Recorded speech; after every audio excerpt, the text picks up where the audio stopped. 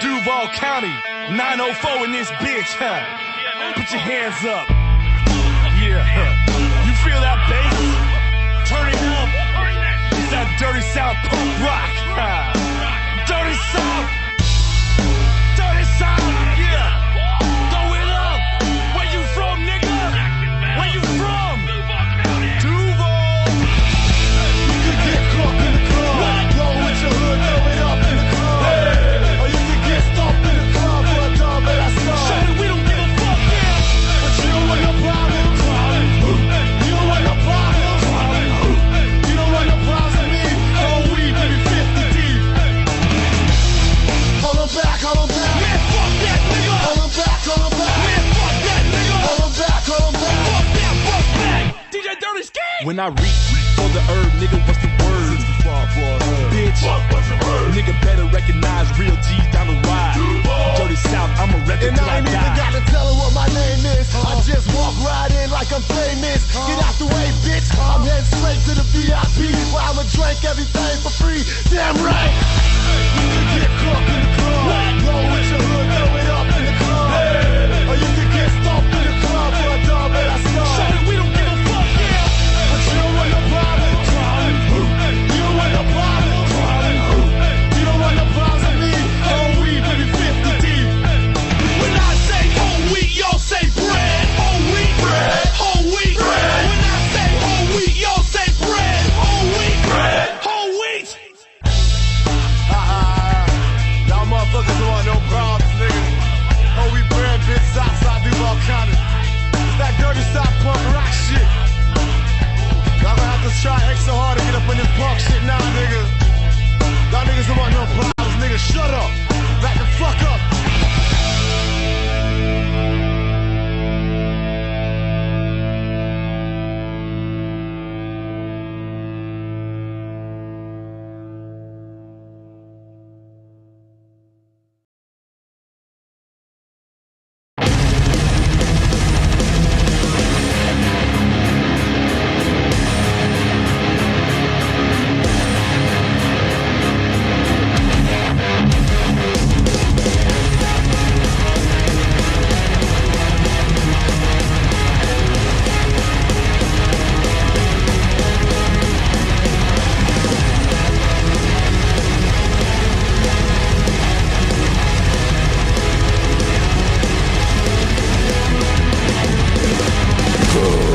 Hello, everybody. Welcome to the Altered Perspective, episode 230, another milestone. Welcome, everyone, for being here. I'm very excited to do tonight's stream. Please give the stream a like. I am going to right now put my Streamlabs link in the chat. Okay, it's going in the chat right now.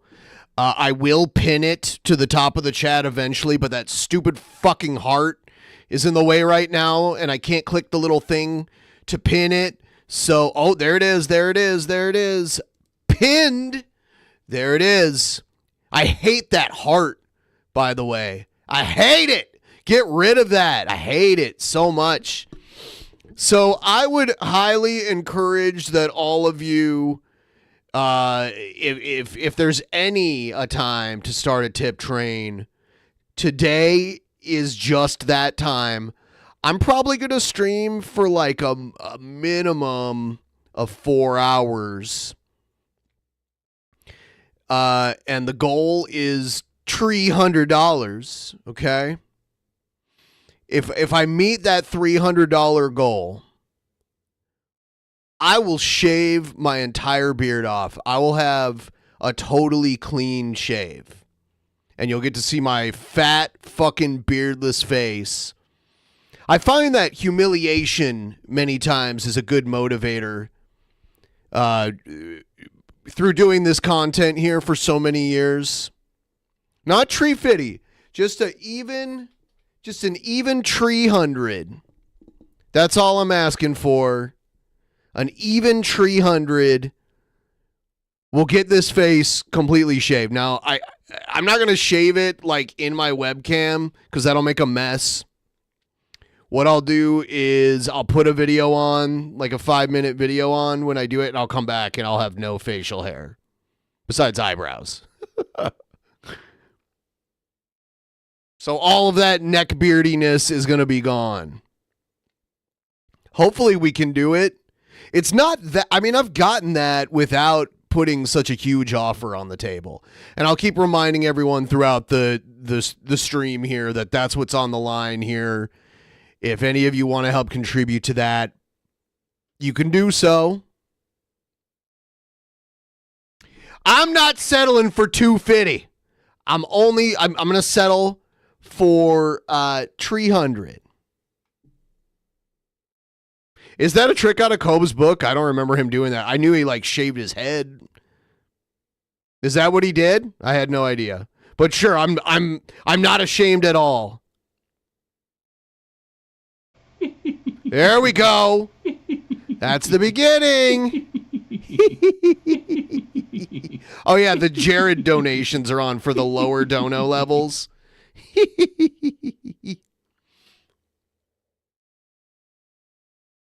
No, Cobb shaved his head like years ago. I don't know if it was for donations. It was a long time ago, so it probably wasn't for donations. That's like something he'd do in recent years. Don't shave your beard, please. Oh, don't? I don't know. I don't know. I mean, it'll grow back. It's not like the hair on my head that if I shaved that off, that would not grow back the same. But, you know,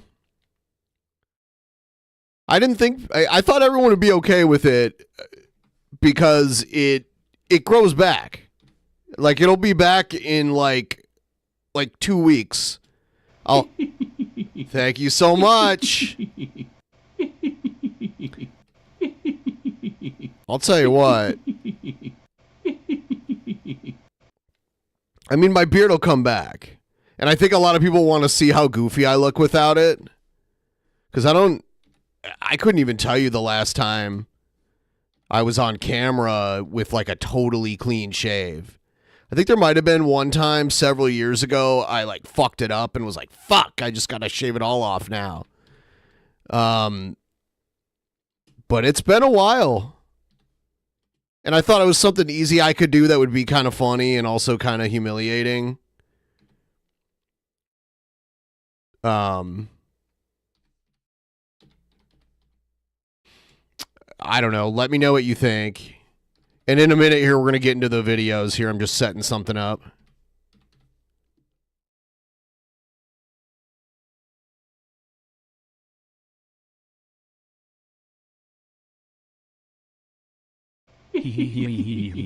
Shameless plug. I'm creating a comic called Attack of the Killer Fetus. Hope you're doing well, Ben. Thank you. I'm doing fine. I'm doing just fine. You know what I am saying, bro?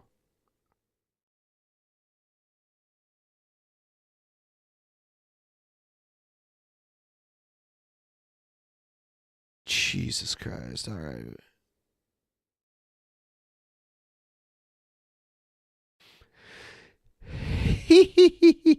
I do love that shit. I can't help it. I can't help it. Let me see here. Sorry, I'm just working on something really quick here.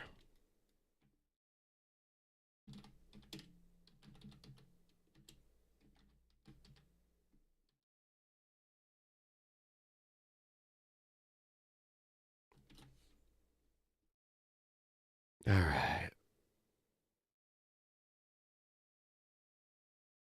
All right. So, let's check out some of the latest from Mr. Jared. Here he is talking about Review Tech USA's new hip-hop career. What's going on, guys? It's Jared Genesis here, and moving things around a tiny bit. I finally got my shit set here. Just gotta move that around. Fucking hell, bro. The room. Which you can barely really see because I'm in 420p or whatever. Yeah, 420. No, you're 480p. you're a mess. Oh man, I'm telling you guys, I'm just half asleep right now, but I try to make a video every day, so sometimes you get laggy, Jared, sometimes you don't, but let's just be honest, a lot of times, dude. You know what I'm saying, bro? I just be lagging around here, son. You just finally be cooled down, lagging. man. You Fucking- so nasty. Well, it's hot in my room, but it's cool outside, so go figure with that shit. But you know what? It's been a while.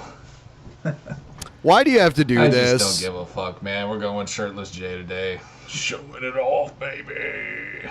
The chesticles. Anyways, guys, yeah, Rich Review Tech USA. Let's talk about this fucking guy, man. Yeah, let's talk about The him. Cucumber boy. Fucking hell, I have no light in here. I don't know why.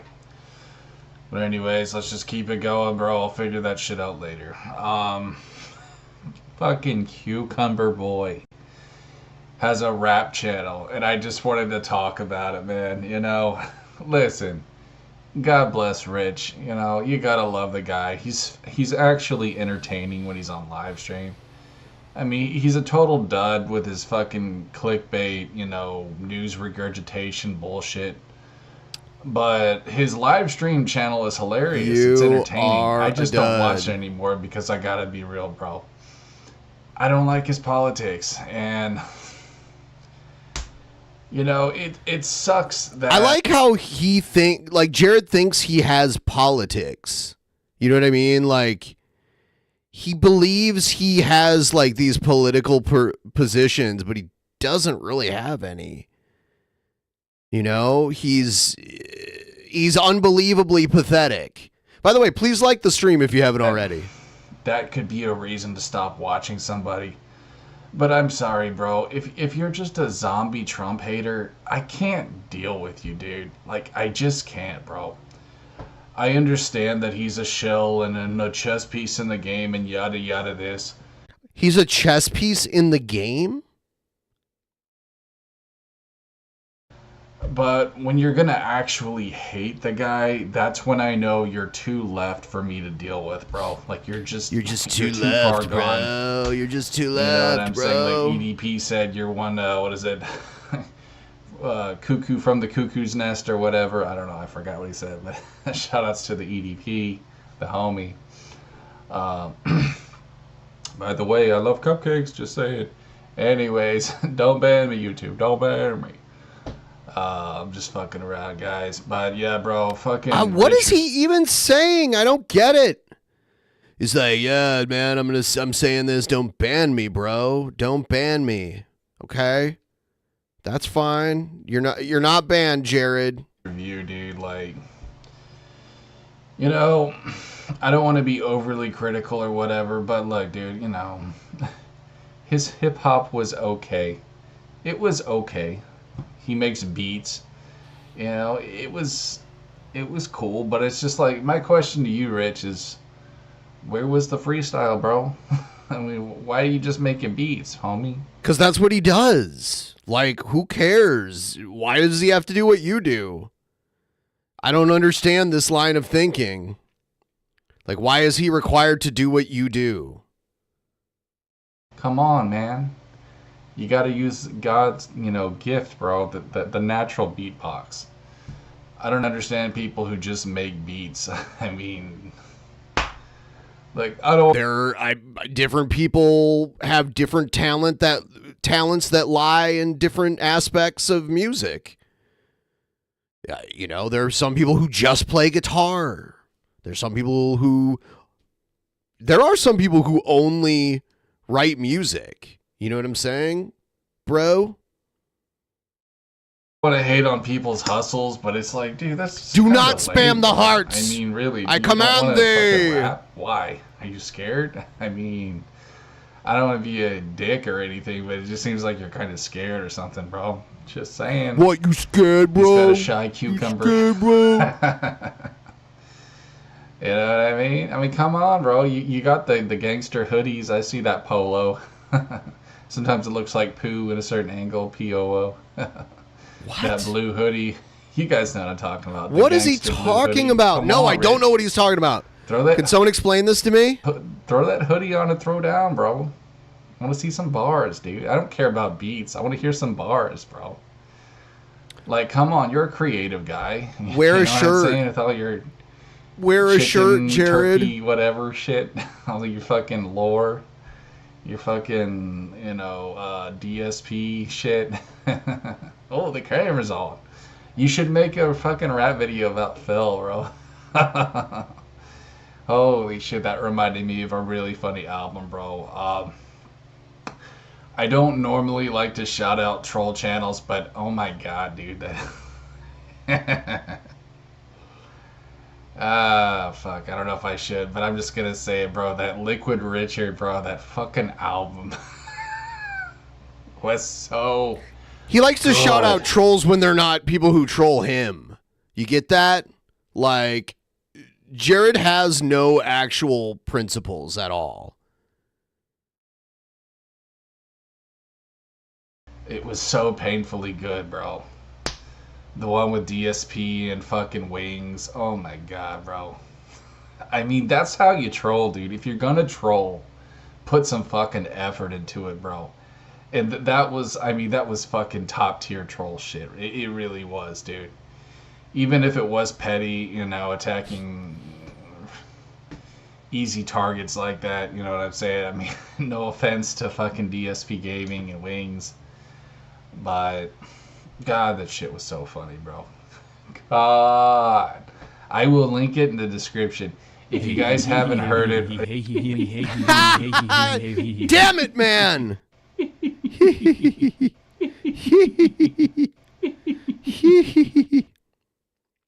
You guys are something else, I'll tell you what. It is so fucking good. Like, it is really good. It's like it was... I don't want to kiss too much ass here because I know whoever made it's probably just a fucking troll, but like... It sounded like it was produced by an actual professional. Like, it was legit solid, bro. It was a banger. I'm just gonna say that, dude. I like Jarbo the Hutt. Skis. We'll leave it there, skis, bro. The MC Jarbo shit. I really like that. Listen, my motto is basically this, okay? If you're gonna be a troll, at least be a classy troll. You know what I mean? I like to think I'm a classy troll most of the time anyway. I mean, of course I can be a shitlord sometimes, but as long as you're classy about it, there's nothing wrong with being a define troll, bro, classy? I Like, mean, what the it's fuck are you funny talking shit. about? Trolling can be really entertaining, funny shit. You know what I mean? I do not know what you are saying. I've had people make troll shit of me that was entertaining. You know what I'm saying? EFAP, for example. There was a guy who made a really fucking funny meme of me, bro. I was Thor himself, bro. I wielded the hammer. He put my face, Oh, okay. So you like a flattering one is what you're saying. Like a flattering people do that, they'll like meme put the of face you. on the fucking character. What a surprise. During the movie and shit. It was really fucking hilarious, bro. His name was Little Potato. You just type in like LIL potato or something like that. Potato. Are you a potato? Jared Genesis, you'll find it. Are you a potato? It's really fucking great. It was an EFAT meme, so yeah. Fucking EFAT. I'm not even gonna go there, but like, I'm just gonna say this, bro. To Rich USA, dude. Thank you for that. I like you as a person. I do. I think you're a decent guy. So we are now 11.11% of the way to the goal. And as I've said, once I hit the goal, the beard is coming off. I'm doing a grand reveal of my fat ass, shaven, completely shaven face once we reach that goal. So just throwing that out there. But I just don't like your politics, man. You know, Trump hating to me is just so corny and stupid. I understand if you don't like the guy, but if you actually hate him, bro, you know, to me that's just kind of like some soy boy shit. You know what I mean? That's like that's really teetering on the SJW shit. And I don't think Rich is an SJW, but I'm just gonna say this, dude, like, he seems like he could be kind of like a simp, you know, for the feminist agenda kind of thing. Like, he's just simping for feminism. Because that's what a lot of guys do on here, bro. They play the fucking simp, and I just can't stand them, dude. Like, fuck that. Oh, man, especially the fucking Nintendo simps, as I like to call them, you know, like crappy The console Nintendo gamer. simps. This little bitch, bro, you know. Never talk shit about Nintendo. It's always, I love this game. This game's so great. You know, because Nintendo's giving me money. Because I'm sure they are. I mean, let's just keep it a buck. That's I what's don't happening. think so. I don't think Nintendo's just handing out money to everybody. Maybe someone with a lot of influence. Dude, you guys, some of y'all don't realize what a mafia Nintendo is, dude. And I'm not just saying that as a Sega fanboy. I don't even think I am It's such a fanboy, mafia, but, like, bro.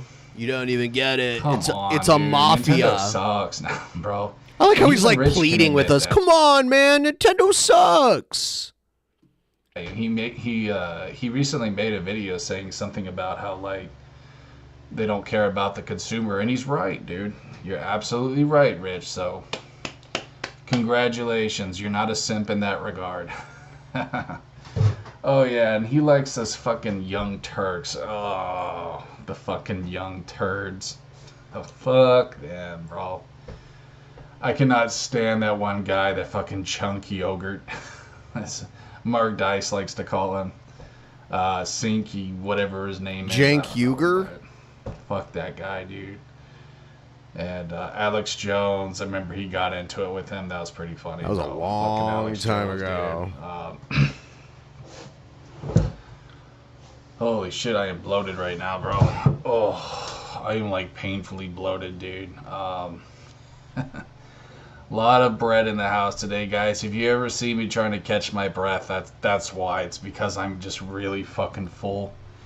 And we don't have a lot of protein in the house, so sometimes I have to carb load. Oh, that's why.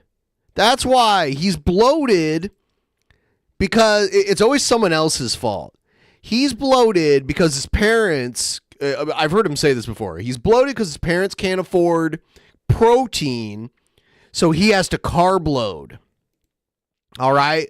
So totally not his fault that he's a big fucking fat ass. All right? You know what I'm saying? To get those fucking gains, I have to eat a bunch of like fucking bread or, you know, fucking beans. And I have to admit, it can sometimes make it a little bit challenging to do videos. So hope you guys can forgive me in that regard. At least you got to see the shirtless Jay. Hey, shirtless Jay, bro. Best chest in the game, man. Okay. I'm sorry, but I gotta brag. I have a really fucking beastly chest. You don't. You have man titties. I do. My shoulders suck. You know, my biceps are decent. But, bro, I have got the fucking chest.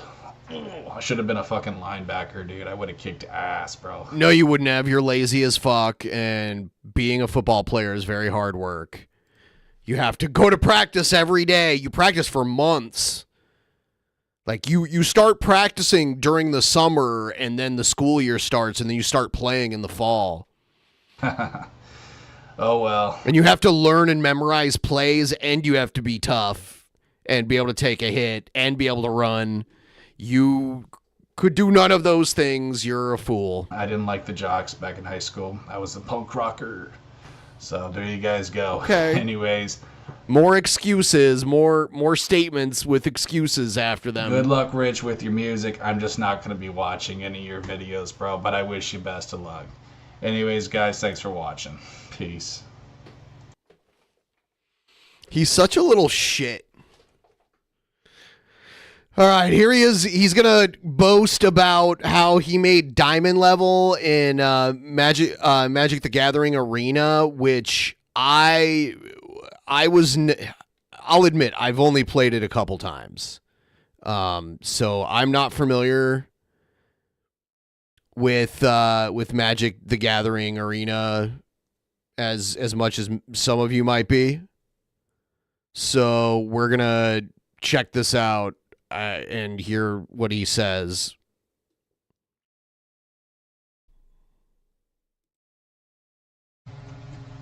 Oh, this is another one where he's recording his screen with OBS, but it's like he has two audio sources open at the same time, and one has a very, very, like, just a pinch of a delay compared to the other one. And if he muted one, it wouldn't have this echo, but because he's too dumb to know how to do it, it has an echo. What's going on, everybody? So, yeah, your boy got diamond. I just had to show it off, bro. I had to be a fucking show-off asshole piece of shit. And show you guys that I fucking made it this season. But you know what, bro? I also wanted to make this an inspirational message for all my homies out there, bro. Yeah, Jared can only celebrate mediocrity, right? He he's not good at anything. Like, even, like, moderately good at anything. My fucking inbred Texan ass can do it, trust me. So can you, because I'm pretty sure my great-grandfather had relationships with one of his siblings. You know what I'm saying? I took the special bus as a kid, I'm not gonna lie, son. The bus I rode was rather short, just like my D. Had to throw that in there too. Anyways, guys. But in all seriousness, I just wanted to say thank you to everyone, you know, who believed in me. You know what I'm saying, just bro? as a person. I'm not necessarily in Magic, but I wanted to say thank you, bro. It really does mean the world that I have people, you know, who believe in my goofy ass, my fucking, you know. He's giving a fucking acceptance speech, okay? He's acting like he just won the Heisman Trophy or something. Weird ass dance video, have an ass. Kind of, I don't know, bro. That Space Jam one, that was a whole new level of autism. I can't lie, son. That was a whole new dimension of autism. But I'm glad you guys enjoyed. I know you guys be watching, bro. You lurkers. I know you're all just secret fans of the J-Man, and it's cool, bro. You don't gotta say nothing in the comments. My comments are about as empty as my sex life. But seriously, oh, I'm on a roll now. Anyways, guys. But listen, to all the Magic players. Your sex life is even emptier. Watching this, I just wanted to say this, homie. Listen, man. I started playing Magic the Gathering, Magic the Gathering back in the 90s. It was around 90. Yeah, you made a video last year about how Magic was dead and it was going to go away forever, and you were glad it was dying and all this other horse shit. And then you started playing it, and now you're like the biggest Magic master ever, according to yourself. It's insane. And when I first started, bro, even for the longest time, I was terrible. Like, I was getting my ass kicked by the retarded kid in the lunch tables. You know what I'm saying? Can you play Magic the Gathering against yourself? The one that wore the helmet. He was, like, kicking my ass hardcore, son. You know what I'm saying? He was breakdancing on his... I think I know what you're saying. I think. Helmet afterwards, just laughing at me. You know what I'm saying? But, I'm trying to figure out what you're saying here. What I'm trying to say is... You know, bro, when it comes to really anything in life, sometimes it takes a while to find your flow, to find what works for you. But man, listen, if you're struggling, just know that some of the best struggled. You know what I mean? Fucking Albert Einstein, he failed like the second grade or some shit. I don't know, bro. I'm just trying to throw inspirational shit out of my ass. But you will get there. It just takes practice. When I first started Arena, you know, I was in bronze tier I didn't even know there was different tiers, actually. until later on. But Yeah, because you stayed in the introductory tier for so long that you didn't know that you could get any higher because you just suck at the game. my goofy ass, you know, I certainly was not the best either on here because I took a really long break. But listen, man, if you're someone who's struggling, just know that the J-Man believes in you. So J-Man. I don't know if that means a whole lot to you guys, but just know that. And stay persistent, keep practicing. It doesn't matter, bro, if you're not some nerd, you can still be the best. I just gotta say that too. You know, it doesn't matter if your voice don't squeak. Okay, I'm just being real skis. So he's like, oh, you'd normally think that Magic the Gathering players, their voices would squeak. They'd be like big fucking like nerds, but Jared's don't, and he's living proof. Right? He's living proof that, you know, you can be mediocre at Magic the Gathering. It doesn't matter if you don't wear glasses.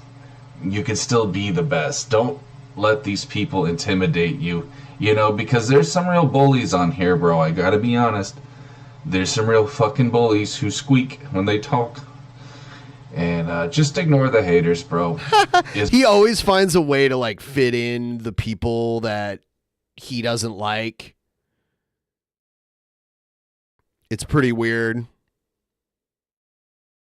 As long as you are consistent and you're devoted to your craft, you will be the best, man. You will. I'm living proof. I'm fucking diamond tier. And my goofy ass, you know, makes retarded dance videos on YouTube. Okay? I'm nobody special. But I stayed devoted to this craft, and that's where it got me, bro. Because I believed in myself, and because I never gave up. And listen, I know I'm gonna get that one asshole little fuck in the comments saying, oh, diamond tier, that's nothing. You're fucking mythic, top 1,000. Guess what, asshole? Okay? I have a life outside of Magic. I don't care about that shit. I'm just stoked I even got diamond, to be real with you, bro. I had a little asshole talk some shit to me when I made a video on getting platinum. You know, these fucking mouth breather motherfuckers. Yeah. You suck. You just platinum. Platinum's not even nothing. That's just like you 25 win. Listen, bro.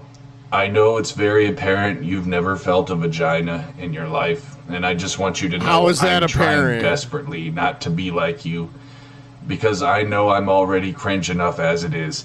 I do not want to be some little neck-breathing parasite, antisocial. Did he say neck breathing? Hold on. Did he get neck beard and mouth breathing mixed up here? Like you, because I know I'm already cringe enough as it is. I do not want to be some little neck-breathing parasite. Neck breathing parasite. Antisocial germ who devotes his life to trolling and fucking eating mass Breathing parasite, bro. quantities of cake and pies. Okay? And I ain't talking about that other cake, if you know what I'm saying. I think you mean pie.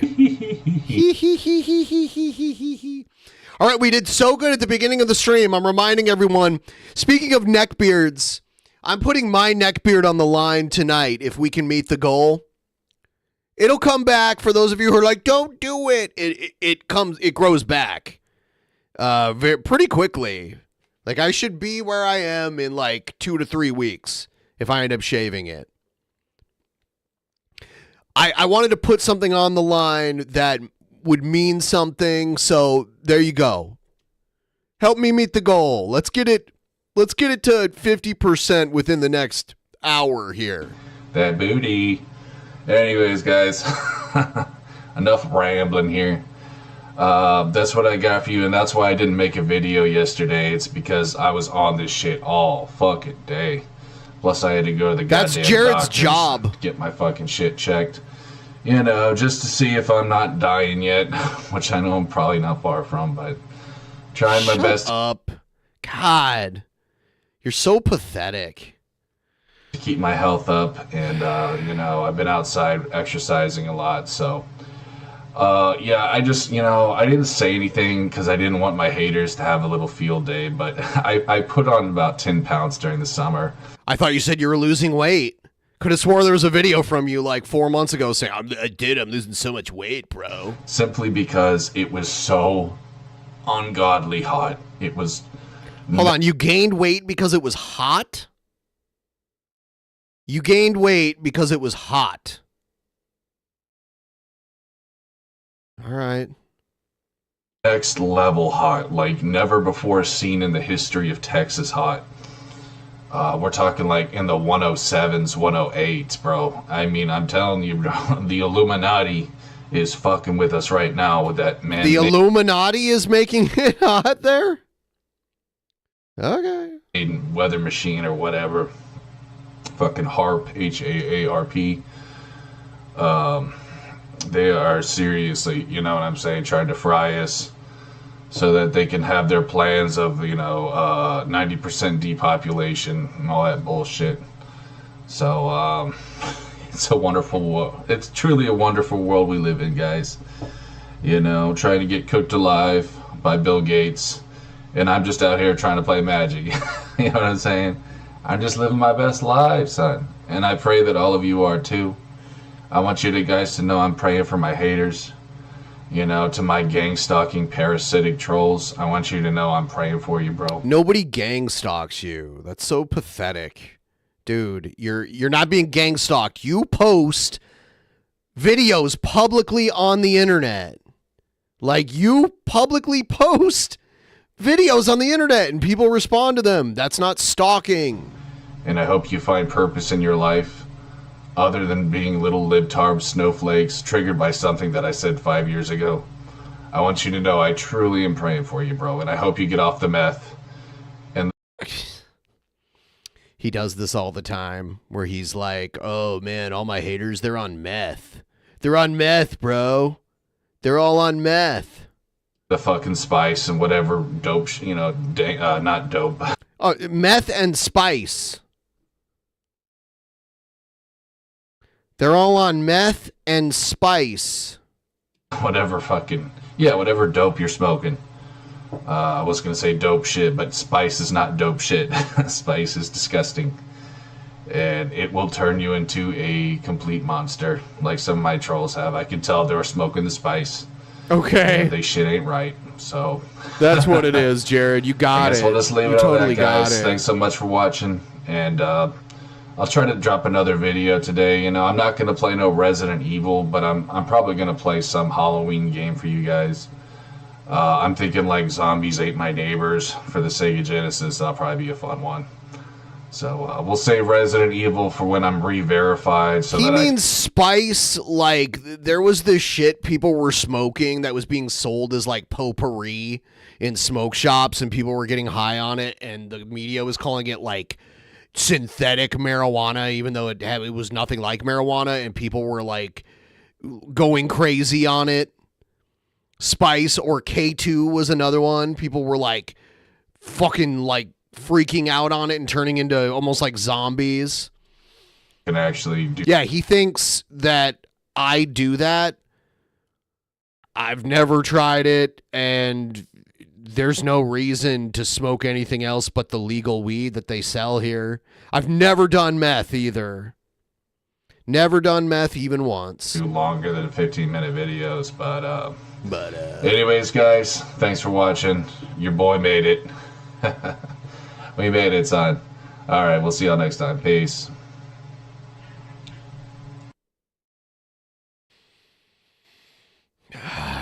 He also did this. I'm going to mute the music because I don't know if the music's copyrighted, but here's another one of his cool dancing videos.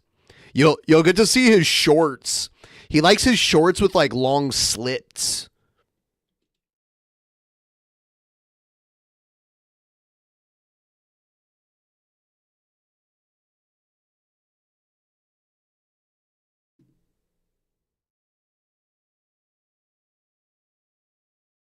He always does the like Michael Jackson's Thriller like type shit.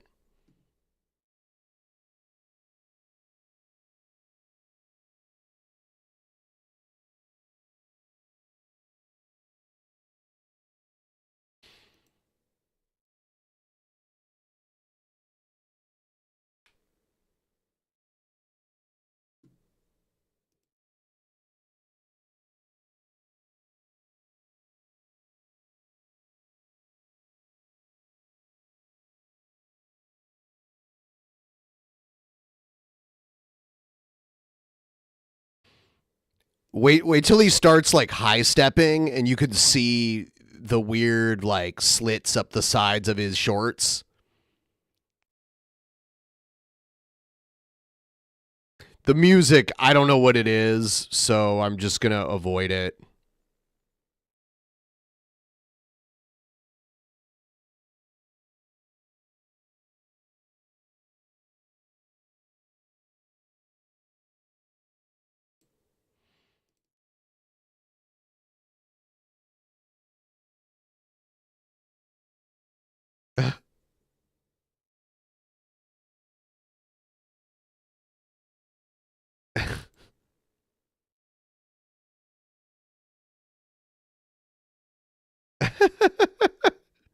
Look at those shorts.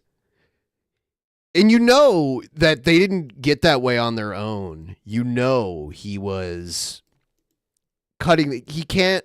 Ah! Look at those. He has that alpha chest. Remember that alpha chest?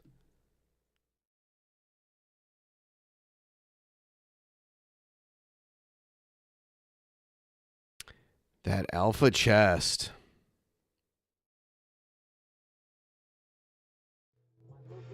Let's keep it going. Let's keep it going. Oh, he's going to keep it going. All right.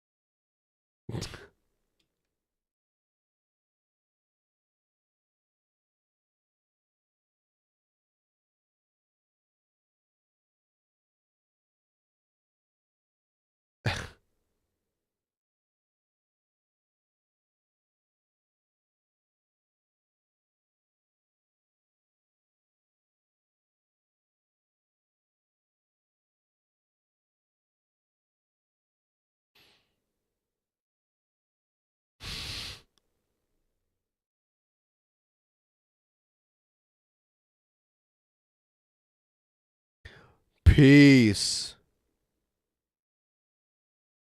There you have it. Okay. Oh my God. All right, let's get into some Cobra now. And by the way, reminding everyone, beard comes off once we reach the goal. YouTube, it's your boy King Cobra JFS. The wine's looking good. We're gonna filter that into a new bottle tomorrow. No, stop doing this. Delicious. I gave them a shake earlier today. They're doing good. We'll filter them out into a new bottle tomorrow on the 18th. I hate going live because the internet will cut out. When chat disconnects, you can't just click end stream and then restart from there. It won't let you. So you got to close out the entire window and manually close out the stream and end it from the control room. It's a pain in my ass. That's why I hate going live anymore. It's because when it does crap like that, I got to restart the entire fucking stream, and it's just annoying as shit.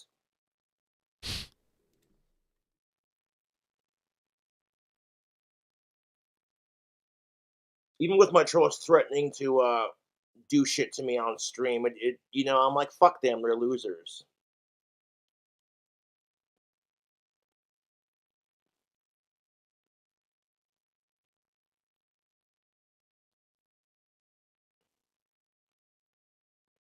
Like, you better not go live, Cobra, or we'll spam your chat with sicko shit and racist shit. And I'm like, so?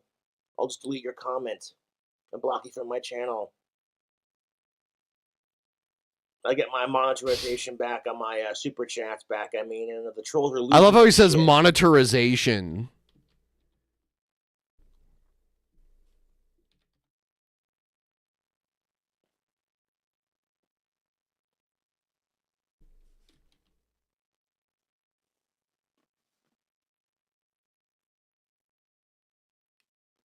So I'll go live when I feel like it, but the only reason I hate going live is because the internet likes to freeze out on me. The wine's looking good and get the album done ASAP. New album coming out. Got one more song left.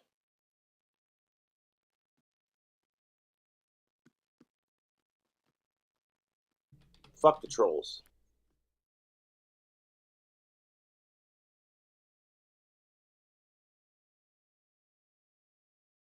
All right, so let's see. Oh, I think this is yep, Walnut Grove. I've seen him in my chats Okay, before. that condom fucking reeks. Say I got sauce in my pants, god damn it. Got sauce in my pants, god damn it. Got sauce in my pants, god damn it. Got sauce in my pants, god damn it. Got sauce in my pants, god damn it. Got sauce in my pants. Say I got sauce in my pants, god Oh God, it sounds a lot like the original. damn it. Got sauce in my pants, god damn it. Got sauce in my pants, god damn it. Got sauce in my pants. And I tell ya, well, say I got pants. Say I got sauce. You know I got pants. You know I got sauce. Got sauce in my pants. Got sauce in my pants. You know I got sauce in my pants. Some of this sauce in my pants. Son of a bitch. Sauce in my pants, god damn it. Got sauce in my pants, god damn it. Got sauce in my pants, god damn it. Oh my goodness. Got sauce in my pants.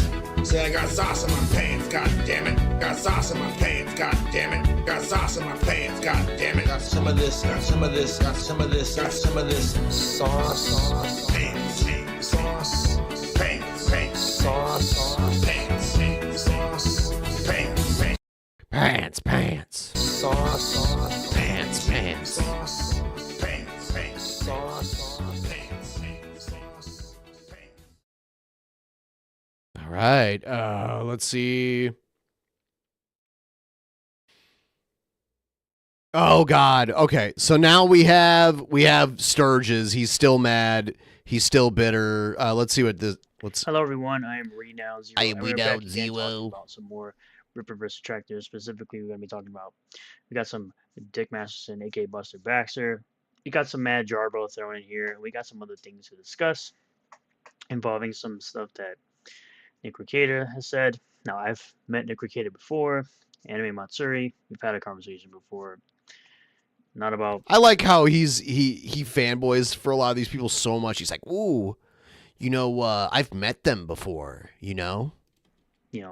anything serious, but it's crazy to me how he can just sit here and, kind of justify the things that Dick Masterson is saying on his show, which I understand he's been your friend for 6 years from what I've heard, but at the same time, usually when your friend's doing something not exactly good, you typically would tell him, hey man, don't do that. You don't just let them Man, you just like Eric July is never in the wrong ever, according to this Joker here. Like like no matter what, everyone else is in the wrong, no matter what.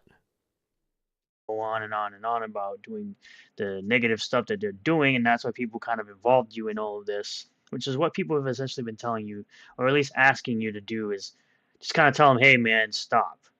But he's actually said before that no matter, even if he tells them to stop, that Dick Masterson is just gonna keep going, which is what it is. I think Nick just kind of gets frustrated with people demanding that he says something, and then he finally says something, and this is what comes out that he said, and that he's told Dick Masterson probably a few times to be like, hey, why are you doing this? And Dick Masterson has essentially said plenty of times that he doesn't really care, that he doesn't think bad art should be supported, or he says, Oh, thank you, Bobby Two Hands.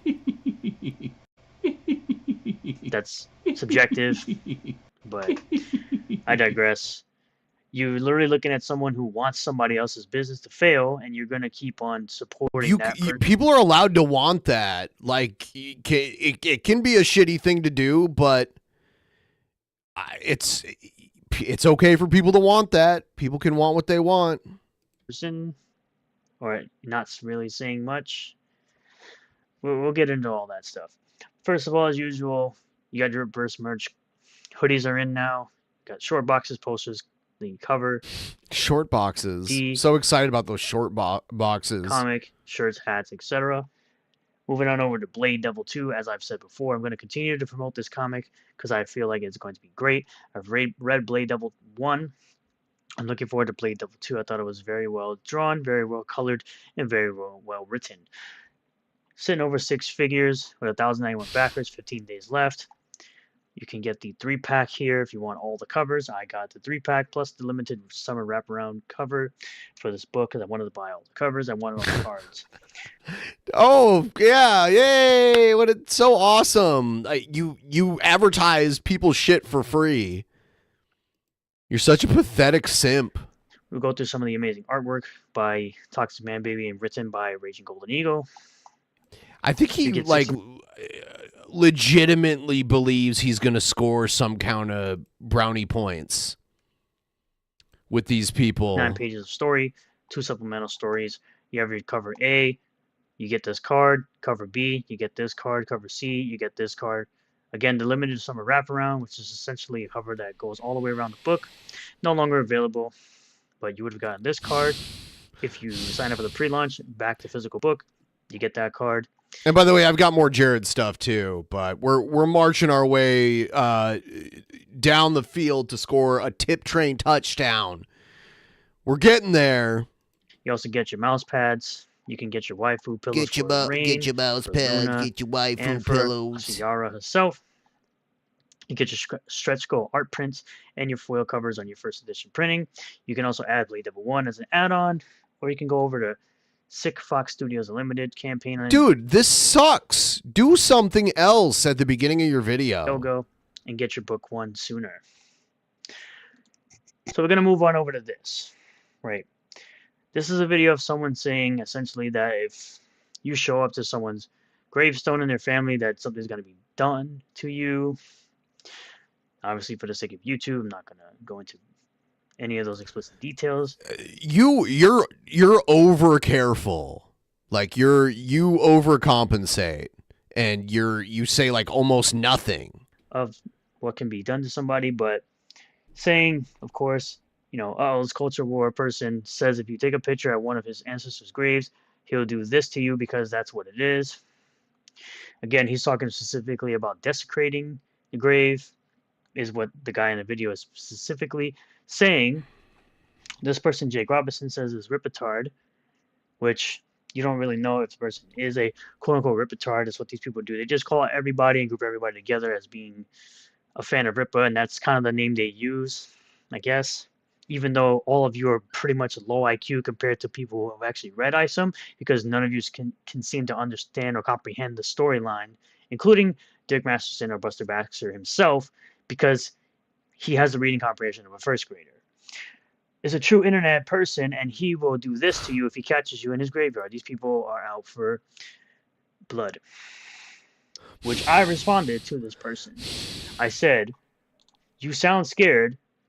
You sound like a coward who expects to live life doing disgusting things, and you expect no consequences to smack you in the face. It's true. People go around doing nasty stuff, and they think that they're not expecting to get any consequences dealt back to them at all. And as I'm recording, Riververse is trending. This person says, it never occurs to Ripitards that the book is bad. That's subjective. That's your opinion. It's just your opinion, and again, bud. I say it almost every video nowadays. Your opinion is not gospel. Your opinion is your opinion. And they want their opinion to be the truth so bad that they consistently say this almost on a daily basis now. That so tell us why you hold your opinion then. So this is the part where you're like, this is why I disagree. It's not that difficult. Book is bad. According to who? According to a person who probably sailed the high seas to read it, doesn't Who actually cares? understand it, because again, you are a fan of a person who didn't even understand it themselves with their terrible quote unquote notes that wasn't real criticism, it was all bad faith garbage.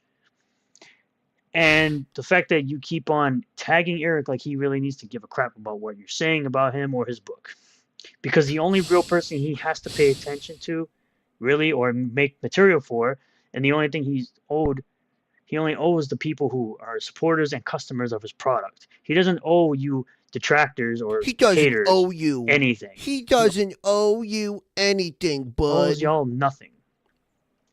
And teasing him is funny. It's really that simple. Okay. This is a clip from Nick Rekieta, of course, on this little rant that he went on. We're going to listen to it, and then I'm going to read my response here. Harming Ethan Van Sciver's autistic daughter, calling his wife a horse face. You're not going to be responsible for that, but we're all responsible for everything. No, we're not going to be responsible. The thing is, with Nick, what he's doing here, he's essentially taking the two people that said these things, right? Which the person that said that first part about EVS's autistic daughter, I don't condone that at all. I don't think anybody should be attacking family members like that when they have nothing to do with the arguments or disagreements between two creators. However, Ripper fans called this person out, and he ended up apologizing for it because he knew it was out of line and he shouldn't have done it. Okay. But of course, Nick is going to group everybody generally as being the same as the two people that said, well, the one person that said this and another person that said something else. Yeah. Right? It's where I said it's great to know that this is how he really feels, knowing that there is a massive crossover between the people they watch. That is crazy stuff indeed. I will say I don't agree with what fans do. The only thing I agree with is creators are not responsible for something their fans do. After all the crap Eric has endured for simply making a comic book, this is absolutely wrong. Everything our fans do. Everybody else is, right? Everybody else is responsible for someone else, just not you. Sorry, buddy. Integrity is this. I have never held a creator responsible for a fan ever. But you asked me to, and I won't. Look in the fucking mirror. Your fans are the worst. They are. Because you're the fans of the worst. Eric July's fans are the worst. Even though majority of the fans just want entertainment from Eric, which is what they're getting with ISOM 1 and ISOM 2 and Alpha Core and Yaira and any other books that are coming out. Not only because they're mean, but also because they're the fucking dumbest people. They would drown in a bowl of cereal. You know why? Because they'd pour the cereal in the bowl. They'd put water in there because they don't know what milk is. And then they would go looking for the toy that they thought was in the cereal box. And they'd forget to come up to breathe. They're the dumbest people on the fucking planet. And that's why no one will tell you your book sucks. Because they can't read and they're illiterate. Yeah, so that's essentially how Nick feels about people like myself and people who watch me, and what he really feels about people who enjoy Eric's content, his comic book, right? Supposedly we can't read, meanwhile Buster Baxter Buster Baxter, Buster a relevant person Baxter. considering he has over 27k followers on Twitter and can barely get even 100. He always does this. It's like it switches from like I like Isom and you're wrong about Eric July to like, well, you have this many followers, but then you only get this much engagement. Therefore, what? Like, what does that mean? Why do you always bring it up? Likes on most of his posts, unless he's talking about Eric. And that's coming from a guy who wrote a Yeah, and you can't get over 200 views on a video unless you're talking about this kind of shit. book. You lack such a level of self-awareness. It's ridiculous. Right? He wrote a book, Dick Masterson did, and he said silly things once again, like putting a hand on Jasmine's shoulder was assault. Like, and he asked questions in his notes that were answered in the book. But you want to talk about how people who read ISOM can't read. Meanwhile, you got an idiot named Buster Baxter or Dick Masterson who literally wrote notes asking questions that were answered in the book because he's that dumb. He's that illiterate that he can't even figure out things because he had to ask them in the notes. So it's all disingenuous nonsense. Moving over to the person himself, we're going to talk about how this person, a celebrity, asked Dick Masterson, did you have any evidence or was it just I felt and I believe? Did you bother asking for details before launching your accusation? No, he didn't. Of course not. Because he's the same person that said ISOM sucks without even reading it. I'm just curious. I'm almost sure I already know the answer. Sure, Eric collected $17.50 per charity comic and sold 2,284 copies. If the charity didn't get $34,216 cash, then it's fraud. No, it isn't. It's not fraud because he was transparent of how... Because he's Eric July and he's my hero and he never does anything wrong. That's why, bud. ...would be given on his website and in videos. But again, you are the most disingenuous person when it comes to anything Rip Reverse or anything Eric July related. No, you're very disingenuous when it comes to this shit. Like, you'll defend it no matter what. No matter what. There's like literally nothing. You're a cult member. You're not a commentator. And that's why I will continue to call you out, because you are a piece of garbage. Show me either an email or the tax filings that says they did. Well, because you bring up the fact that he gave over $8,000, because that's the only thing you read nowadays, because again, if it's not broken down for you or told to you, you don't try to do the research yourself. So in just the last 2 weeks, this was on June 28th, he donated over $8,000 to support the initiatives for the year. Furthermore, there's a commitment to continue to provide us with books and additional funds from each book purchased, right? And they said that. They have said that up here. So he packaged up the 2,000 books, right? His team also provided comic books for kids with additional funds to support our operation costs as a result of the great success of this donation campaign. This is after the $8,000 that he sent, right? This is well after the $8,000 that he sent. Additional funds to support operation costs. And he didn't charge them to pack up the over 2,000 books that he packed up. And they received all their books, which is right here. So tell me again, where is it that he didn't donate more than $8,000? Where? Please tell me where. Oh, wait, you won't be able to tell me that because you don't do any research. You just spew crap into the world and you just hope it sticks with all the people that watch you. Because all of you are NPCs and you're a part of a cult. This is supposedly Ricada going hard, right? It's only really in the first 7 seconds that he even talks about Eric July. The graveyard shit is so goddamn stupid. How could he disrespect your family like that? Dude, he didn't disrespect. He literally went up. He put 2 stuffed animals in front of a graveyard and took a picture.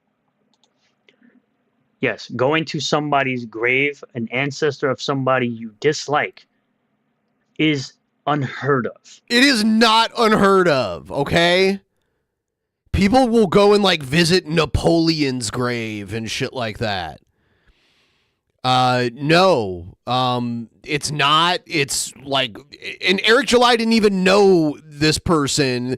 This is like someone that was alive like 200 years ago.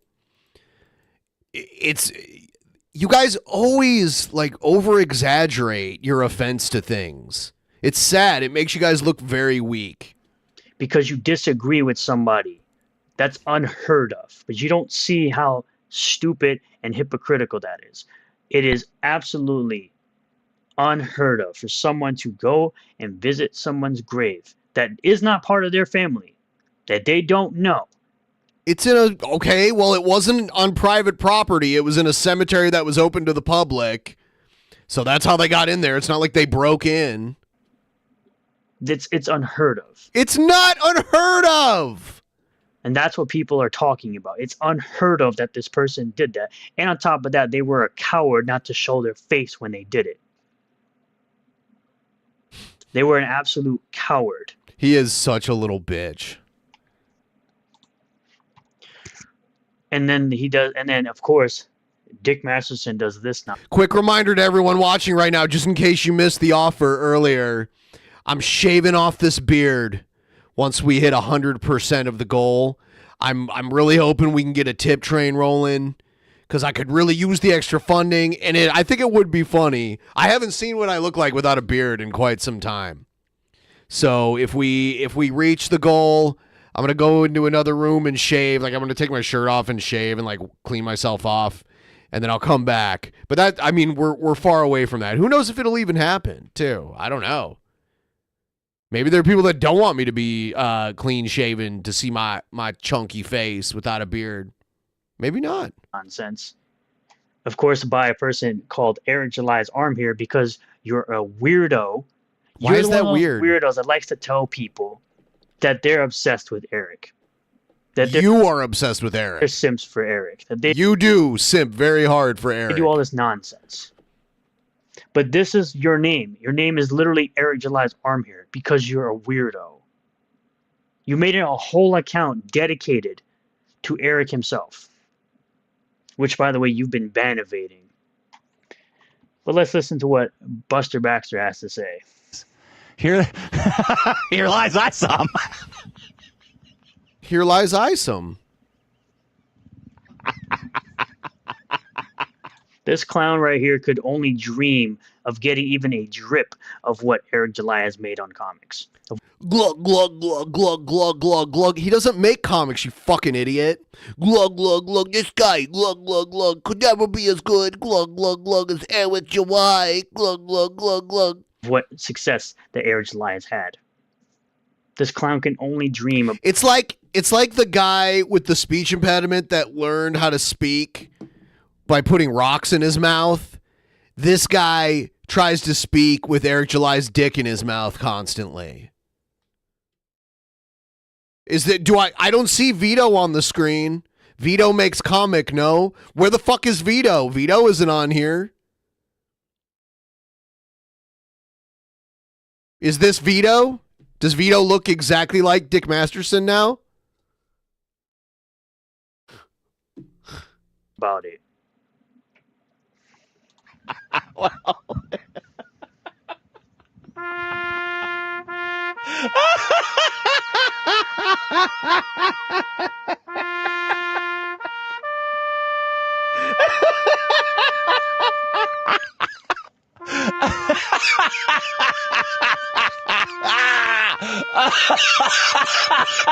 Now remember, this is coming from a guy who said he doesn't care, even though he started trying to talk crap about Eric after he got publicly humiliated on a Flashcast. This is the person. See, only a total fucking cultist Eric July simp would think that Dick Masterson got owned on the Flashcast. Eric July just sat there really quiet because he can't respond to anything. He's not smart enough to do that on the fly. And he let his buddies carry the load for him when they were talking to Dick Masterson. That people out there actually somehow respect, even though he's doing this disgusting nonsense that he's doing. So, to which a celebrity responds actually to Dick Masterson. It says, the donation you make is your own, and Comic Books for Kids is providing the donation receipt. To which he says, has anyone asked for the donation receipts? Nobody cares about the donation receipts because it's not even like a big deal. Oh yeah, they donated, they paid $17.50. Yeah, because we definitely want to get a tax write-off for $17.50. Even though the charity has come out multiple times, said they've gotten funds from Eric July. To which Rekieta says, I did. The only thing he did was ask if anyone else got a receipt because he himself admits that he didn't even buy a comic to be donated. So what receipt did you ask for besides the one that everyone else, quote unquote, should have gotten, right? right here. We'll play the clip. I got a question. I got a question for you.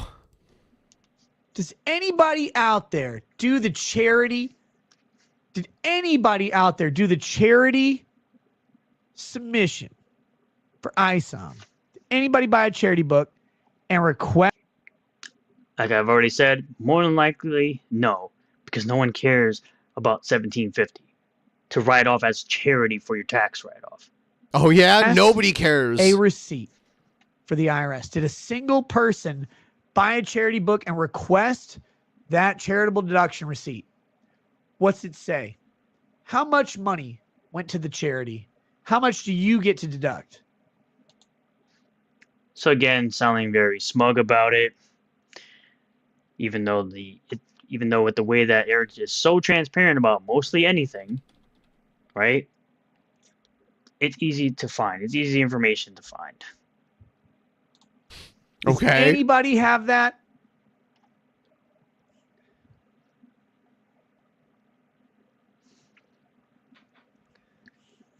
Anybody? Anybody? And now we'll get to the part where he says he didn't even donate a book himself. He just wants to see the receipts from someone who actually has.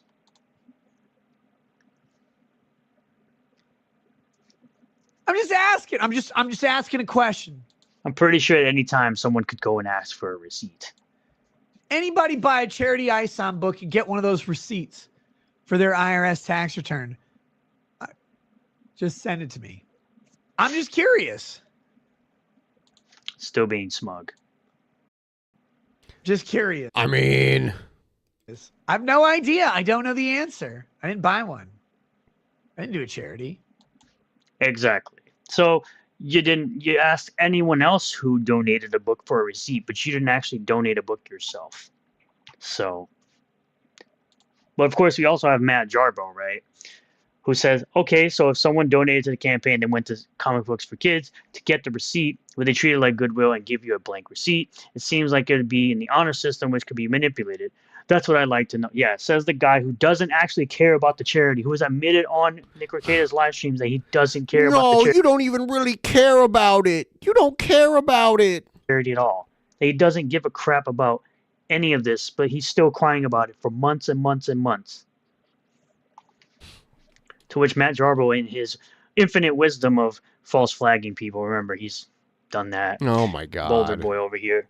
From what I can gather, donations not made directly to the nonprofit are not eligible for a donation receipt, meaning that Comic Books for Kids cannot issue a donation receipt because the item was sold to a third party, and that third party, in this case, Riververse Publishing LLC, can only issue a purchase receipt and not a donation receipt. So what Eric put on his website is a lie. Don't know if illegal, but Comic Books for Kids can probably get in trouble if they start issuing donation receipts that aren't legally allowed to do. You don't even know yet. You're just sitting. Yeah, I used to work for a charity where people would donate stuff and people would, request receipts and everything. You're throwing shit at a wall and hoping something sticks. And that's the problem people have with people like you guys. You're just spewing nonsense and hoping stuff hits the wall and sticks. We also have this person just popping up out of nowhere, right? Just popping up out of nowhere. Want to talk about drama with Eric July, right? What does Eric July always say? That his detractors are fat and white. Here's another exhibit. You are fat and white. There's a lot of fat white people to go around. You fit the bill. You are not thin. You are not in shape. You are in many ways dumber than Jared. It's pretty insane. Here's another example. And I'm going to say do not go to this person's channel or interact. Oh my God. Yeah, okay. Yeah, you don't have to say that every time. Comment or post or anything like that. Keep your comments for everything we discuss here in the comment section down below. Okay. He also responds to George Alexopoulos, who's working on Ghost of the Badlands for Razor Fist. Jealous, G Prime, I'd rather my name be on an obituary than the cover of ISOM. Don't tell me you haven't read it. Again, you want your opinion of ISOM to be gospel, and that's the problem people have with people like you. Yes, jealousy is a hell of a drug. Those addicts are always chasing the dragon. This guy, George, bro, he false flagged this person for mocking him. No, he false flagged you because he didn't false flag you. He took you down because you tried to take his logo and sell it on merchandise and change like 2 letters and add some shavers or razors, and you thought it was parody. You thought it was legal to sell when it wasn't. He makes bad art, subjective. You probably can't make good art. And the indie comics movement... You probably can't do this. I don't know anything about you, but you probably can't do this. You don't know shit. You're just running your mouth at this point. suffers for it. No, they don't. The only thing that makes the indie comics movement suffer are the people who are making the indie comic themselves. If your indie comic isn't doing well, the only person to blame is yourself. You have to be the one marketing it. You have to be the one promoting it. You have to be the one making it the best work you possibly can. I hope you see through it soon. Other artists have started to. I doubt it.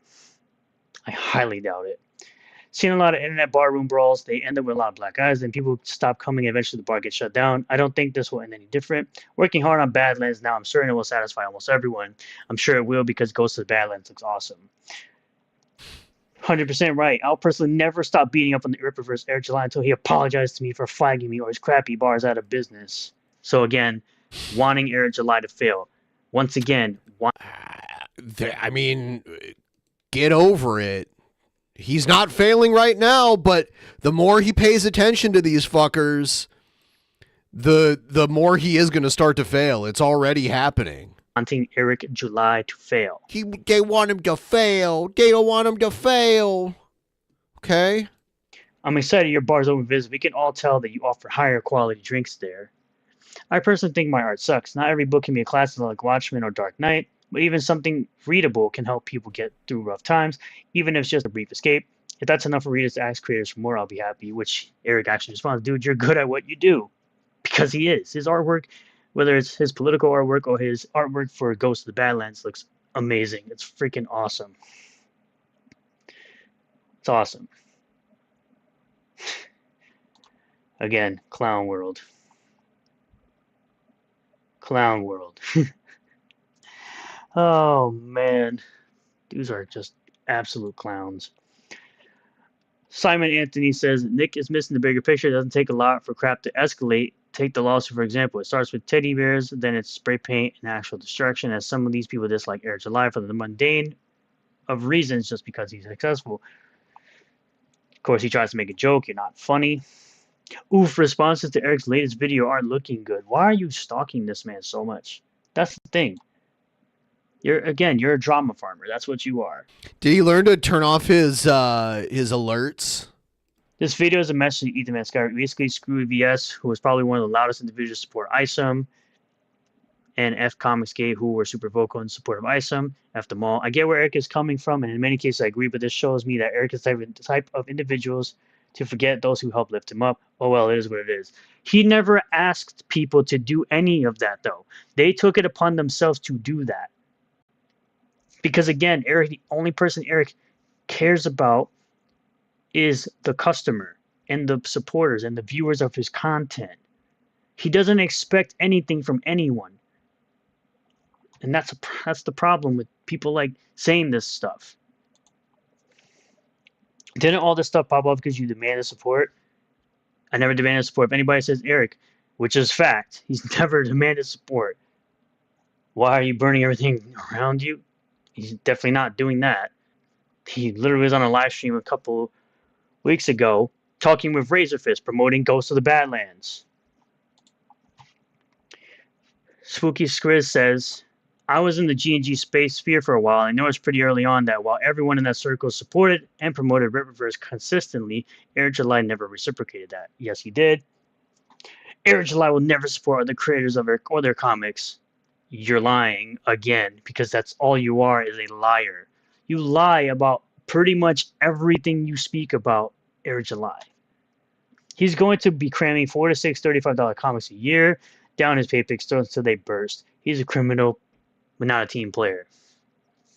Last I checked, he promoted Shane Davis's Inglorious Rex, Shane Davis's Starlight Cats, Shane Davis's Ascend, Level Up, Achromatic Chronicles Blue by Drunk 3PO, Billy Tucci's She, Chuck Dixon's books, Ninja Bear, I think it was, Ethan Van Sciver's Cyberfrog, Constantly, Ghost of the Badlands by Razor Fist, Raging Over the Eagles Blade Devil, by the way. But again, clowns are just going to keep throwing crap at the wall and hoping that it sticks because they have nothing else going on in their lives but this. This is, you have to make videos on this. You have to talk about Eric July to be relevant. I don't have to. I can make videos on other things. This is just the thing that gets me a lot of views. I appreciate everyone who's here watching these videos, and I appreciate the people who watch all of my videos. I appreciate every single viewer that I do have, right? I enjoy covering this stuff and calling out the BS from people like this. And my fans and viewers reciprocate by watching the videos, and then if they want to, he's like tard-splaining right now. Like he's acting like he's so fucking advanced and he just understands and knows all this shit just so much better than everybody else. He doesn't know shit. He's like gaslit himself into thinking that he's way better than he actually is. It's kind of ridiculous. They go above and beyond, and I appreciate every single person who does, like becoming a channel member or super thanking videos or super chatting during live streams. I appreciate anyone who goes above and beyond when they're not obligated to do so, because that's how you stay humble with your viewers. You always stay humble with the people who are supporting you. This is a big lesson that a lot of these people forget when they get big. When they get, bigger in size on their channel. To which I respond to this person. I said, yes, he has all the time. He does live streams with them. I said, you clown. So many lies because you people always expose yourselves as people who don't watch Eric July. Which they responded by saying, link me a video from his channel promoting someone's upcoming project from Geeks and Gamers. And I said, he promoted Drunk 3PO's Achromatic Chronicles during both campaigns because Drunk had a second campaign that came out, was a second chance campaign to get Achromatic Chronicles Blue, which I did support. I did get I think it was tier 3, which was buy a book, get it signed, and donate a book to a kid in need. And I said, I'm not doing the work for you. You made the claim. Anyone who watches Eric July knows you're wrong. People like you just want to spew anything nowadays to see if something sticks, and too many people pop out of nowhere who want to see Eric fail. And you got Bruce Flash saying, yeah, he promoted Jay's book multiple times and provided links to the campaign in his chat. He also promotes Tuesday night's main event and shoutouts to 199 regularly. And then he says, all right, man, you got me on this one. I've been subscribed to Eric for years and I missed that one.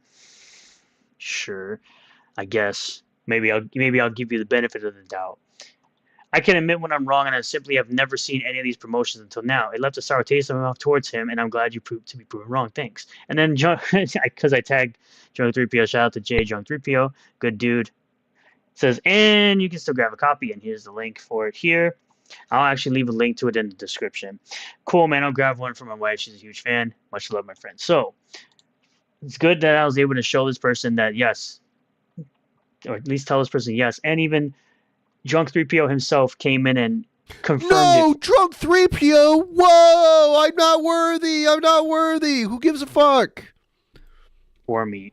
So at the end of the day, you people who want to sling mud at Eric July don't actually watch his content, don't pay attention to nothing. I watch his content. That's objectively false. I literally watch his content on my streams. And I only pause to comment. I don't edit anything. Don't do any research. They don't do anything. They just spew crap at the wall. They expect it to stick. They want their opinions to stay gospel or be gospel. And they just want to see him fail.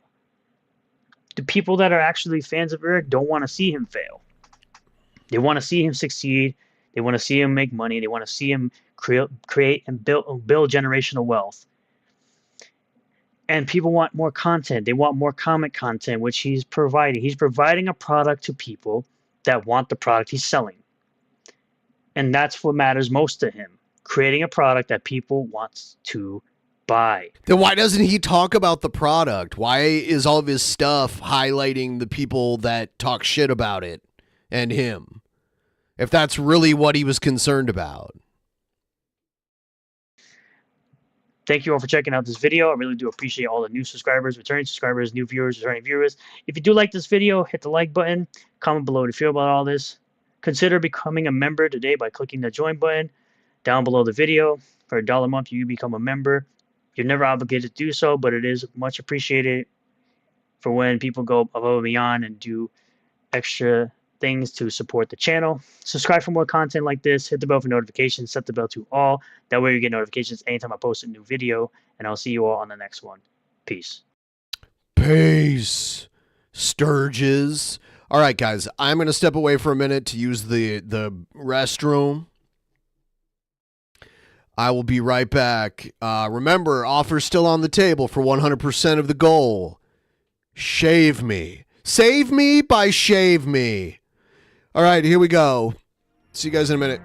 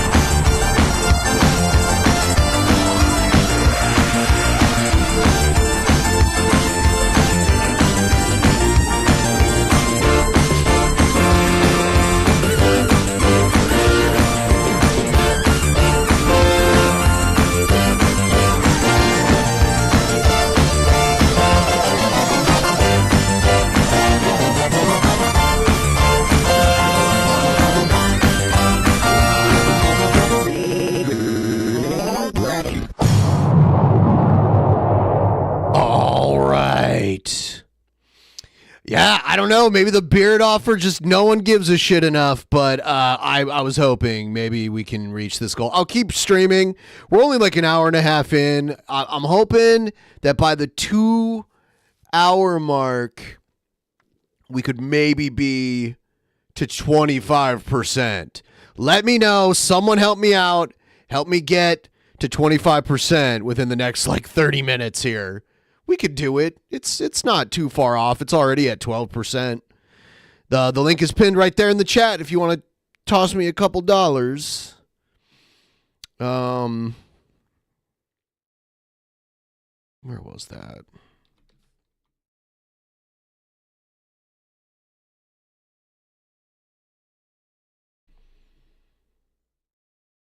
Oh, what do we have here? It's we noun Zewo. He's streaming right now. He's streaming right now. Here it is. If you guys want to join his stream, I'm just supporting a smaller creator right now.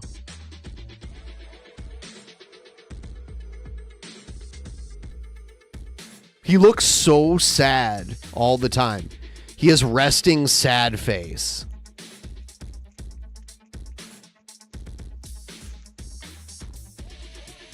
He's going to start noticing like, hey, I have more than one view. Yeah, it just jumped up to 4. It said he only had 1 viewer earlier.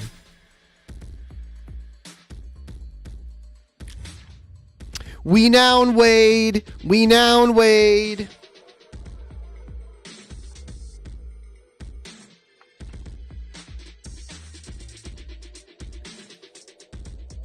He's...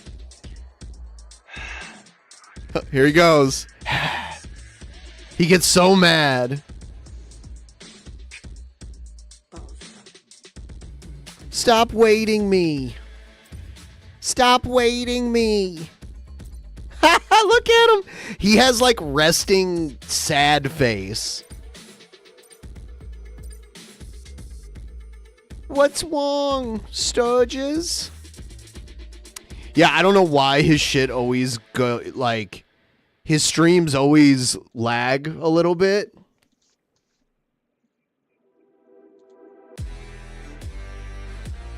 Glanderson Booper. Glanderson Booper. Glanderson Booper.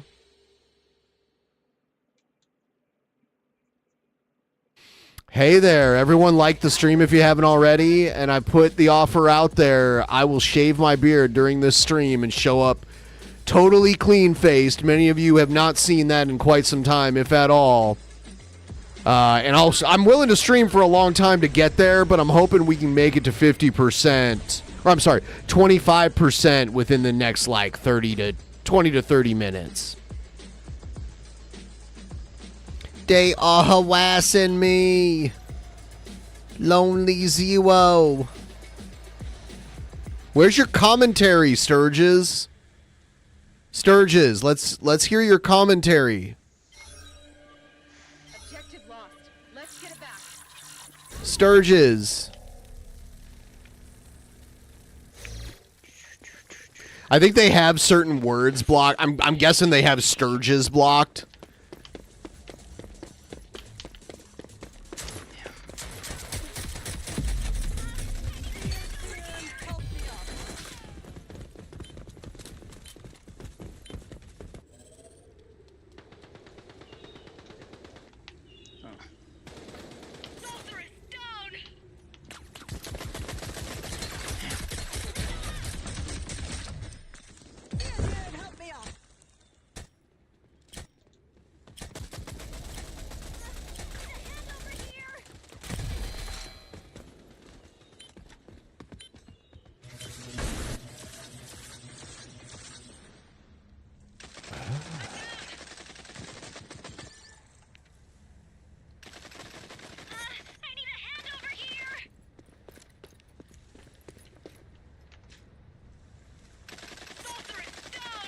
have 5 lives. Thuffer and Thuckatash.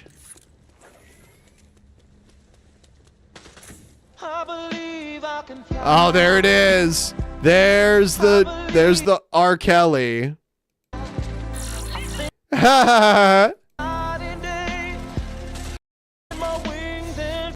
Man, people love to play that.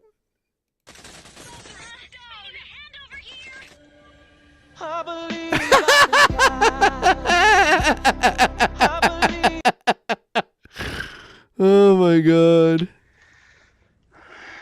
What? Say, I have not heard him say one actual word.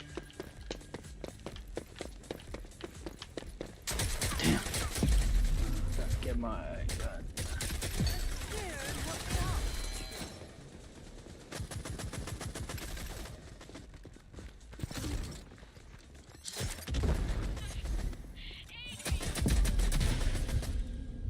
We've captured the objective.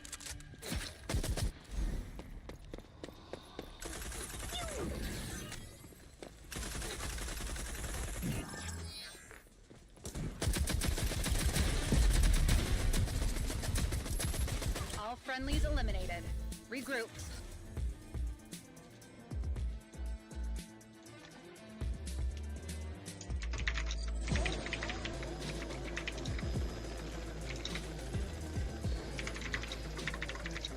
Oh, he's getting to typing now. Weetardo Zewo. Oh, look, he just killed half of his viewer base because he's blocking everybody.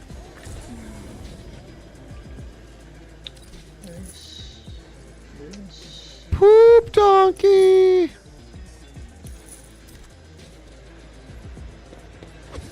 Now he's gonna start sucking at video games out of nowhere. Well, more than usual, I should say. Enemies have the objective.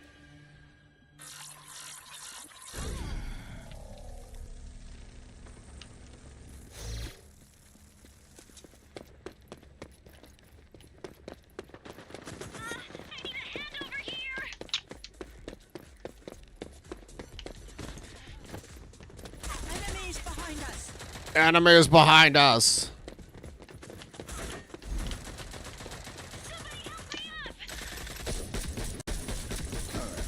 Weetod Zewo can still see the stream. Weetod Zewo. Aren't you supposed to do like commentary while you game? You know, I'm not a big gamer. Oh, you're distracted, Sturges. Stop paying attention to people in your chat. There's no poop donkey to come and rescue him. I don't know what this game is.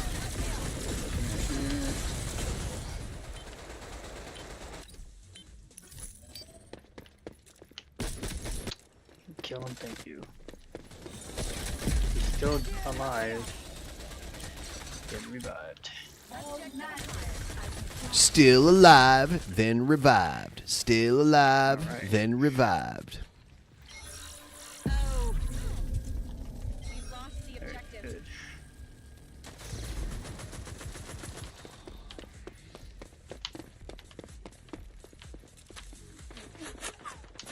Damn it. Dude, help me up. Put some dirt on it. Oh, that'll wash.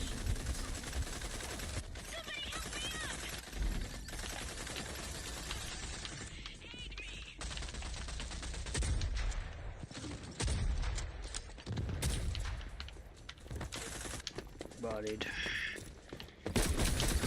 Does he talk?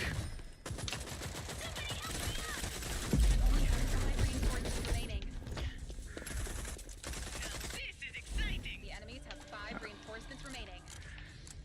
Here we go. Move here.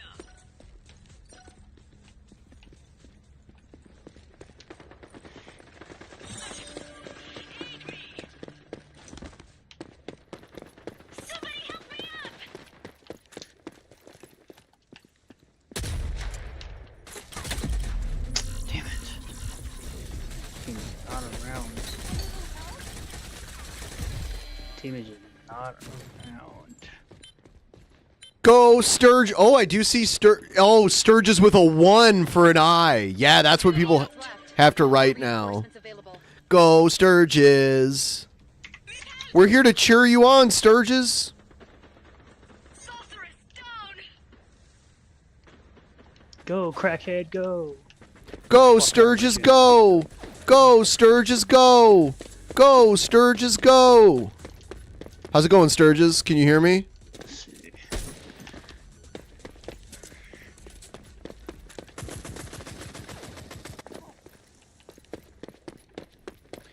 Brittany is fake.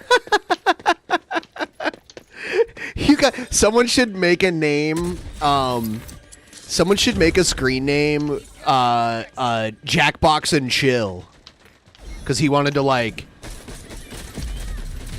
fuck the shit out of Brittany and watch Jackbox or play Jackbox or whatever.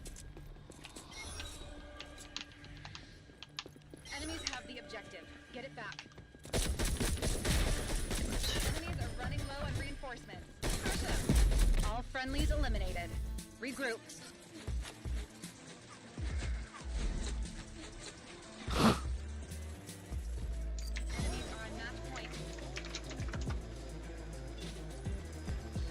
What's up? What is up, Sturges? What is up? Jackbox and Chill. Oh, there we have it.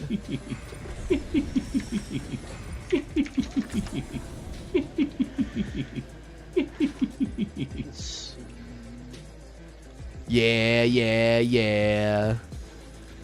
Yes, this is so awesome. Try to get my armor. Everybody knows.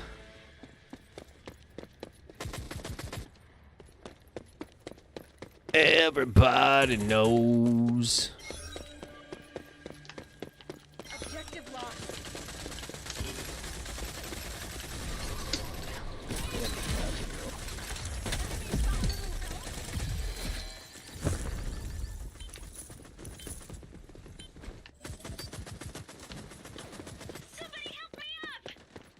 Somebody help me up. 2K for that. Trial and error.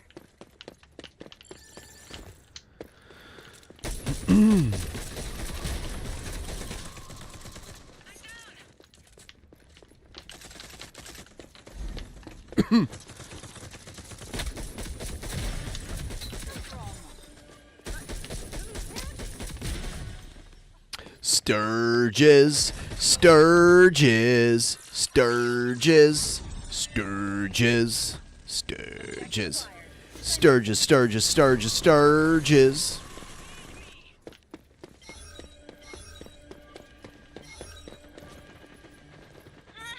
Enemies have control of the objective.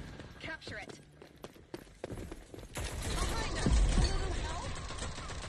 Hey Ben, I saw this waiter who had long black hair at a steakhouse and they served me a steak.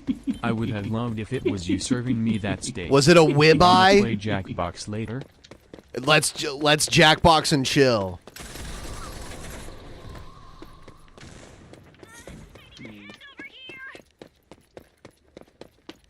We only have 5 reinforcements remaining.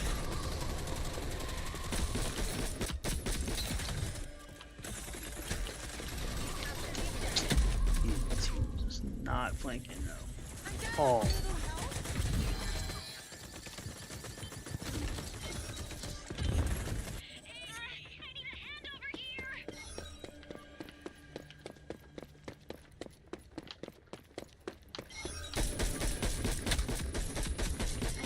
Control of the objective. Capture it.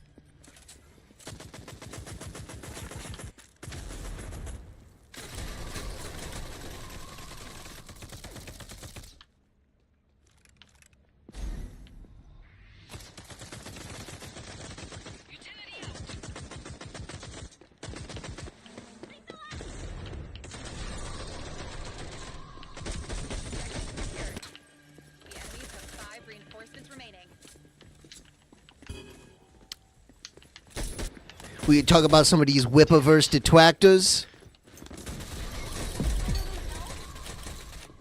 Out of reinforcements. Focus up.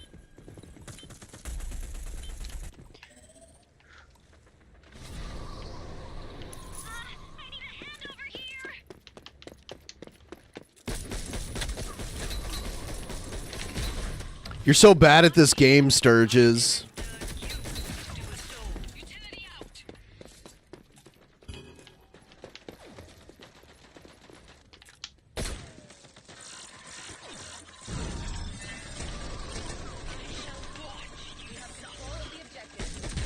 Enemies are out of reinforcements. There. We're almost at 25%. We got 10% more to go, and then we're good. Contracts a bust. Let's head home.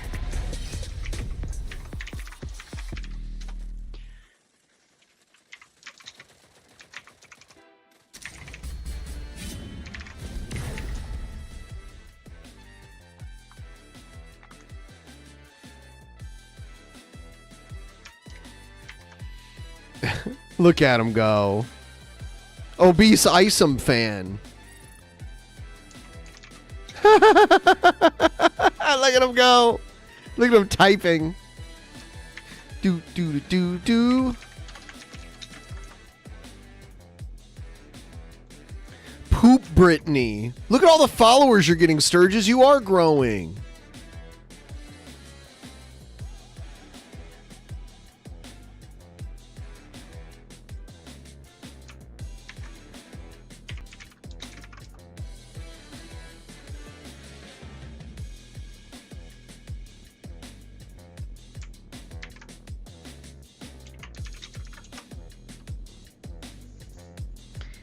Gotta take out the trash.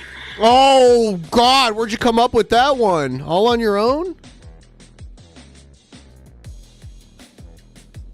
Just gotta take out the trash. Oh, is that what you're doing? Fucking losers. Wow, this is the first you've talked. I'm Anyway, thank I'm you s- everybody for coming by. I'm so Appreciate glad the we can. actual people who want to watch me, not the haters. There was one Their person watching life you when I showed up. is- Their life is sucking me off. And, Is that it? Is that what we're doing? Peace out, bitches. Oh, they'll be The back. haters, AKA the haters. Appreciate you, Chewbacca and 210LG for being here. Good dudes. Go follow them both. Peace out. Oh, you're gone? Did you leave? Did he leave? Let's see.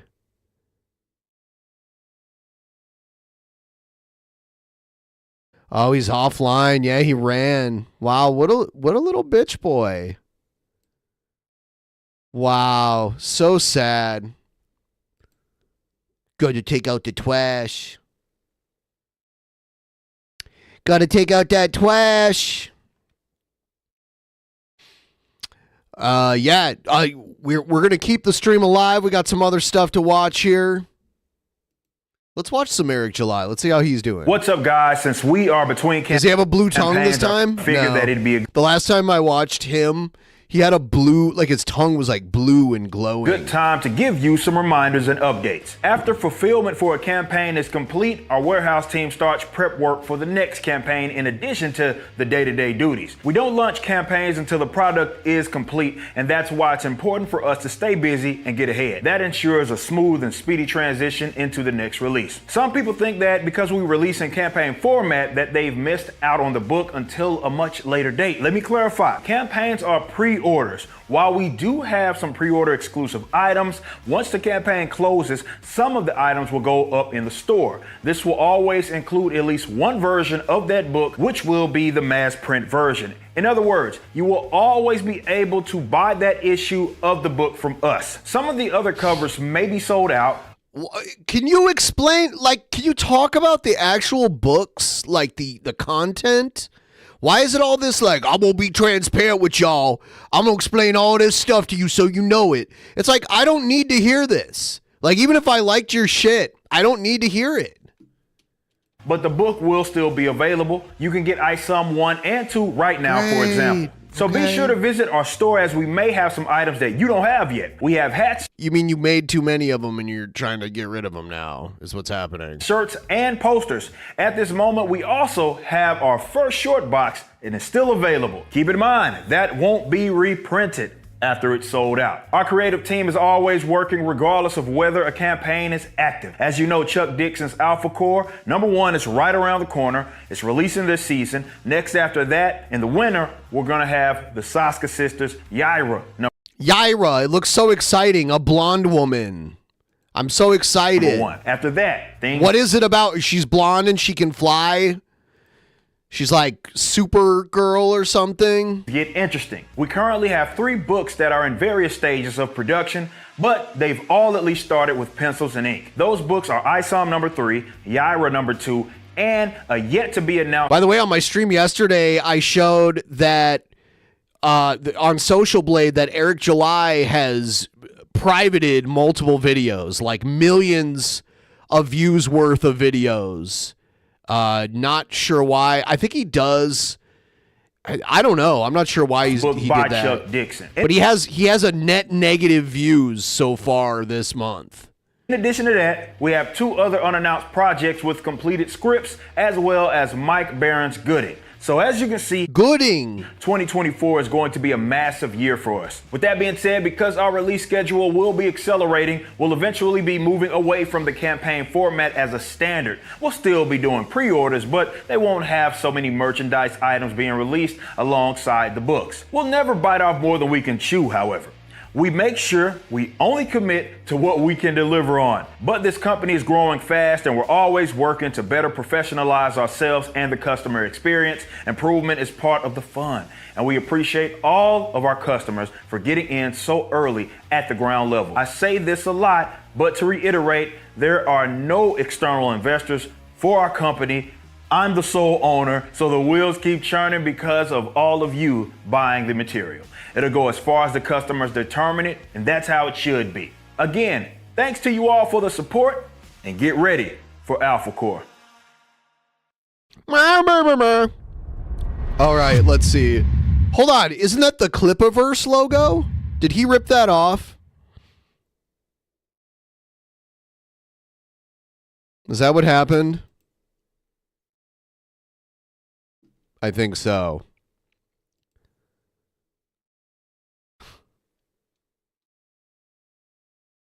Let's see what else we got here. Live on here on YouTube. Right. My buddy Idol Smasher, I want to teach you a trick. It's Von Helton and J-Dubs. Let's see what goes on here. For those, I'm going to show I know you don't have time, and I know you're a busy guy, but I'm going to show you a trick with StreamYard's Idol Smasher. Okay, I set up a room. So let me go ahead and let me show you. Just bear with me. I'm probably going to be a little slow at this, but I'm going to try to show you as best I can. Okay, so I set up a new show on StreamYard. Let me share my screen. As you can see here, it's John and Von Live Emergency Alert System. So today, apparently, they're going to do an emergency. You're not doing so well, John, right now. Can you pick up the pace a little bit? Can you please pick up the pace just a tad? Okay. Alert system, and that's we'll wait until we see it happen. Yeah, and I have my phone didn't go off yet, so mine ain't either. My phone, okay. So as you can see here, I set up the room and I have it broadcasting correct right now to YouTube. Now, what I can always do, this is the trick that I do. At any time, I can go to the top right of the inside link. So let me go ahead and reshare my screen to the inside broadcast. And as you can see in the inside broadcast, I can go to the top right here and I can say edit, and I can add any channel destination that I want. And I have here a Rumble destination. So I took the time to set up a new show on Rumble, because that's what you have to do. You have to set up every time on Rumble, every time on Odyssey. Are they doing like set up the show? I guess I have done that before, so I guess I can't hate on it. Odyssey and Rumble do not allow automatic connections. I know, and it sucks. And it sucks, and it takes forever to set up. But once you have it set up, it's fine.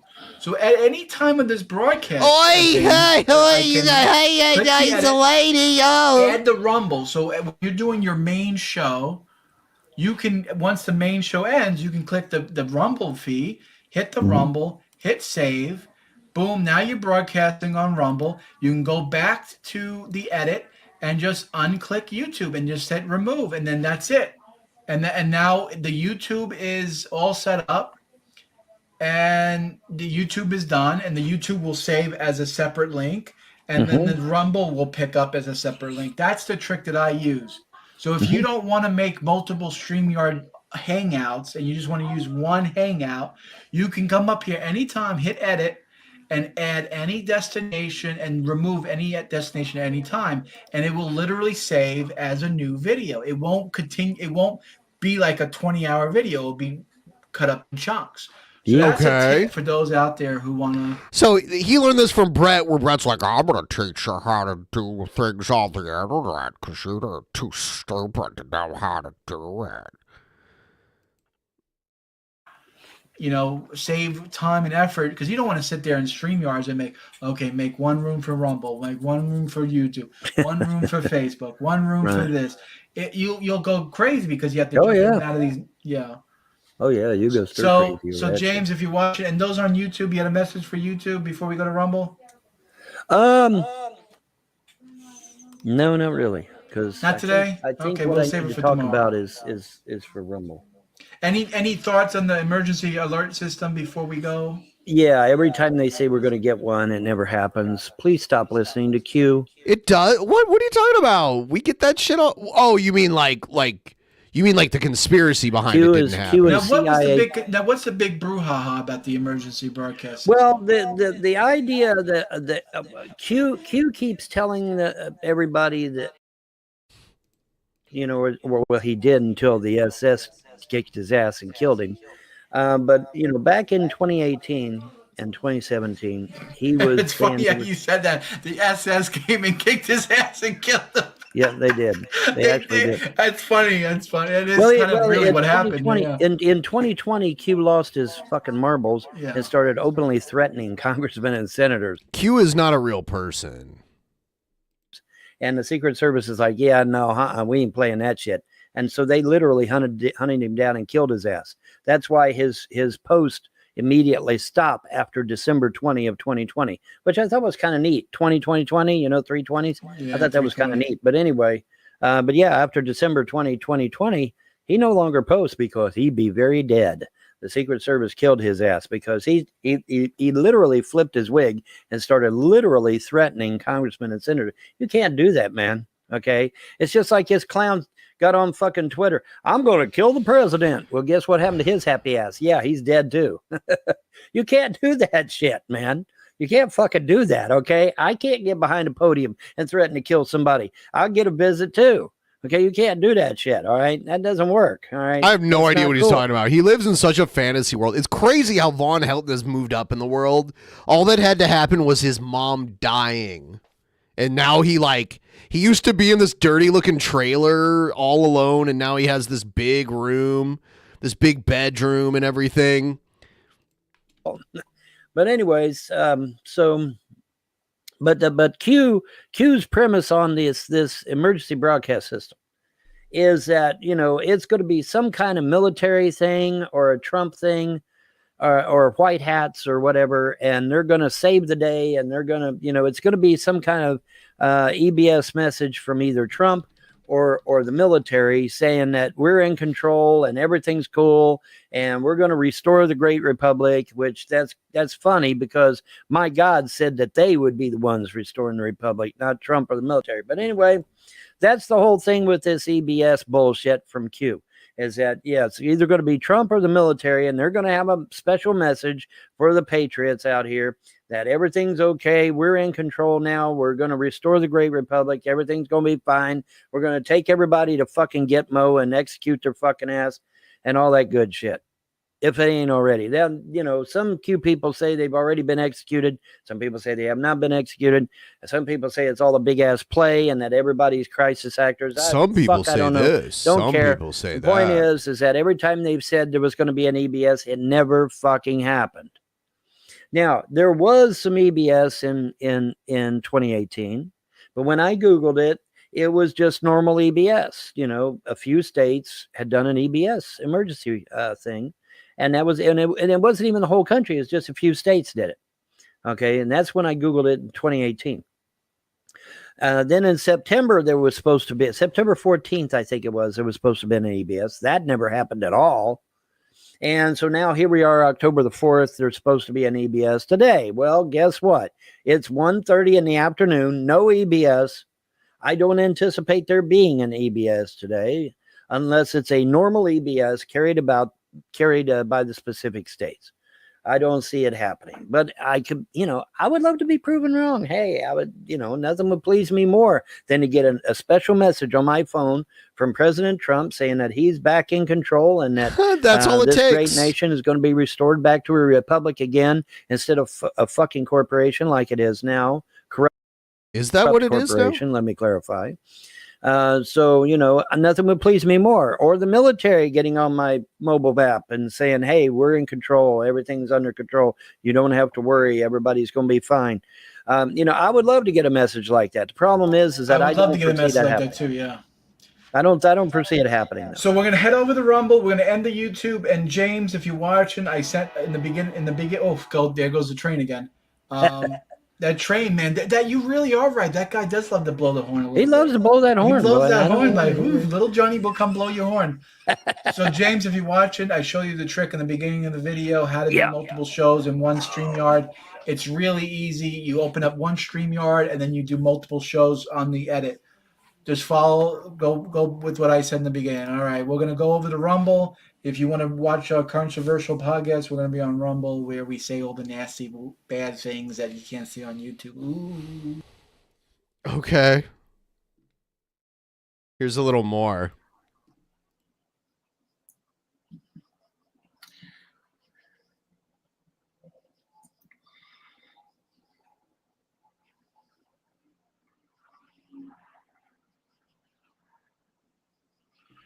All right.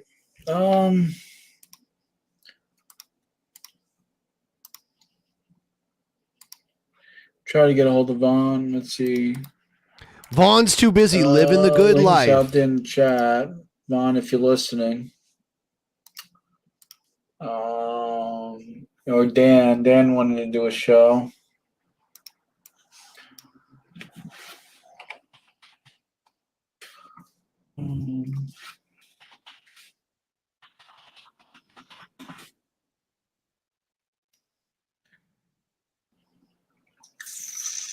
Happy Oktoberfest. Today is the first day of October.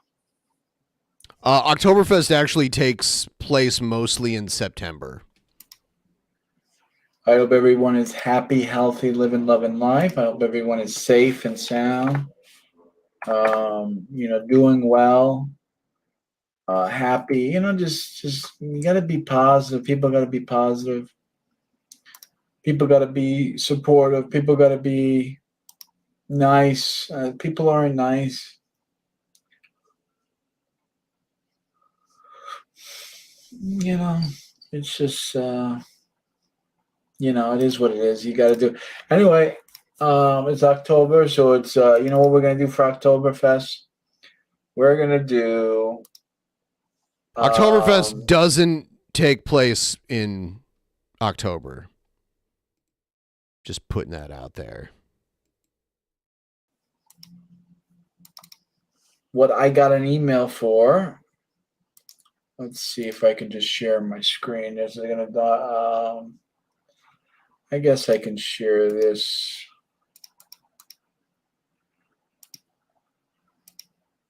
Okay. So I have to go through a communist re-education camp with YouTube. YouTube is saying that I have to basically look. It says.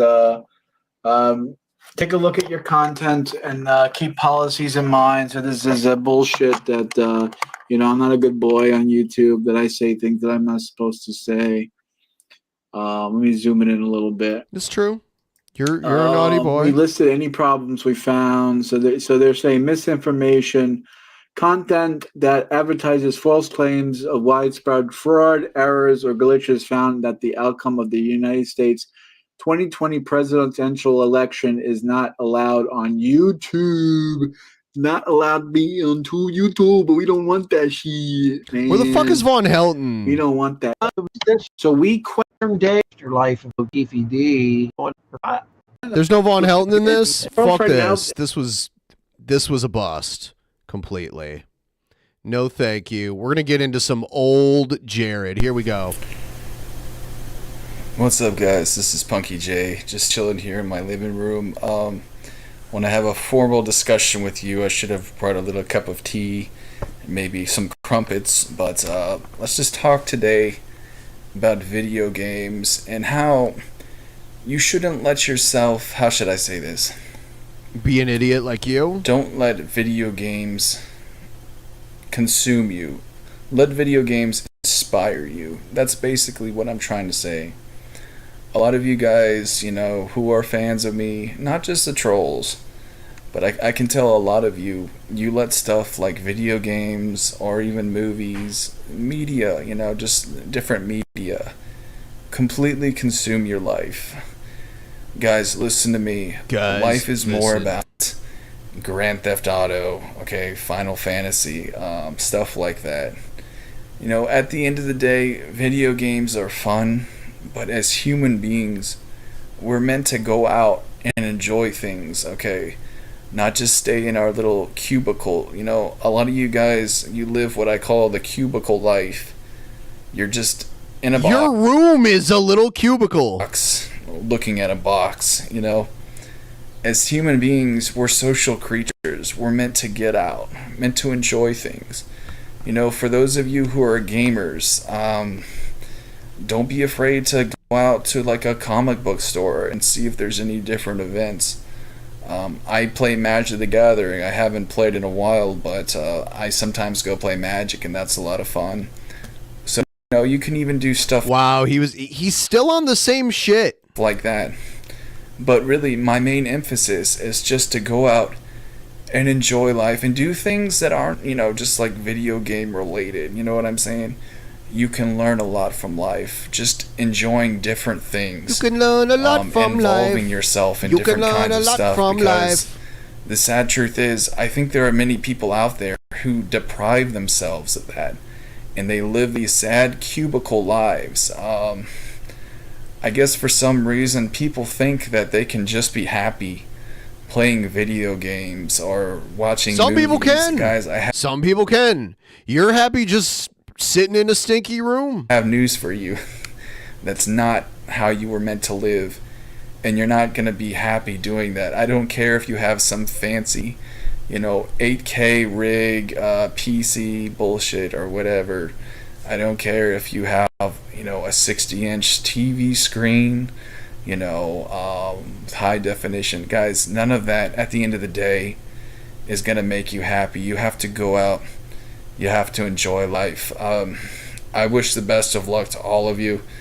But I've decided I'm not going to give my haters as much attention as I was before, you know.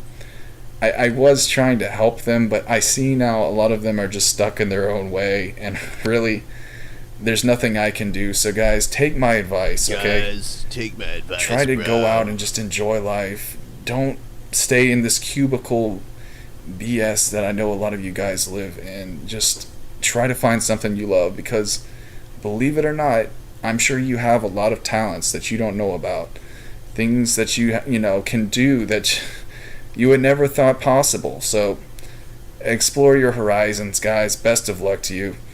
This is Punky J. I am still going to make videos, but don't expect quite as many comments from me anymore, because it's just kind of a waste of my time. But for my haters, though, I wish you luck. I really do. I'm sorry for whatever reason you don't like me, but you know, I think I can't believe he's been spinning his wheels in the mud all of this time, just getting nowhere in life, saying the same shit on the internet.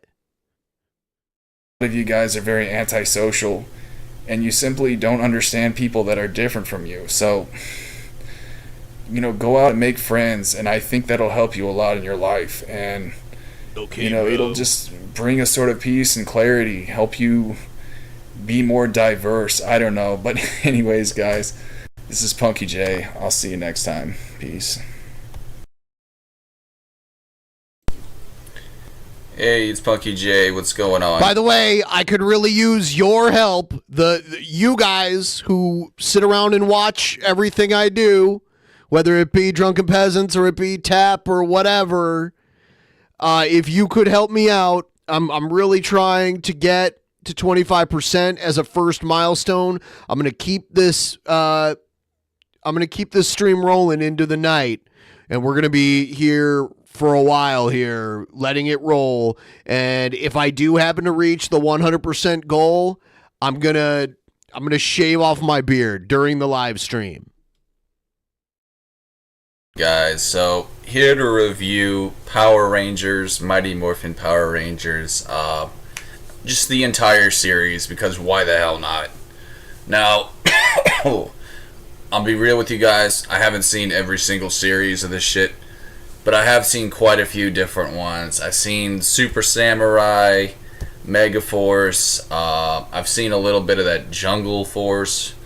It's all pretty interesting what you can do with rainbow color spandex. The possibilities are endless.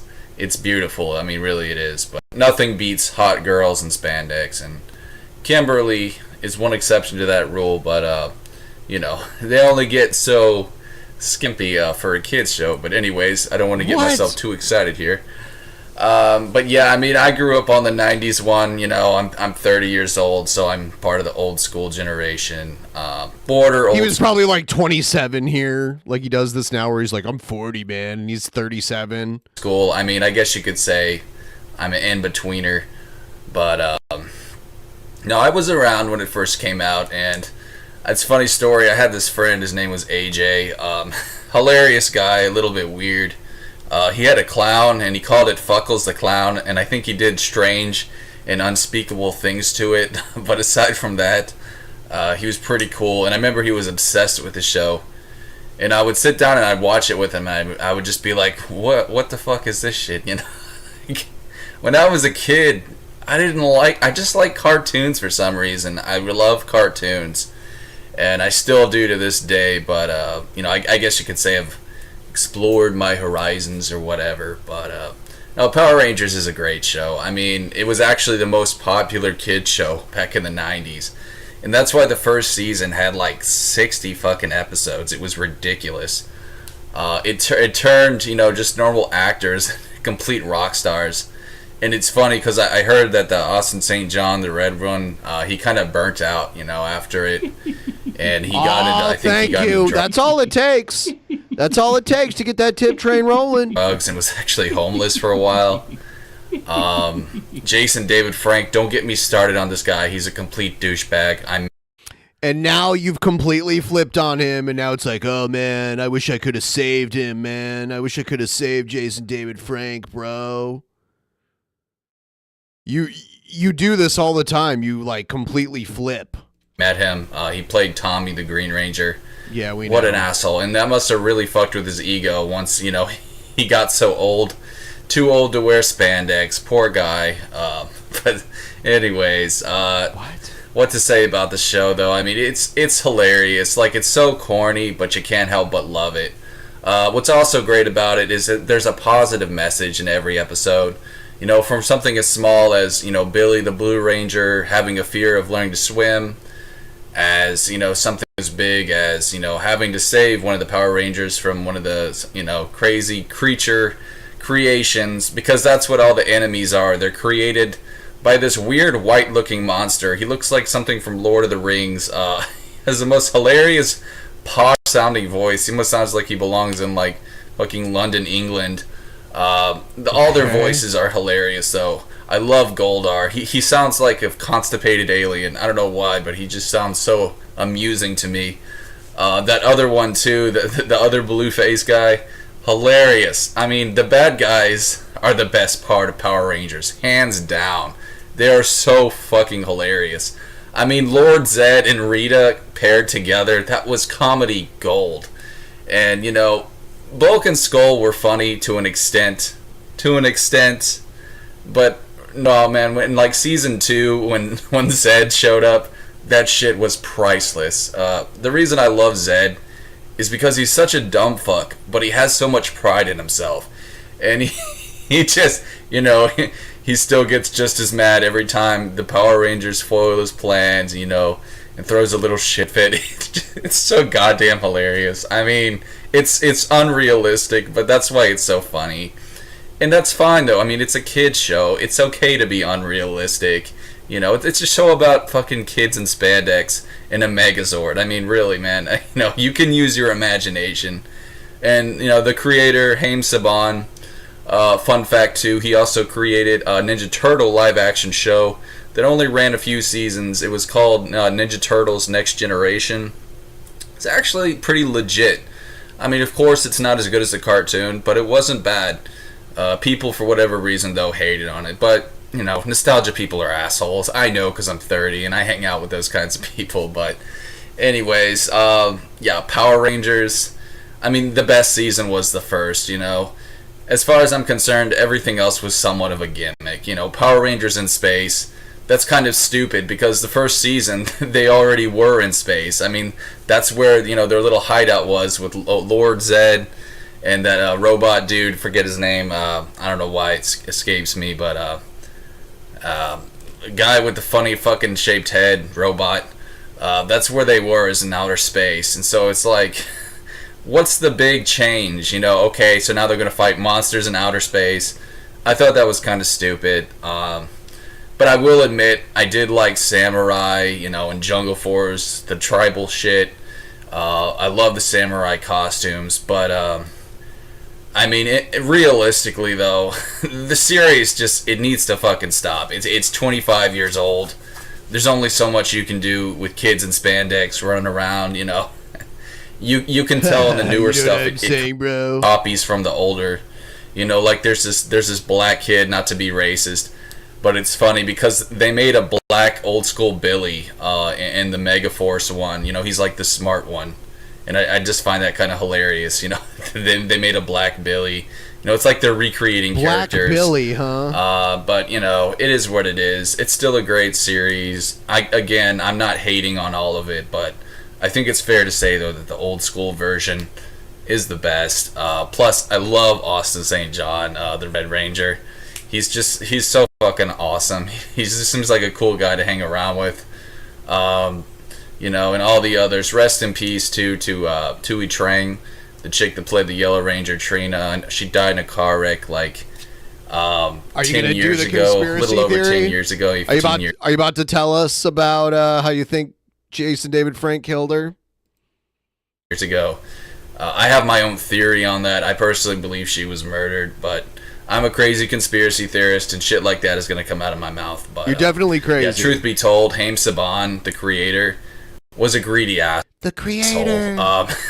He underpaid everyone, like ridiculously. I think the Power Rangers only got paid like $200 per show. I mean, and even though you may think that's a lot, you know, for kids to get paid, that's so ungodly low. Especially since it was such a successful fucking franchise. You don't know any of this shit. You're just talking out of your ass. I mean, they should have been paid thousands and thousands of dollars. But yeah, they probably were. What the fuck are you talking about? Can you show us some receipts or something? Yellow Ranger was murdered, though, for probably speaking out against Haim Saban.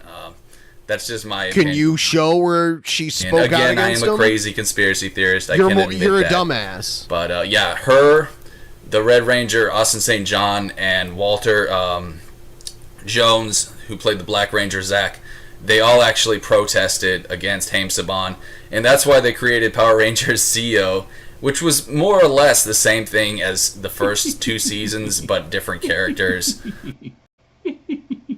There we go. He's Bulk and Skull from the Power Rangers rolled into one guy. Why they called it Zeo is really beyond me, because nothing changed. It was the exact same shit. But yeah, after Zeo, though, it was the Alien Rangers. And it's funny because throughout that entire season, it's just kids, like 10-year-old kids, 12-year-old kids playing the Power Rangers. I don't know if they just ran out of ideas. Well, that way they can pay them even less. It's decent. I saw most of the series. It's not that terrible, but it's just kind of funny how maybe like they just decided to give the adult Rangers a break or something. But anyways, guys, that's my review in a nutshell. I mean, it's a cool series. It's a little bit repetitive. You know, they create the monster and then Power Rangers team up and thank you so much. Let's get this tip train rolling. Megazord, and yay, we win, but you still can't help but love it. So guys, I hope you enjoyed this review. This is Punky J. God bless. I'll see you next time. Peace.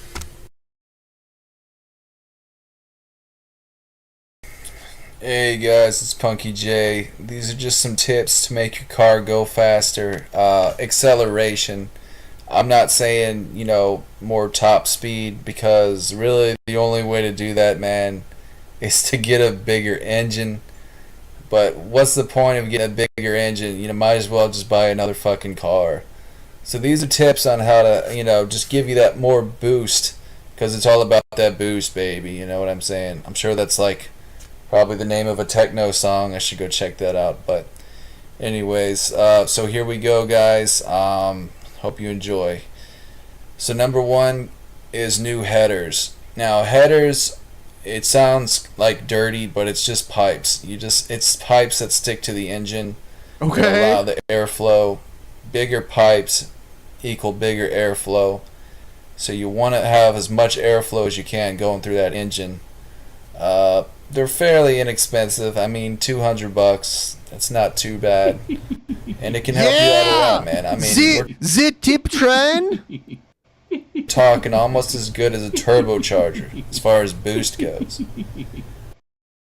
Now, turbocharger is the next thing I want to mention. One quick tip for you guys out there, okay, all you gearheads.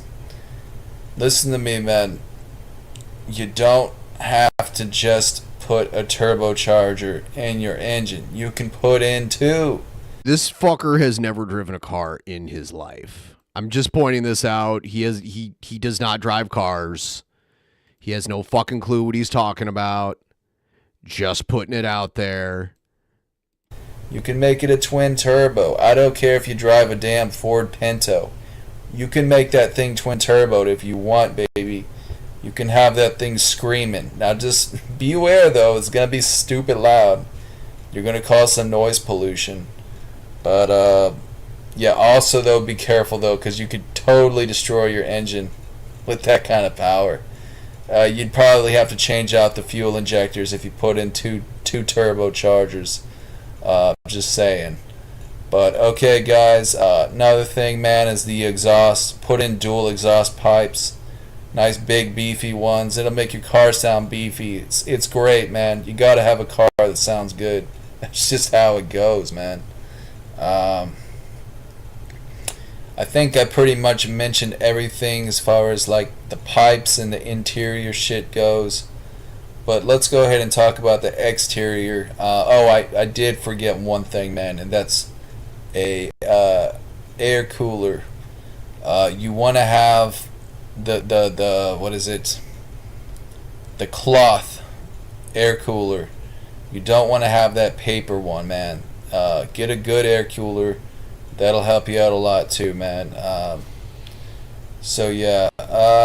Okay, so now we're going to talk about accessories. Now, keep in mind, guys, with accessories, it's not going to make your car go that much faster, but it does help. So, you know, I love how Jared is an expert on all of these things he clearly knows nothing about.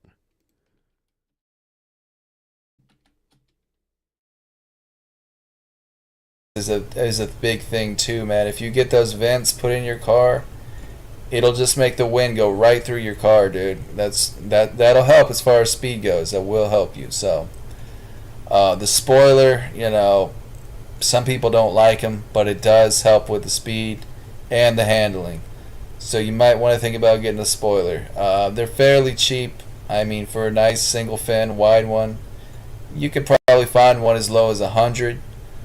There are double fins out there, but I don't fuck with those. I don't know, man. I mean, I guess some people that's their preference, but all you really need is a single I go and fin. watch anime and we're not going anywhere with the tip train. Tip train! Yeah, I need your help. I really need the help. The help of the help of the help. I could use your help. Another really important thing, guys, is the hood. Change out that hood. Get a hood with some nice air vents in it. That'll help you a lot, man. I mean, that's if you want vents in a car, that's the place to have. Thank you so much.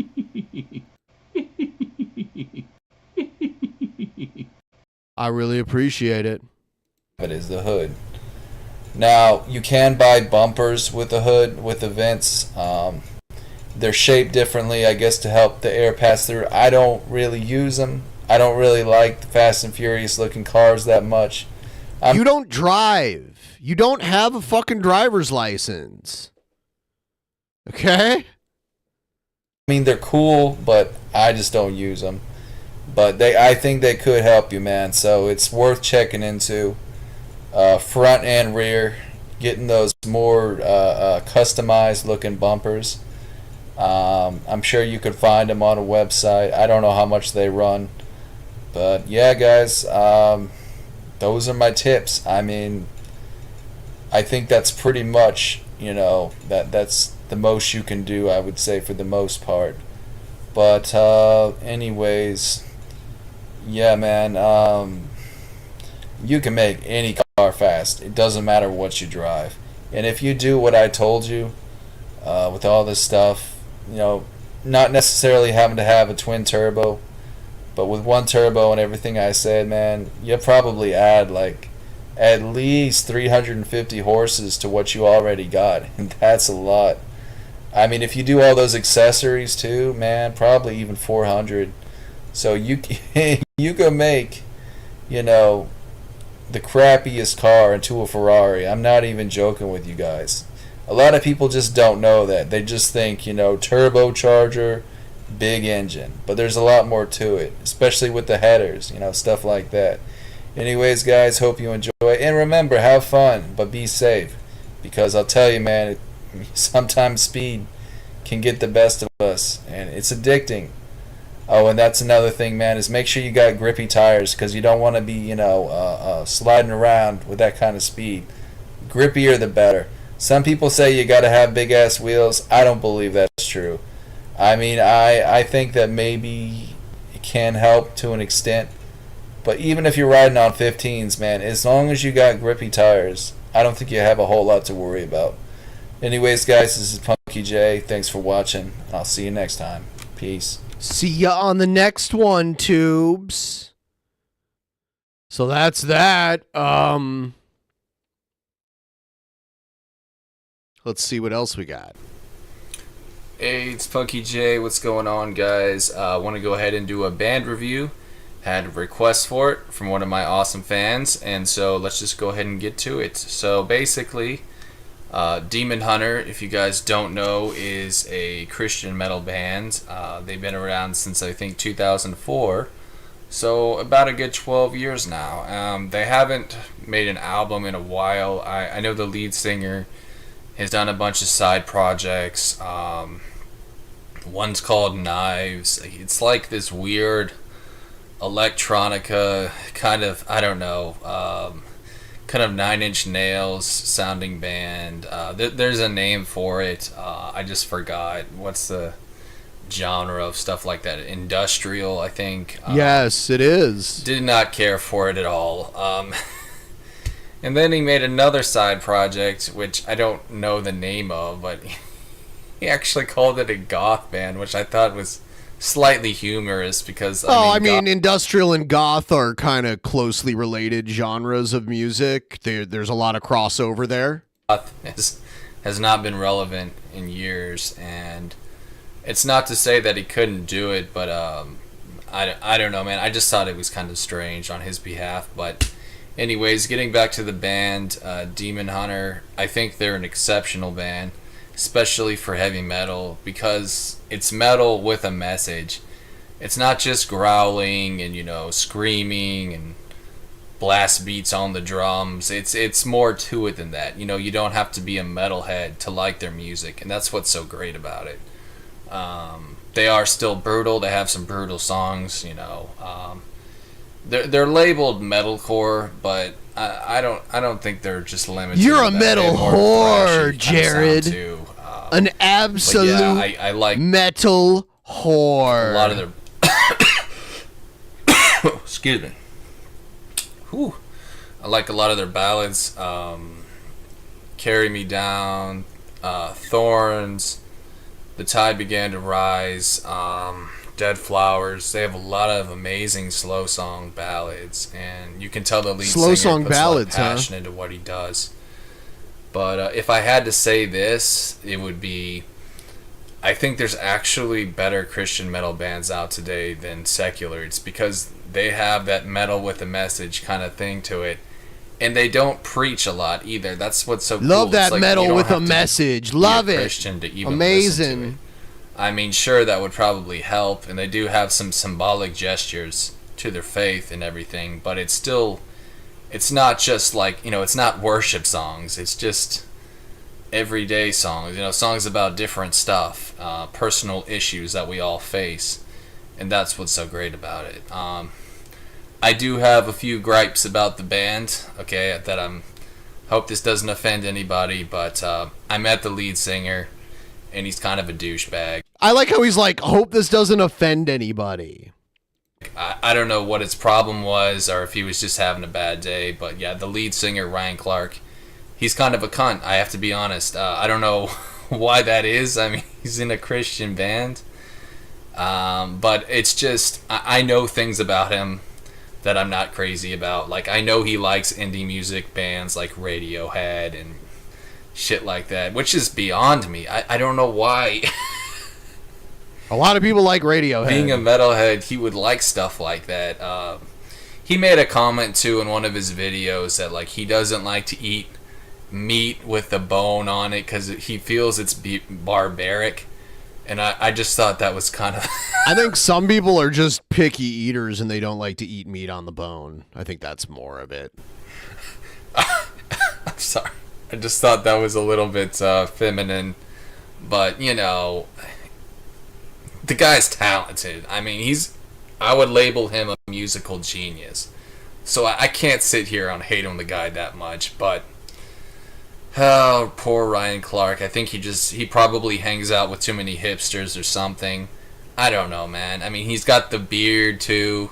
But he's got the cool metal beard. It's not like the hipster beard really isn't that different from the metal beard, I guess, to be quite honest. But anyways, so yeah, I think it's stupid, too, that Ryan Clark, the singer, he doesn't believe that you can mix electronica and metal, and I think that's bullshit, because I don't think music is supposed to have rules to begin with. And he said himself that doing so is like making metal with a crayon or some stupid bullshit like that, even though there's some awesome dark dubstep out there that does not sound poppy at all. The guy's a little bit older. I think he's in his late 30s.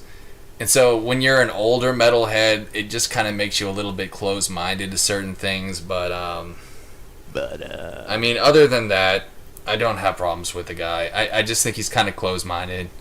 And he's a little bit on the emo, indie side. But other than that, though, I really love Demon Hunter. And again, I don't know what happened the day I met him. Maybe he was just having a bad day or something. I don't know. But I don't really... I'm not the type of person to hold grudges anyways. It's no big deal. You know what I mean? They still put on a damn good show. It was worth like I think I paid $20 for the ticket, $15. It wasn't, it was a good price for the ticket. It wasn't a stupid, fucking $100, fucking shit that bands like Metallica would charge. It's funny, too, because there weren't a whole lot of people, so it was kind of more personal. I would say maybe like 50 people tops at the concert. Not even really a concert, I guess a show. It was at this place called, what is it? It's here in Houston. It's been around forever. It's called Fitzgerald's. A lot of old school punk bands actually used to play there. It's kind of like a I guess you could call it a venue, although it's not that big, you know. So it's not like super big bands would play there. But anyways, guys, I hope you enjoyed my review. No. Shout out to Red Crimson Eye. You seem like a really cool dude, man. I hope you keep following me. Anyways, yeah, guys, take care, and I'll see you next time. Peace. So, for all of you who may not know, I'm not a troll. I'm just a very odd fellow.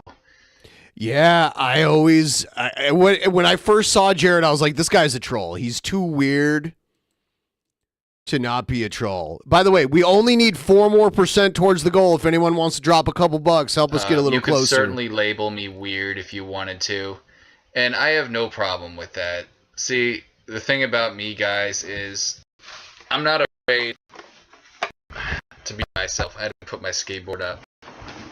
I was holding it in my last video. I'm just going to set it over here.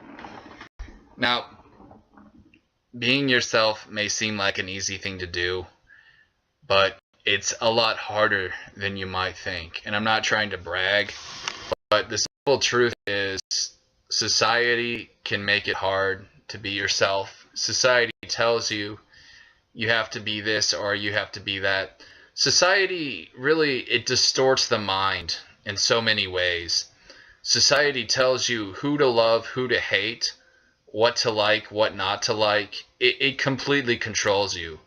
And if you let the media and other people control you, you will turn into something that's not even you. It's just like you're living in a shell of another life, and it's really sad. I see people like that on my channel. I see them everywhere in the world. I mean, they're everywhere.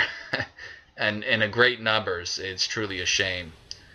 But when you can learn to be weird, learn to be yourself, you know, that's when you can truly be free and happy and find peace in your life. You know, the funny thing about weird people is if you look in all forms of art, every medium, you know, music, painting, whatever else, you know, actors and actresses, the weirdest ones are usually the most talented. Weird people, they're very open to themselves. They're also open to the universe around them. They're not self-conscious. They're just them. You know what I mean? How do I put this? Buddhist philosophy, you know, it tells you to just be. There's so much to that, and yet it's so simple. It's just, you just be. You just live. You don't worry about your subconscious mind or what, you know, other people tell you. You just live. You just do. You say what you want to say. You do what you want to do. And you don't worry about life. There's so many constructs people put on this life. It's truly incredible. I never conformed to the whole 9 to 5, you know, weird, strange system of life that people live in. The slave system, because that's what it is. It's a slave system that we all live in. We're all tools for the government, for the elite, and most people can't see that, but some people can. But you have to learn to just, even if you are a slave, because sometimes we just, you know, unfortunately don't have a choice. You can learn to open your third eye and embrace who you are. Open your third eye. Be one with everything. Be yourself. Because when you learn to be yourself, that's when you become one with everything. It's a beautiful feeling. It's a feeling that I have, although I will admit I do struggle sometimes with insecurity and other issues that weigh me down. You know, there are bad days and good days that I have. But today I guess is more of a good day, and that's why I'm making this video. And I believe everyone has the capacity to be themselves and to love the life they have. We only have one life, guys, here on Earth, and you know, there's no point and being miserable. Life is too short for that. You gotta learn to just not give a fuck, you know? Don't give a fuck what people think about you, because who cares? At the end of the day, who cares what other people think? It doesn't Get matter. blocked, troll. As long as you like yourself, you know? As long as you're okay with yourself, that's all that matters. That, I mean, like, if you're doing a lot of really fucked up stuff and no one likes you because of it, then liking yourself isn't all that matters. Like, eventually, if you're going to live in society with a bunch of other people, you're going to have to at least conform to some degree. You know, other people, they shouldn't have to have power over you. I don't A follow lot of people society's like rules, to bro. play the comparing game, you know, well, this person's better than me because blah, blah, blah, blah, blah. And it's all very silly because we're all different and everyone has their own weaknesses and strengths. But I just like to say, you know, when you can learn to be weird, because weird people are awesome, that's when you've truly won at life. It's just, I'm not saying you have to be like some fucking crazy nut bar, but I'm just saying someone who somebody would look at and say, huh, you know, that person is different. That's all I'm saying. I know I'm going to have stupid haters say, but I don't want to be retarded, you know, and special and blah, blah, blah. Just, oh, my haters. They're such lovely people. Really, they are, though. They're just lost. My haters are so lost, and I pity them. I pray feel sorry for them, bro. They will learn to love themselves and not be afraid to be themselves, because really that's all a hater is. It's a miserable person who hasn't really found peace in their own life, and so they just spread negativity to other people. It's quite unfortunate. But when you can learn to be yourself, guys, haters won't even bother you. They're just mainly here for your amusement. And that's the great thing, you know. You can overcome any obstacle. This doesn't. No, you haven't. They don't amuse you. Now you call them gang stalkers and claim that they're like breaking federal laws by laughing at your public videos. Without any sort of barriers, constructs, as I was saying, of the mind. But anyways, guys, this is Punk Rock Jared. Thanks for watching. Hope you enjoyed my video. Hope it helped. Or maybe you just think I'm a big fat weirdo. That's okay too, you know. That's a beautiful thing about humans is we can all make our own observations, you know, and opinions. So anyways, guys, thanks for watching again, and I'll talk to you later. Take care. Peace. Peace. All right. All right. Time for another pee break. I'll be right back. Get your donos ready for my return. I'll be right back.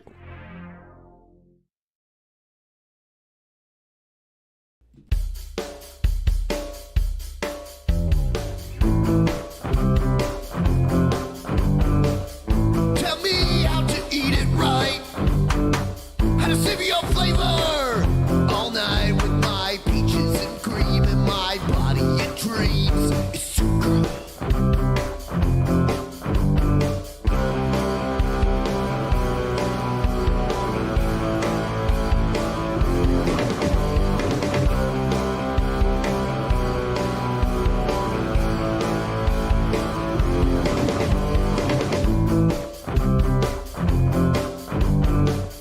Tell me how to treat it right. How to lick your pussy all night, and I am policing dreams with my face in your cream, with details to come.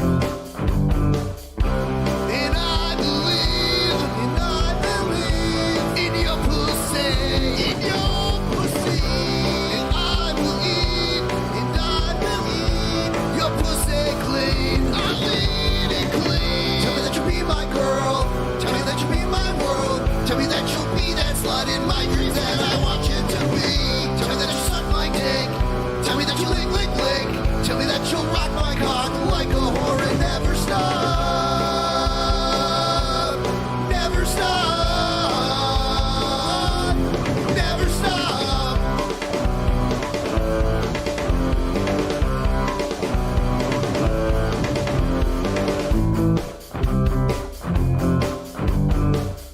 Tell me how to stick it right. How to poke you with a pokey and tight with my dick clean from your love servicing. Let's go, girl. And I believe in your pussy, in your pussy.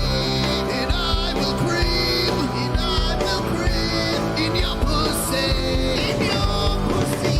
Tell me that you'll be my girl. Tell me that you'll be my world. Tell me that you'll be that slut in my dreams that I want you to be. Tell me that you'll suck my dick. Tell me that you'll lick, lick, lick. Tell me that you'll rock my cock like a whore and never stop. Never stop. Never stop.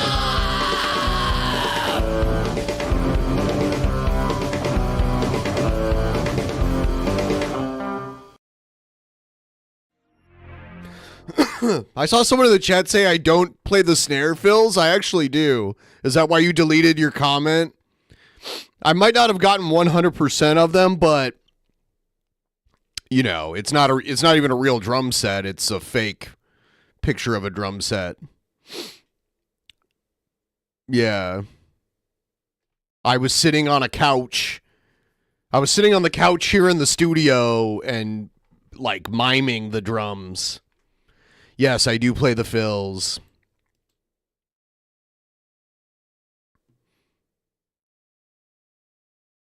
Yeah, poop donkey. Yeah. Well, we weren't. I wasn't in the stream. I was just watching it. I'm just helping out small creators. When I got there, it said he had 1 viewer, and I helped him. I got him up to 10 viewers. So I'm a good boy. I'm a sweet boy. I help him out. He doesn't do any commentary. He just sits there and looks mad the whole time. All he does is just sit there and be mad. It's not good content. He needs help.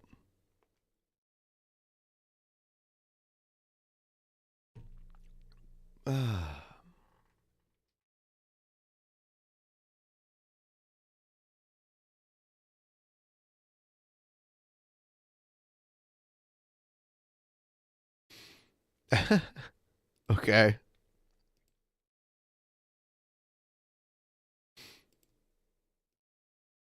I don't know what to tell you.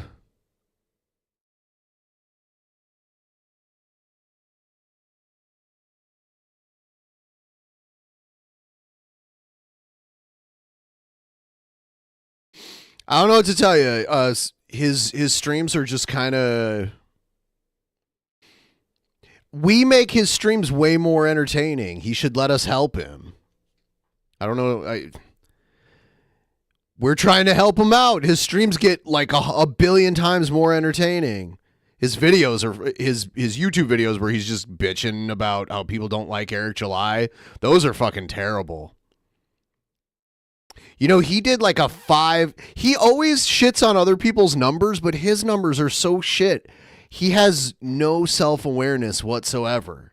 He did like a 5-hour stream and didn't even get 200 views on YouTube. He's not very good. Like I hope he has a day job that doesn't involve holding a squeegee.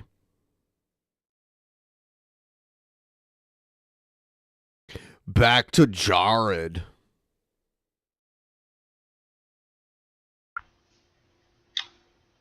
What's up, guys? It's Punk Rock Jared. I'm here to expose another movie from Disney. If you know me, though, I still like Disney, which is kind of hypocritical, I know. But I've always been a fan of Disney, and even though their movies have secret, subliminal messages and brainwashing tactics, it's still very enjoyable to me to watch these, quite honestly. And without further ado, though, let's go ahead and review Inside Out. This is probably the most interesting Disney movie that's come out. I mean, this is his punk rock uniform. He's got his like suit jacket that he has some patches and pins and some studs. And then he has what appears to be a tank top on underneath it. In decades. It's so radically different. a movie about the psychology of a child's mind. You could tell Disney was really going for something here, and there was certainly a secret message behind this. Now, when this movie first came out, to be quite honest with you, I didn't see this. It took me a while, actually a good while, to figure this one out. But I realized, though, with a movie so radically different, there must be some secret. Somebody used Cash App to send me $1. Thank you. This is my first ever Cash App donation. I don't know how they used it. I think they just used Twitter, maybe, because I think that's the only place I have my Cash App linked. But that's nice. I mean, I'm not gonna. I mean, it's $1. $1's $1, right? He probably took a 12-year-old to see Inside Out on a date. He might. I mean, that was like the higher range of his dating range. Behind it, and the secret is simple. Are you the real Poop Donkey? You know all about Jared. That's so great. Like, how much? You must watch often enough to like really know about Jared. This, it teaches. And this is Jared, like almost a decade ago. Kids to be brainwashed by their televisions. Inside their mind, that's symbolic to a television, to the internet. It teaches kids to follow what their internet tells them, aka their emotions, because they get their emotions from their TV. There you go. It took me a while to figure that one out, but I'm glad at least I did. Now I can die happy, finally figure out what Inside Out means. Now, the interesting thing, though, is the title of the movie. I still don't quite understand that. I know some people may say, well, Inside Out, you know, just the inside of their brain, their consciousness, you know, working on the outside of the world or something to that extent. But I think there's a deeper message, quite honestly, and I'm not really sure what it is. Maybe someone in the comments can help me out with that. But Inside Out, if I had to guess, and it's funny because someone once told me is like that'd make a great porno movie, Inside Out. But can we stop this, Jared, please? Inside, control the inside so that you can control the outside. I believe there's probably a dark message to it. But anyways, yeah, going on with the movie. So this girl is programmed by the media, aka her emotions, which, you know, have all the gadgets that a TV station would. And when she dreams, they actually go into her brain and control what she dreams. So guys, that's the biggest hint you have right there to prove what I'm saying, how she's being controlled, you know, by something else. And it's not her emotions, guys. I can promise you that. Why they use emotions, though, I mean, that does have its own reason. Technically, she is controlled by her emotions, but also the media. I'm trying not to complicate things here. She's controlled by her emotions and the media. But yeah, her emotions do play a role in this. So Disney wasn't fucking around. They knew exactly what they're doing, and they're laying it out to us in a very obvious way. The curtains are finally opening, you know, as far as stuff like the Illuminati goes, because Disney is the Illuminati's biggest pet. You know, they are their biggest ally because they're so powerful, and that's why it is a good tool to brainwash children. And that's exactly what this movie was about. Children being brainwashed by their televisions. Now, let me give you guys a quick history of Disney and past brainwashing tactics. They're very clever, and I don't think they originated this concept. In fact, I think this concept has actually been around for quite some time. Perhaps even before televisions. He's a big-time conspiracy theorist. But it's called subliminal messaging. This is something I've been aware of for a while now that I learned about here on YouTube. And you learned about it on YouTube? I learned about it in elementary school. And it's very genius, actually. It's very fucking clever. What they do What a lot of companies do, because this isn't a lot of companies that do this. It tries to like trigger the brain to make a person buy a product. In Disney's case, though, it tries to sexualize kids and things of that nature. So do you. But as far as advertising goes, I can give you guys one prime example. The Wendy's icon, you know, the fast food chain Wendy's. Look at the girl. Oh God, is Magica still watching? Okay, the redhead, the ginger girl, the creepy ginger girl. Now look at her blouse. Okay, try to see what her blouse says. He stared really long and hard. He stared really long and hard. I'll let you pause and come back. So when you come back, I'll tell you the answer if you can't find it. Basically, it's this. It spells out mom. If you look closely, and that's a subliminal message. It's trying to trigger your subconscious mind in order to buy something. The reason why it says mom is because it wants to remind you of your mother's cooking, you know, something that you enjoy, an idea or Mom's thought spaghetti that your subconscious is stimulated by. So it triggers you to want to go out and buy Wendy's. It's very clever. Now Disney, and there are thousands of subliminal messages you can check out on your own, but that's just one I wanted to share with you. But with Disney, it goes a little bit darker and deeper. Their movies are full of hidden sexual messages. Not even so much messages, but just hidden sexual images that are very hidden. Like in the If they're hidden, how can you see Lion them? King, when Simba lands on like this patch of grass, the sand or whatever it is, the smoke, it spells out the word sex. It's dust. It's called dust, not sand, not smoke. You can't see it that well, but it still triggers the subconscious mind. So Disney has been corrupting the minds of children for a long time, and I know I've made a joke about this, and I basically say that, you know, I was very sexual as a kid, and I'm sure Disney had nothing to do with that. That was just me being a perv, but, you know, I guess some kids must need that boost or something, but I was pretty much born with hormones. I'm not going to go into that, but so yeah, Disney is very clever at what they do, guys, and I want you to understand that. And I believe that Inside Out actually did have a darker message to it. So guys, thanks for watching. You know, you don't have to agree with this video, of course. It's just me stating my own opinions. If you like, you can check out another video I did on Zootopia. Well, Poop Donkey, if you think that that's more entertaining, that it doesn't surprise me why you watch him. But I'm afraid he's not really entertaining. He's entertaining to fuck with. Like the way he responds to just a little bit of trolling or even just disagreement. He's a very sensitive, very bitter little man. How tall is he, by the way? Is he like 5'8" or something like that? Basically Actually, he looks more like 5'5". exposing that as liberal SJW propaganda, trying to condition kids to be okay with, you know, all the SJW liberal garbage going on right now. So, guys, remember, think for yourself. You know, think outside the box. Understand that we are on a digital war on our minds with the media. He's and they are 5'8" doing in everything they heels. can to program us.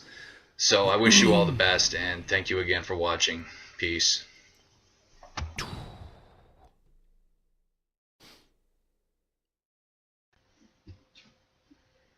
So, for all of you who may not know, I'm not a troll. I'm just a very odd fellow. You could certainly label me weird if you wanted to, and I have no problem with that. See, the thing about me, guys, Weird. Sure, it's a woman. Sure thing. Why doesn't he change his name on Twitter? Like, he has his first initial and his real last name as his name on Twitter.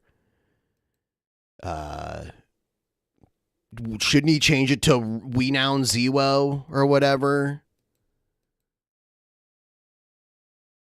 Why does he do that? Just wondering. is I'm not afraid to be myself. I had to put my skateboard up. It's kind of like another oversight, like all the leaked DMs, the self-leaked DMs, and all that shit. I was holding my like video. I was gonna say. He wants people to know his real name. Over here. Now, being yourself may seem like an easy thing to do, but it's a lot harder than you might think. And I'm not trying to brag, but the simple truth is society can make it hard to be yourself. Society tells you. Here we go. This is what he. This is the crux of everything. Society really, it distorts the mind in so many ways. Society tells you. No, the word Sturges is banned in his chat, so you can't even type Sturges. So people were bypassing it by typing in variations of it. Who to love, who to hate, what to like, what not to like. It completely controls you. And if you let the media and other people control you, you will turn into something that's not even you. It's just like you're living in a shell of another life, and it's really sad. I see people like that on my channel. I see them everywhere in the world. I mean, they're everywhere. And in a great numbers. It's truly a shame. But when you can learn to be weird, learn to be yourself, you know, that's when you can truly be free and happy and find peace in your life. You know, the funny thing about weird people is if you look in all forms of art, every medium, you know, music, painting, whatever else, you know, actors and actresses, the weirdest ones are usually the most talented. Weird people, they're very open to themselves. They're also open to the universe around them. They're not self-conscious. They're just them. You know what I mean? How do I put this? Buddhist philosophy, you know, it tells you to just be. There's so much to that. Sturges is a fat little bitch boy. You don't see me banning anybody right now. It's so dumb. It's so simple. It's just what a you coward. Just be. What a You just dumbass live. motherfucker. You don't worry about your subconscious mind. You know, Jared probably is smarter than Sturges. It's fucking crazy, but it's true.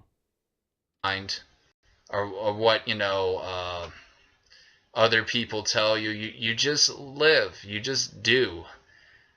You say what you want to say, you do what you want to do, and you don't worry about life.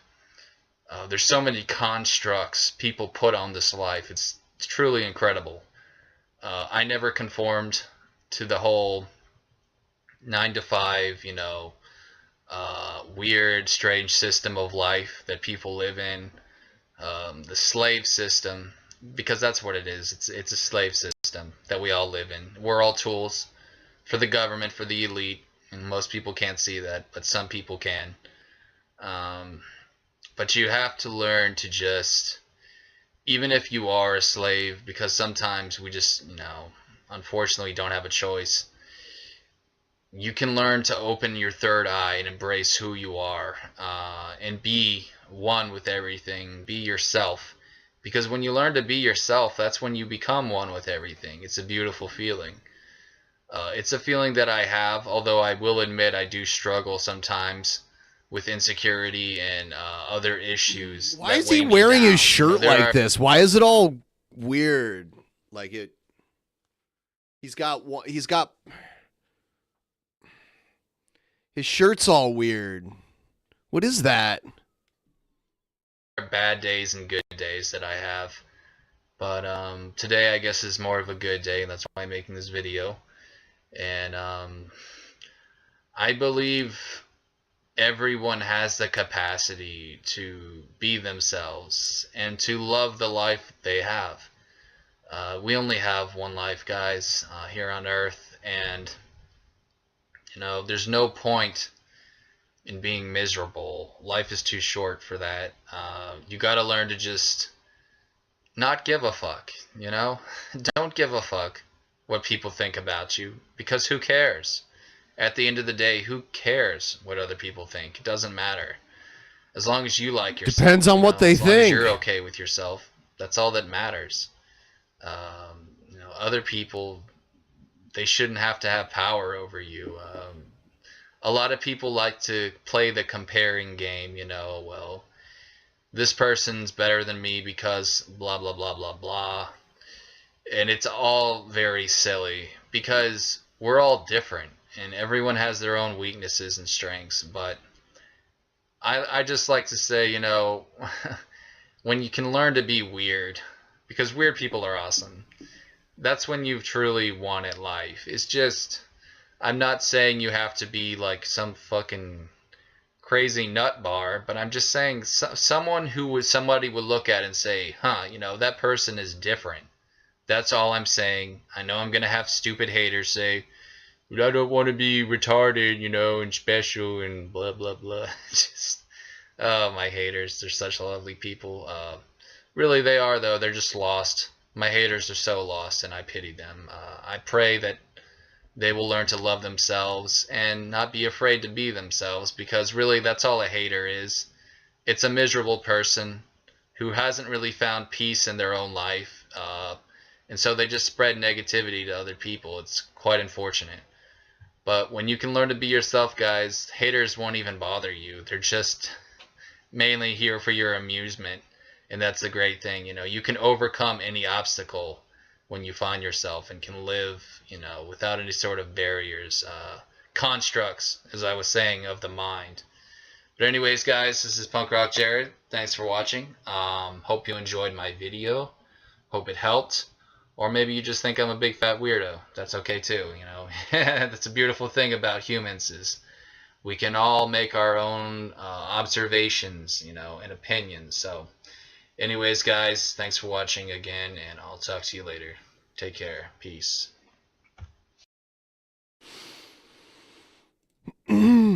Wow.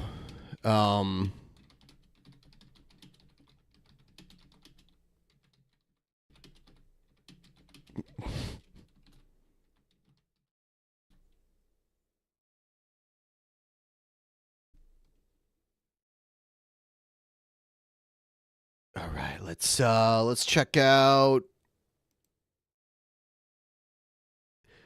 something about him being a real life superhero, or he's encouraging What's other up, people guys? to How's do it going? It's Punk Rock Jared. Not to brag, but I think this is one of my better videos, and my last one too, tapping into your inner genius. The reason why I say it's one of my better videos is because I don't think you guys realize your own potential as a human and the things that you can do. And one thing that I didn't really talk about in my last video of tapping into your inner genius is that when I say you can do anything, I literally mean you can do anything.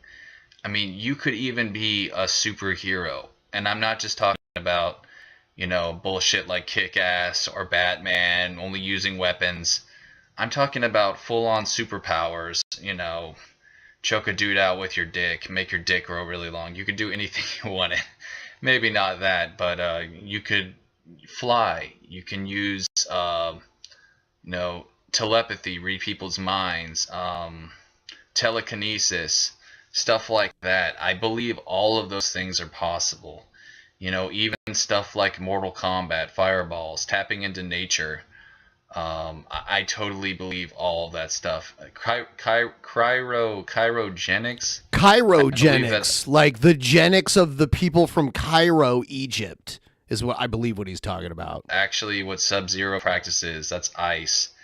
And I've studied methods of this. Somebody help out with the goal? Yeah, I don't know if the goal just doesn't happen, it doesn't happen. I don't know what to say. I was hoping we could at least get to 25%, and that'll keep me rolling here. And it makes sense. You just have to picture yourself as ice. You become one with that element, and it will eventually unite itself with you. I totally believe that stuff is possible. There are even techniques on how to do it. But guys, listen to me. Your brain is so powerful. Science can't even explain half of it. I mean, it can really just touch the surfaces. Science can't even explain what the human consciousness really is or how it works. That's how amazing and mysterious the brain is. While it is a myth, that we only use 10% of our brain, there are still many parts of our brain that we do not use. And I believe those parts are the kind that we can use to tap into the metaphysical. Now, I know I'm going to have closed-minded people laugh at me, and that's fine. I've been laughed at my whole life. But I can tell you guys this. I can feel chi in my hands. Chi is basically life energy, energy that moves everything. It's what martial artists use to become really strong and powerful. It's funny how he's like a devout Christian, but I've heard him talk about chi or whatever recently. Chi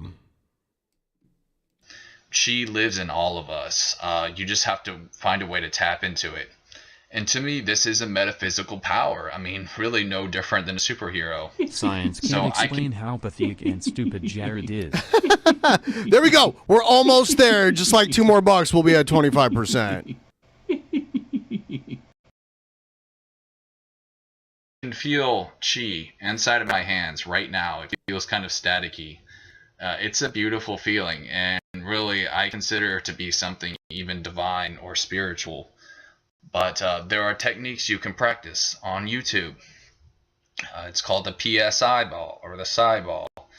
And that's what I learned to tap into it, also doing lots and lots of Tai Chi. It's not hard at all to learn, though. It's actually one of the easiest superpowers that you can develop. And yes, I would consider it a superpower. So unite yourself to God, because I believe Chi is basically like God. It's a thinking energy. It's an energy that moves everything. Tap into the elements as well. Tap into his creation. Tap into fire, to water, to all that stuff. It's not as hard as you think. Guys, I'm not bullshitting you, okay? And I will admit I probably am a little bit crazy, but I'm still very logical. You know what I mean? And I can promise you guys, the stuff they do on Mortal Kombat and other superheroes, the ice blast, even the electricity bolts, stuff like that, you all have the power to do. And I totally believe, without a doubt in my mind. All right, now we're at 26%. Fuck yeah. That there were people, in ancient history who did this a lot more commonly. You hear a lot about it, in stories from ancient past and manuscripts and all kinds of stuff. It's totally out there, and I do not deny it one bit. Avatar, Airbender, I'm sure there were people like that. The last who could even move windbreaker. Oceans. There is no limit to what the human brain can do, guys. And for anyone who thinks this stuff isn't possible, you are what I like to call a tiny thinker living in your tiny bubble. Why do you choose to be so close-minded and live in such a tiny world when there's still so much we don't even know about the universe? There is so much, so much we simply don't even know about the universe. It is so incredibly vast. I mean, we have only touched the surface. Guys, I'm telling you, there's so much more to this world than you realize. There's so much more to this life. So for all of you who may be contemplating suicide watching this, understand that life is it's despite all the bullshit, it is so awesome. I mean, look at all the stuff that the Hubble telescope shows us, all these beautiful galaxies. I mean, there's so much more out there that we probably don't even know about. Life is truly beautiful. Despite all the ugliness in the world, it truly is awesome and very mysterious. So guys, I hope this video helps. This is Punk Rock Jared. No, I cannot shoot fireballs, for all of you who are wondering. But I believe there are people out there who can, and you can look up ways to do it. Like I said, with cryogenics, I believe it is. Cryogenics. I like chirogenics. That's what I would love to do, because I love Sub-Zero, and I just think ice is really cool and stuff like that. Freezing somebody, that would probably be really fun. Anyways, guys, thanks for watching. I'll see you next time. Peace. Peace. Chirogenics, bro. What's up, guys? It's Punk Rock Jared. This is just an opinion video, but really, I still believe it's true, but feel free to disagree if you want. You don't have to agree with anything I say. But I believe crossovers are the best cars, and I want to explain why. So crossovers have been around, I would say roughly maybe 5 years now. They're still relatively new to the market. And to me, they're such like a genius car because it's just a mix of everything. You have the torque, of a big car. You can, pack a lot of stuff in it. If you're like me and a drummer, you got to port your drums around.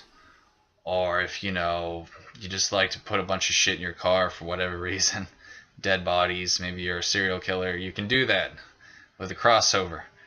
But it's also very agile. There's, it's not as big and clunky as an SUV, say like a Chevy Suburban or something like that. So you still have that good maneuverability and handling even with a bigger car, and that's what I love so much about it. Mostly though, the torque, you gotta love torque. I do love power. I do love acceleration as well. I just don't like small cars, and that's why I want to get a crossover. My personal favorite, Nissan Murano. Nissan makes amazing cars that last.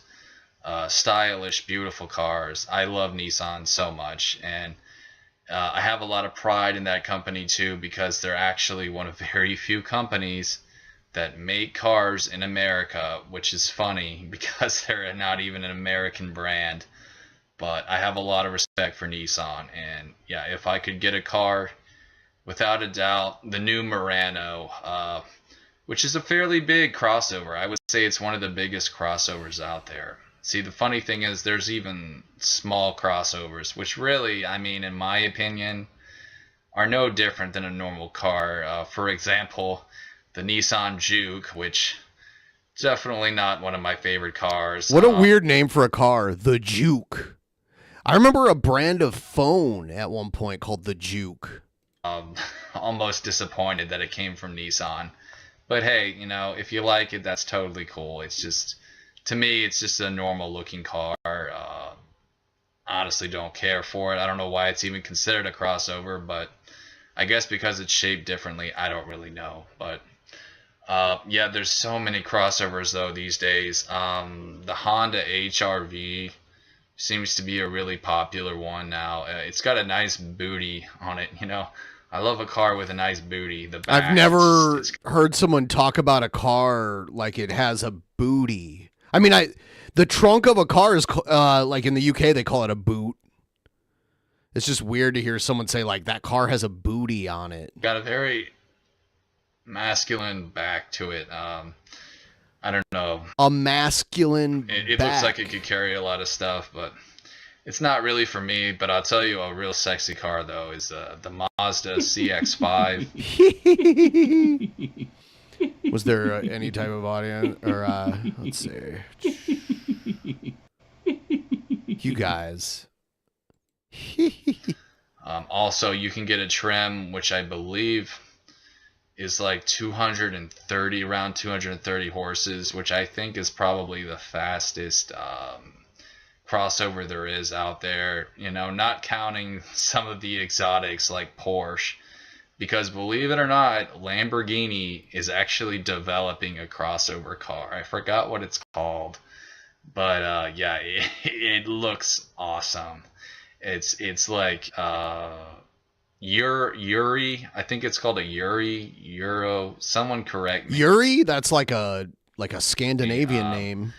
But yeah, it looks so fucking cool. It's like an SUV Aventador, if I can say that right. Porsche has one as well. I forget the name of it. They also have a four-door Cayenne.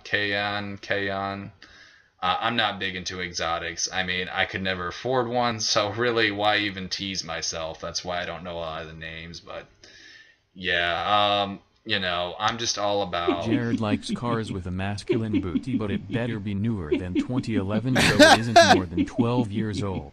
Yeah, and I mean this was filmed a while ago, so that makes it even more confusing. The not overpriced luxury, you know, crossovers. I know Lexus has some good crossovers. The Lexus RX. I think that one might actually be faster than the CX-5 by a little bit. Torque. I watched the movie Torque years ago when it came out. There was like a lot of, it was like Fast and the Furious but on motorcycles, and there was a lot of product placement. We're watching The Guyver this month, but yeah. Next one, I believe, or a V8. I could be even a V8, but yeah, that thing looks like it could pull. I mean, I would definitely drive one. I could never afford a Lexus myself, and really, someone like me, I would stick out like a sore thumb driving a Lexus. I mean, I am not typical Lexus driver material. I'm a Ford Chevy boy, but I do love, you know, foreign cars as well. Like I said, Nissan. But yeah, guys, if you're considering getting a crossover or don't know much about one, I would say definitely check into it and consider getting one. Because I'm telling you guys right now, you can make them really fast. Put new headers in them. That'll also give it a better growl. You know, stick in 1 or 2 turbos. Watch Torque with Adam. I mean, like, he's a very busy guy, but I could probably, you know, get him to join us one of these times. 2 turbochargers. Just keep in mind, if you put twin turbos in, you probably won't even be able to hear your own radio, but it will be fast. And I'm talking speed here. Don't think just because it's a bigger car it won't go fast, because it will, believe me. You know, I've seen custom crossovers that are like, what, 600-700 horsepower, around there anyway. But yeah, you can make it fast, trust me. And they got a really nice top speed. You know, it's none of that 85 miles an hour bullshit minivan crap from back in the day. I've seen a lot of crossovers with on the speedometer, the top speed is at least 140. I have seen some that even go 160, so you can definitely pull. Anyways, guys, just something think about. Crossovers. My personal favorite is the Murano. Feel free to tell me yours in the comments, and I'll see you next time. Peace. Let's see what else we got. What's up, guys? It's Punk Rock Jared. I want to make this video to just simply help you all tap into your mind and find your own inner genius. Because we all have the capacity to be awesome people, you know, to be creators of amazing things, whether it's with art, with music, or even with mathematical equations and physics. We all have that capacity within us. Guys, listen, we live in a world of false idols. People that are looked at as gods, you know, Albert Einstein, Jimi Hendrix, people like that. Okay. You know, two very different people. The matter is, though, they took shits in the toilet just like us, and their shits were brown. I know that's crazy, right? They were mortals. They were not gods. Man cannot be a god. We are simply mortals. Some try to be, but fail miserably. We live in a world where it's basically taught, though, that there are false gods, and not everyone can be as good as those people, and that's a bunch of bullshit. We all have our own talents to give this world. We all have. He's so different, yet he is like still really fucking dumb. Have things that we're really, really good at. You just have to tap into your brain. So let me explain what I mean by tapping into your mind. Basically, it's just this. In order to really let your creative juices flow, you just, number one, you cannot judge yourself or compare yourself.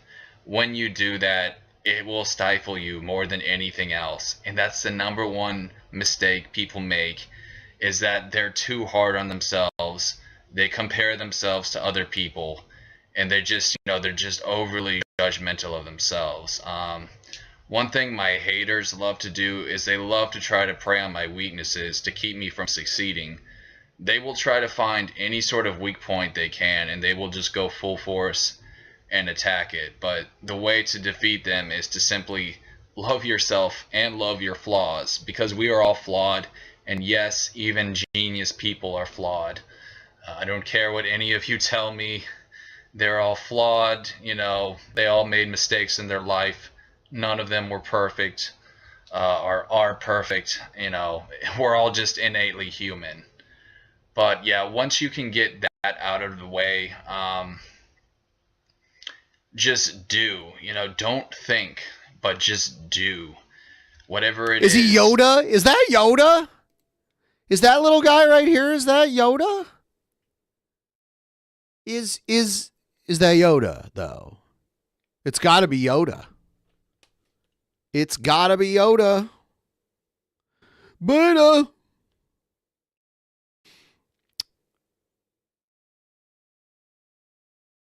it's got to be Yoda.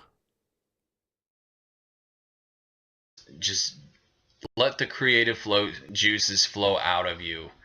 People, sometimes they try too hard and they just create a big blob of mess. In order to draw a good portrait, you have to let it come from the subconscious mind. You can't really even think about it. Michael Jackson is once quoted for saying this too, that the worst thing you can do in a dance routine is think. And it's quite profound, really, because it's true. If you think, that's when you lose that flow, you lose that magic, and it glitches your mind. So you have to learn to not think. As crazy as that sounds, I'll give you guys another quote from Bruce Lee. This is from his book, Warrior from Within. Be like water? Is that what he's going to say? If a caterpillar or a centipede thought about moving each leg to go. Hello, welcome, forward, everyone. If you're just showing up, please like the stream. And we're working towards this goal. If you want to help contribute to the goal, it'd be very helpful. And as a bonus, I'm going to shave off my entire beard so you guys can laugh at me what I look like without a beard. It'll be on video forever. And it'll grow back. So, I mean, if you want to help. Go nowhere. I don't know if it's going to happen, though. I mean, I've been streaming for 3.5 hours. And we're just about to hit 30%. So, So you cannot think. It simply just stifles the mind. You just have to let it all out. Picture like cars moving on the streets. You can't just stop for a minute here and then stop for a minute there, because you'll go nowhere. You just have to let your car, which I guess is your brain, let your brain drive, and let it keep going. And pretend like you have a Lamborghini motor inside of your mind. Pretend that you have a very powerful, because many of you do have a powerful mind. I sense a powerful mind. Picture a V12 Lamborghini engine just. That's my Counselor Troy from Star Trek impersonation. Did you see that? Moving, just driving with the drivetrain and everything like that. That helps me. I'm very what's the word? I guess. Yeah, sure. I'll switch back to the wrestling mask. Just help me reach the fucking goal already. Jesus. Phototherapeutic. I think about things to try to help me, pictures and stuff like that. Therapists have told me too, He's talking about how, so he's admitting here he's been to therapy, and that's interesting. Pretend there's a windshield wiper just wiping away all your stress and your worries. Huh. It helps. I know it seems corny, but it really does help. Jared seems way more intelligent here. Guys, in this when moment. you can do all those things. What could have been? You will become awesome. No matter who. There's pedophile from County Mayo, Mr. Pate or foul. You are, no matter what you are. Or maybe he's from County Quark. You can tap into your energy. See how I did that? County Quark, County Quark. Genius. And you can be just all back to TN, or damn, not TNG, DS9. as great as anyone else. Because remember, guys, we're all just flesh, bone, and blood. You know, we're just here for a little while, then we die. Nobody's eternal. Man can try to make himself eternal, you know, but he will just innately fail because it's not humanly possible. And so, guys, I hope you enjoyed this video. Maybe it inspired you. Maybe it didn't. Maybe you just think I'm a fat moron. That's fine, you know. You can think what you want, guys. But at the end of the day, I'm just trying to help out and, you know, say what I feel is good. So, I hope you guys enjoyed, and I'll see you next time. Peace. See you on the next one. All right, everybody, if you could like the stream, that would be great. Also, we're teetering near 30%. I'll probably go about another hour and a half or so in hopes that we can get to 50%. Help me out. Link is pinned right there in the chat. The beard is on the line. Anyone want to help? It's okay. Even if you like the beard, just let me get rid of it. It'll be interesting. It'll be fun. The beard can always come back.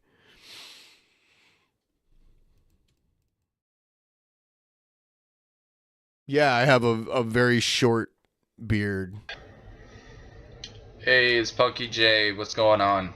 So the holidays are upon us. Halloween will be here before we know it.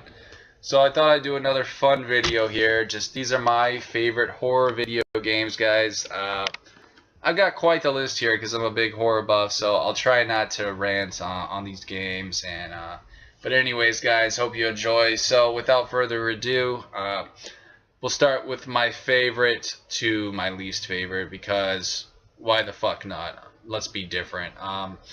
My favorite horror game of all time is a game called D.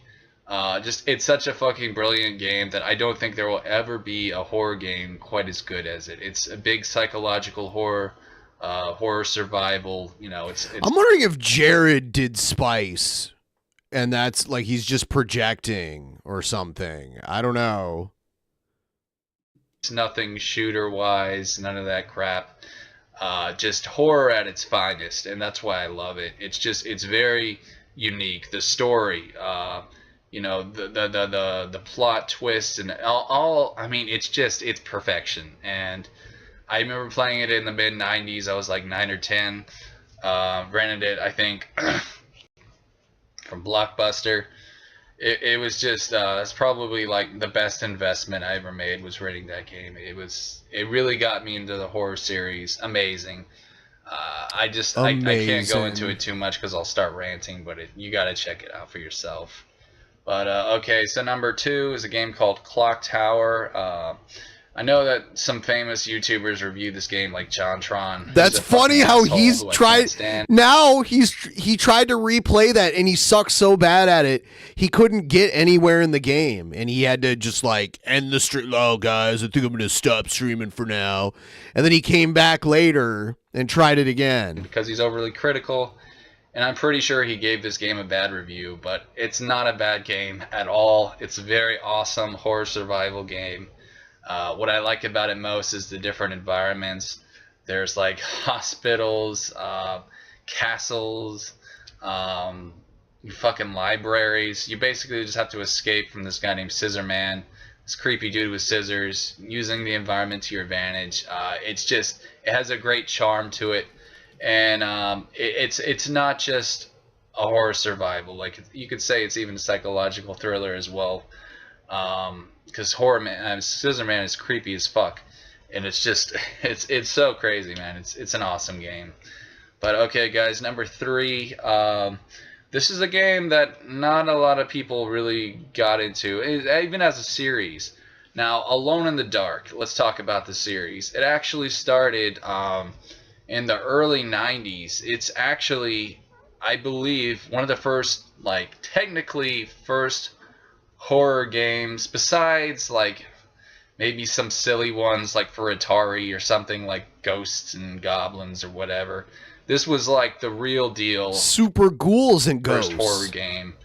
I know I'm going to have some asshole correct me on that, but in my opinion it was. And you're basically just going through a house trying to avoid ghosts. It's pretty cool. But my favorite though was the second one. It's called One-Eyed Jack's Revenge. I believe there was a third one even too, but oh, then they made another one just called Alone in the Dark, which not a lot of people liked. I did though personally, but One-Eyed Jack's Revenge was a really awesome game. It was so cool, especially for its time. I had it for Sega Saturn. Came out in like the mid '90s. Just amazing horror survival. I mean, it's just the characters are so creepy that it's so awesome, man. It's so fucking cool. And the mansion, you really have to use your head with the puzzles. That's what I liked about it.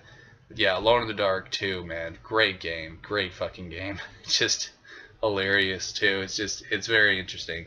But yeah, I guess I'll start naming off some more like shooters. Resident Evil 4 is my favorite Resident Evil game. I did actually enjoy 6 a lot as well. Everybody says that 2 is the best. I thought it was an okay game. I just thought 4 was much better. It was more of a horror game, because even the old school ones, people say the kids these days are hilarious. They think that they're so smart. They'll be like, I miss the old school days when horror wasn't like shooters. It's not true, because there have always been shooter horror games, even back in the day. Resident Evil is a shooter. I mean, you always got a gun. Sometimes you may not have. It's not ammo, a shooter though. And it wasn't like that. Is it a shooter just because there's a gun in it? And shit like that. Is that the qualification for a shooter? There just has to be a gun, and then it's automatically a shooter game. You just need a gun. Yeah, it's just Resident Evil 4 was very unique. I thought it was much different from the other Resident Evil games, and that's why I liked it. Plus, I love Leon. But yeah, guys. Okay, so this game is a very interesting game that I'm about to mention, and I just thought it was so brilliant, even just for like a horror, or not horror, but a murder mystery game. It's called Indigo Prophecy. It came out for the original Xbox. In this game, you play as a guy named Logan, who is basically possessed by this oracle. Is it Logan it's a really Paul? trippy plot, but he has like superpowers that he doesn't even know about, like divine powers, if you want to call it that. So later in the game, you can do some really awesome stuff. But yeah, at the beginning of the game, though, you murder a guy and you don't know why you do it, and it's very captivating. Like, it's a very awesome plot and storyline. It's really cool. Just to it's almost like a movie to me. It's so entertaining. But really enjoyed that a lot. There's a game called Heavy Rain. It was made by the same producers for like the PS3. From what I hear, that's a really great game as well. But yeah, there's that one. And so let's just go ahead and get one more in, because I don't want to make this too long. So this is probably the funniest one I have on my list here. And it's a game that I loved. I loved so much as a kid. And it's called Maniac Mansion. Some of you guys probably know about this, because I know the Angry Video Game Nerd reviewed it, and probably some other people. But it's for the original Nintendo. So the graphics may not be that scary. But it was still scary to me as a kid. Like, it was still thrilling and fun. But it was lighthearted, and that's what was cool about it. The characters were really funny. You had like a surfer dude, a nerd, a rocker chick, and the main character Dave, who was basically just like this boring character with no special abilities. Like, they all had talents, they could all do something, and you had to make them use their talents to try to find Dave's girlfriend Sandy in this mansion. It's an epic game, and it's by far one of the best Nintendo games ever made. Really, really awesome, and the puzzles are so hard too, man. It took me forever to beat that game. Quite honestly, I did have to use cheats. I had to wait though for the internet, because I played this game a long time ago. But yeah, Maniac Mansion, just such a cool game, such a cool game. I mean, I think easily one of the top 10 greatest Nintendo games ever made. My opinion, though, of course. And these are all my opinions, guys. You know, you're welcome to have your own opinions. These were just my personal favorite games. And see, I'm not saying they're the best, okay? Because everyone has their own opinions on what the best is. But these are my favorite personal ones. And, you know, if you never played them, check them out, man. Because I think that you could have a lot of fun with them. But, yeah, if you don't, you know about some of the ones I mentioned, look them up on YouTube, dude. You could even just watch the gameplay as a movie. I'm guilty of doing that sometimes. You know, if I don't have money for something, or I just don't want to buy it, I'll just watch a game on YouTube like a movie. Am I weird for doing that? Do any of you guys ever do that? Just like watch a game as a movie? But anyways, thanks for watching, guys. This is Punky J. See y'all next time. Peace.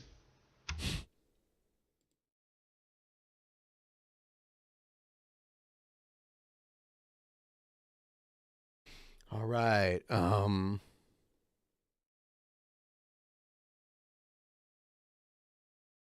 Okay, this one is what pisses me off most about Halloween, part 2. I don't know where part 1 is.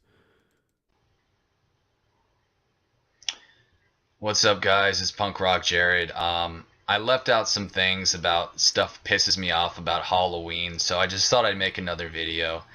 It's just these days, I don't really like making videos over 7 minutes long. I end up just ranting, or also I know people don't really like watching that long videos.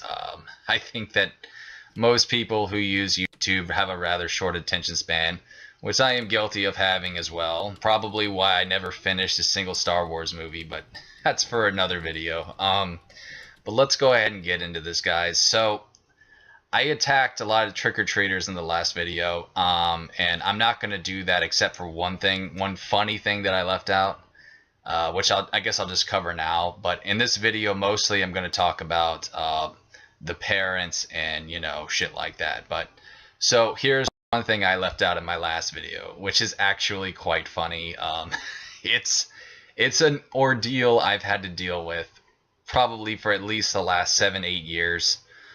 The last 7-8 years, you know, there have been more Hispanics coming into America. I live in Texas, and look, man, I'm not a racist. I mean, I wish that Mexico could just get their shit together so people didn't have to evacuate, but it's just on Halloween, I get so many Mexicans, and it's not just Mexicans, it's illegal Mexicans. I know this because they all pull up in like 1984 minivans, okay, with like 30 children inside, and they just drop them off in the suburbs. I mean, this shit is actually pretty hysterical, because a lot of the kids, you know, some of them have no costumes, and the ones who do is just like cheap stuff, like homemade, or maybe, you know, every once in a while you might see a Hispanic Batman or Superman, you know, pull up in the minivans. But look, I'm not attacking Mexicans, okay, I'm just saying the illegal ones. Yeah, they pull up in these big vans, and like I have to answer the door to like 30 people. So I'm like, okay, here's one for you, Jose. Here's one for you, Felipe. Here's one for you, you know, Marco. It's like I'm there for like an hour. I'm not even joking. And it's just, I have cats in my house. I can't even keep the door open that long. And plus, besides that, I get completely candy raped. Like, I have no candy left for anyone else. He And gets really, what? I mean, it's not fair to other people who live in those suburbs. But I just want to say to all illegal Mexicans, though, guys, By the way, if you're just tuning in, please like the stream. we don't have better candy, okay? We do not have better candy than anyone else. So please understand that. You guys, you're creating traffic, you know. It's just, you're, I don't know, man. I wish you guys, you know, happy trick-or-treating, but please don't do this bullshit, because it's really annoying and it's petty. And, you know, I understand the parents just want to make sure their kids have a good Halloween, but Just, dude, stay on your side of the block, okay? It's not fair to other people on my street, and I don't like having to deal with hordes of people at once. That's all I'm gonna say about that, though. Other than that, though, I mean, there are some pretty cute Mexican kids with really cool costumes that I have seen, but... Okay, so, I'm done Those adorable Mexican kid Halloween costumes. attacking the trick-or-treaters. Now I want to attack the... Tip train. Thursday tip train. We're at 30% now. My goal in the next like hour and 15-ish minutes is to get it to 50%. If you can help me with this, that would be amazing. Parents. That's right, parents. I'm coming after you, baby. Let's do this. So, one thing I really hate about Halloween, and this... Good morning from Europe. That's awesome. It is only 10 p.m. where I live, because I live all the way on the western side of the United States. So it is still, Wednesday where I am. This affects people my age, and I know I'm not the only one here. But it's how you're not allowed to trick-or-treat if you're older. And that's fucking bullshit. The reason why I think this has become, you know, a law with people, or, you know, a stupid belief, is because I guess they feel like the older people are going to cause trouble. But see, that affects, you know, that's not fair to people like me, because I don't cause trouble. I just want to have a good time and trick-or-treat. But yeah, people are, you know, and it's not just that too. People are assholes. They're like, well, you're too old, you know, that's just for little kids and you look silly, you know, bullshit. What's so silly about getting free candy? I mean, trick-or-treating is awesome, dude. If I could, I would trick-or-treat till I was like old. I mean, it's just, I can't do that anymore because I don't want to deal with asshole people. And plus, I help my parents pass out candy. That's just what I do now. Don't let them do it anymore. Why? Can you know, like Jared was like passing out candy to trick-or-treaters around this day and age?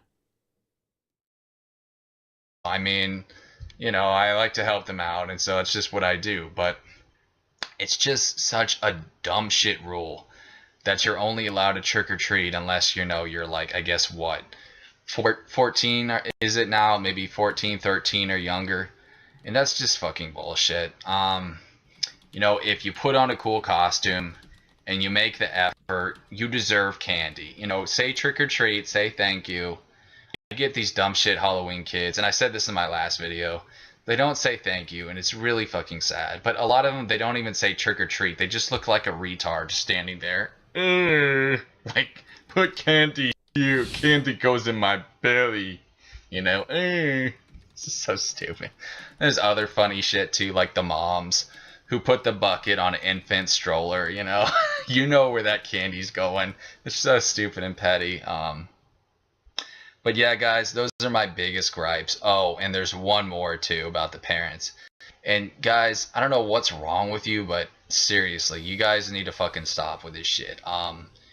You make your yards way too gory, okay? Like little kids could get a trauma from them.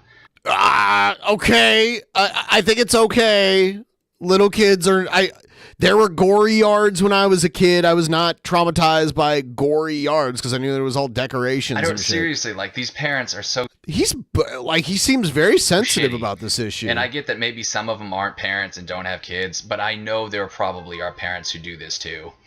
It's like, what in the fuck is wrong with you scaring kids like that? I mean, there's 4 and 5-year-olds who go out trick-or-treating, who have to see some carcass, you know, crucified with blood and guts. I mean, picture yourself 4 or 5 years old having to see that, man. That's fucked up. And, you know, some people, they take it way too far. I mean, it usually looks very fake. It's like so over the top that it's funny how fake it is. Opening the door to trick-or-treaters, like, dressed up as, like, you know, Jason Voorhees or Freddy Krueger, you know, acting really crazy with a weapon in your hand. I mean, Jesus, dude. If you make a little kid cry, you're a fucking piece of shit. That's all there is to it. And I see people who do that, and I just want to punch them in the face, dude. Like, something is not right with them. But anyways, guys, those were my gripes that I left out. I hope everybody has a good Halloween. You know, Halloween is one I of think the he was trying really hard to think of things greatest there. holidays. It really is. It's And- too gory. and even though I do have a lot of gripes, I still love Halloween, and nothing will ever change that. So, thanks guys for watching. This is Punk Rock Jared. I'll see you next time. Peace. All right. So that is that.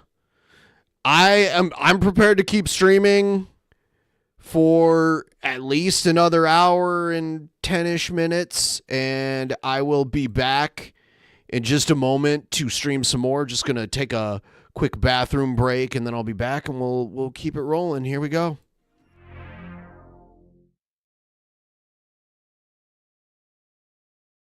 Hello, friends. This is the Sophisticated Urbanite here, and my investigation has uncovered some pretty interesting facts about Simple Country. Turns out, neither is he simple, nor is he country. I just want to point this out, so y'all know you've been lied to. You've been deceived. We all got sunglasses. We all got suit coats. We all have wood-paneled rooms. But, as the Sophisticated Urbanite, my wood-paneled room is superior. My suit jacket, superior. My sunglasses, my fedora, tips, my ladies, way better than Simple Country. So take it from me, Sophisticated Urbanite, your world champion. The following video that you're about to watch is based on real events that transpired outside of a soup kitchen somewhere in eastern Pennsylvania. Fuck yeah! Extra fucking mania's been badass, motherfucker! And I support strong women like Jespro. She's gonna come through as the world heavyweight champion. Yeah! What do you think, Rev? Oh yeah, Shaddy. Yeah, you're right. Jespro all the way. Yeah, you're right. Ben sucks. There's no way he's going to win. Jespro's just like us. She's amazing. She could collab at our OnlyFans with us. That'll be pretty amazing, I think. Fuck yeah. We'll get Jespro in a threesome with me and Rev, and it'll be on our OnlyFans. It's going to blow us up. Kanye West is going to love this. Hey, wait a minute. What the fuck is he doing here? Shani, Rev, you're both stupid. You're stupid. Do you know how stupid you are? You know how stupid you are? You are both so stupid, you're even stupider than me. I can't believe it. Shani and Rev, you are the stupidest. You are the stupidest of the stupid. Even stupider than the amazing atheist who was scared to debate me. Why the fuck are you here, G-Man? We start talking about OnlyFans and all of a sudden you show up. What is your fucking problem? I don't want to be your Oreo cookie, you piece of shit. Well, actually, Reverend Shani, even though you're both stupid, even stupider than me, I'm here to make a peace offering. And I've decided, Shani, you're about to get this chocolate. Yep, for the first time, I'm gonna give you the chocolate. What you've always wanted, Shani. Whoa, holy fucking shit! If you put it that way, I'm all in. Yeah, get the fuck out of here, Rev. We're gonna make this happen, finally, and you're not gonna get in the way anymore. Whoa, Shaddy, what's going on? I thought we were gonna have a threesome with Jespro on our OnlyFans. What's going on with this? G-Man's just coming around and saying you can have the chocolate, and now you're agreeing with him. I'm so confused. Shut the fuck up, Rev. You always knew it was gonna end up this way deep down in your heart. Just accept it and move on. I guess you forgot, Rev. G-Man always wins. Enjoy the view from the cuck tent, bitch. Come on, ladies, let's get out of here and make some awesome OnlyFans content. Oh, no. No, Shaddy. No, Jespro. No.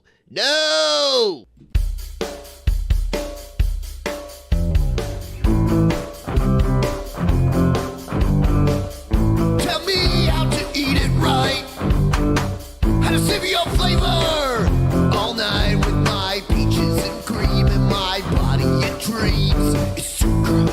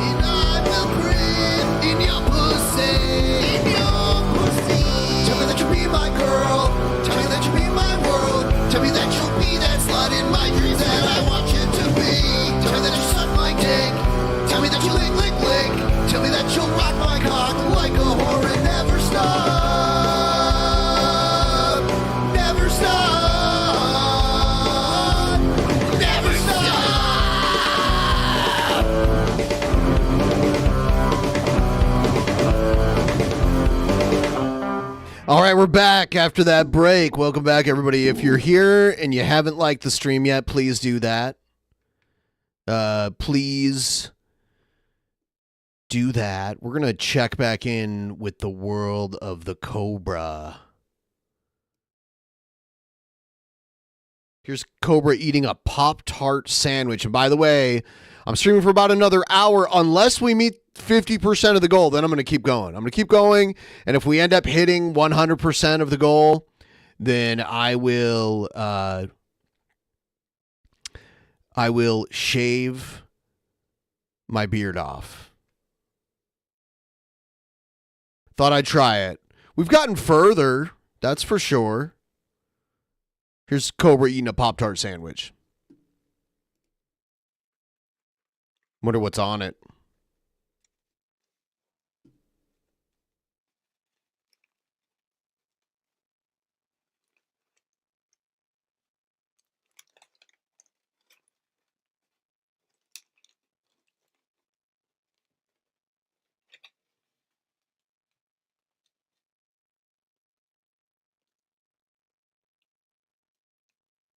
It's that Pop-Tart Skittles sandwich I made.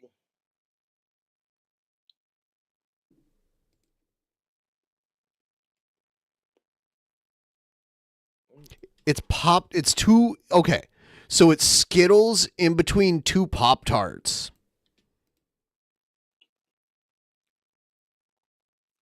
It's that Pop-Tart Skittles sandwich I made a long time ago on my channel. So he made it a long time ago, and then what? It was just sitting in his freezer for years, or what? I'm trying it right now.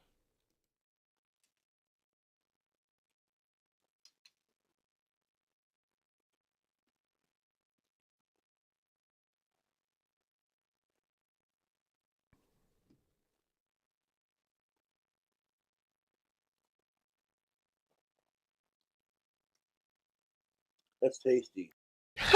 Today is oh shit, that's something else I had on the playlist that I wasn't actually gonna watch. That's the like Patreon CEO, but I keep being like, I don't even want to watch that shit. They did like a big overhaul on Patreon. They added a bunch of features and took a few away, and it's just kind of weird. But let's see if we can.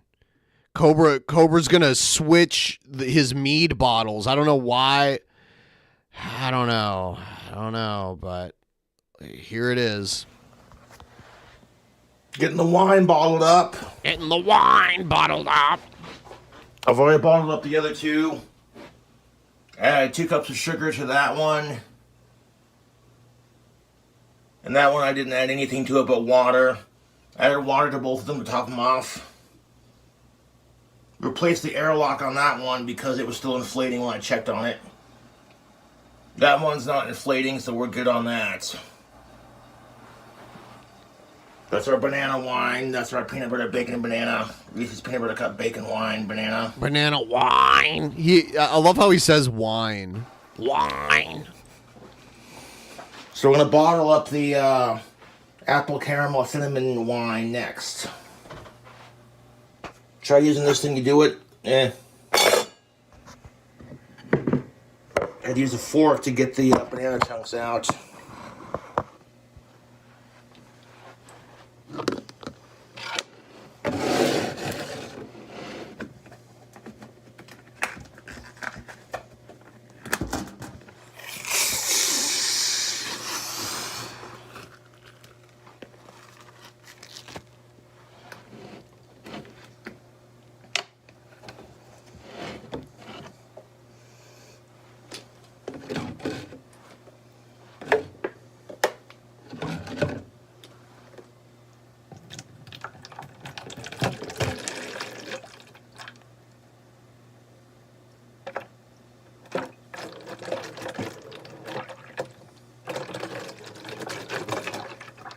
Oh, God. It sounds like someone puking in the toilet.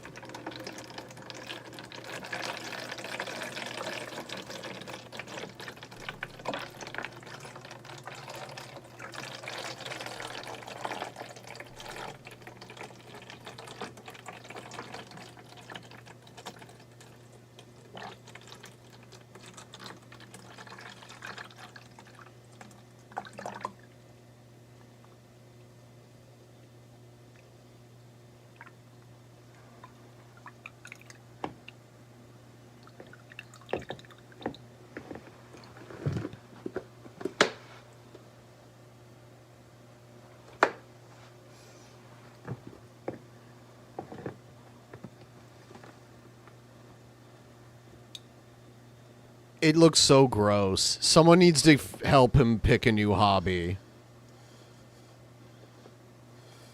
Anything, like literally anything.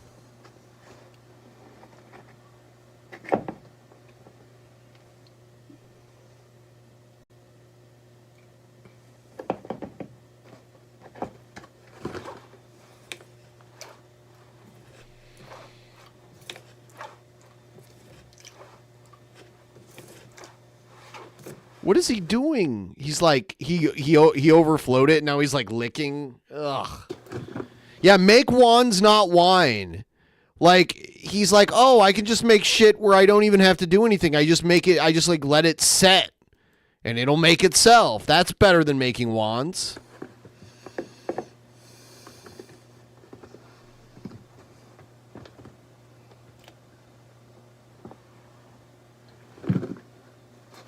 All the caramels are dissolved in this one pretty much completely.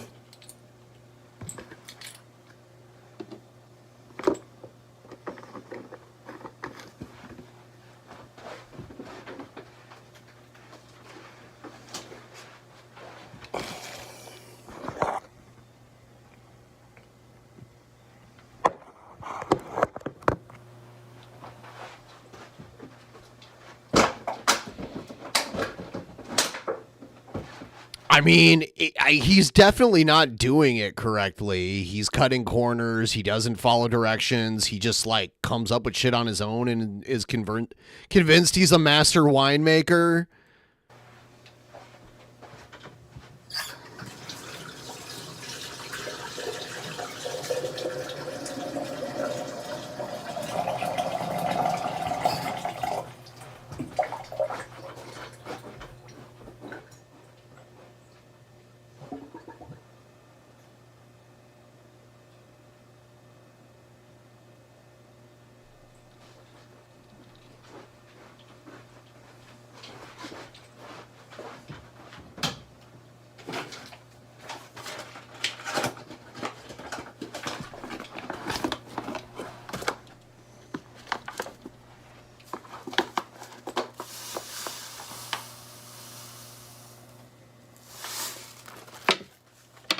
We're gonna add 2 cups of sugar to our apple mead.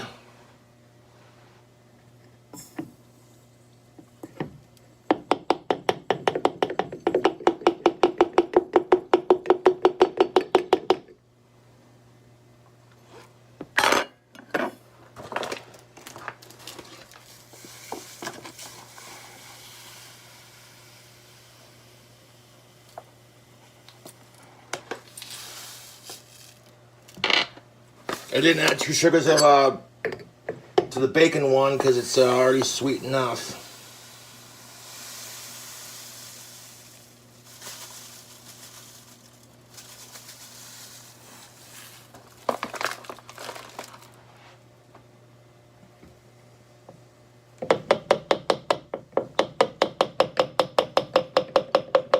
And I added the wrong measurement. I meant to add the cup to it and I added the whole bag to it. Son of a bitch! Ha ha. Okay.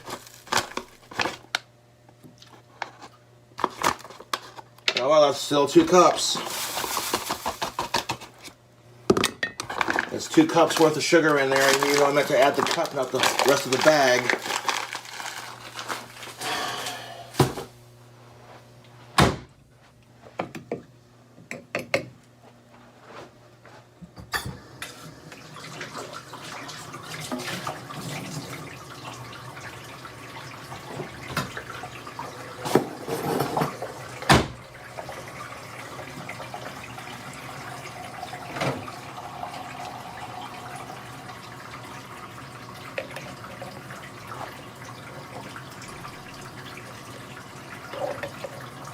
These apple chunks out of here with the fork.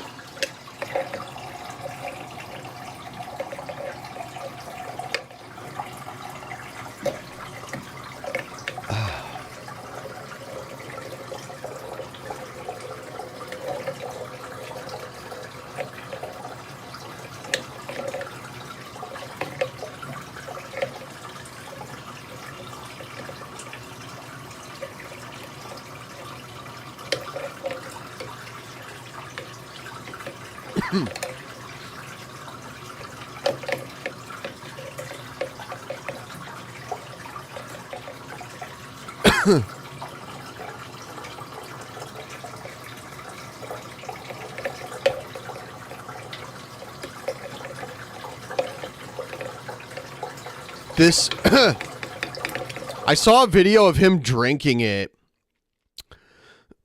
and it looked like he was going to puke.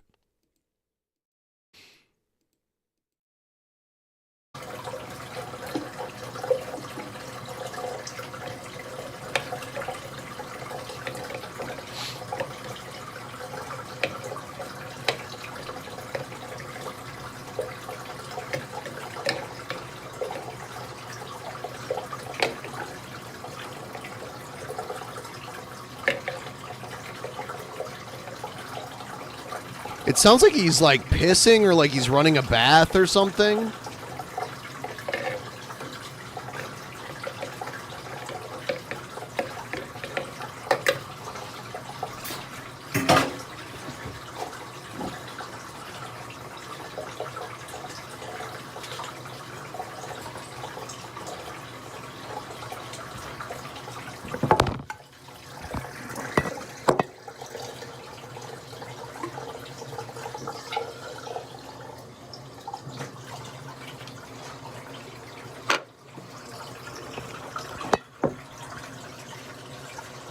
Add some more water to it to top it off. Some cold water will do it.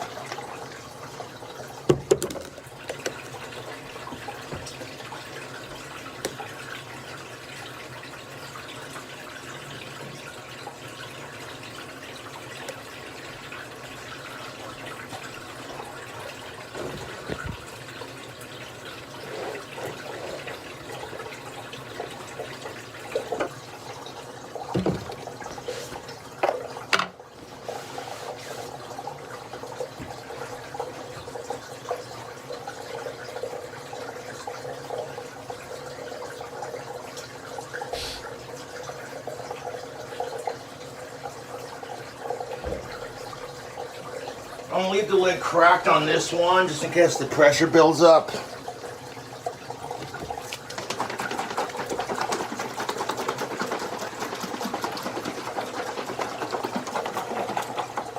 Mix it around. Try a shot of it.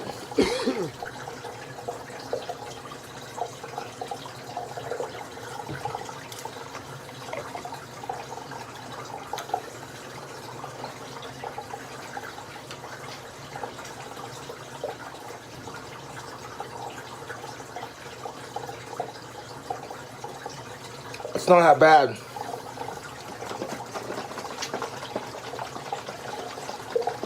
That's got a bite to it, folks. It's got a bite to it. It's the botulism bite.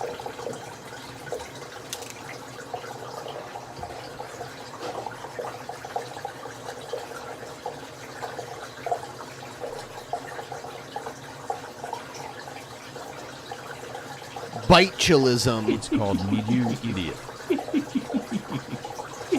It's called mead, you idiot. It's called mead, you idiot.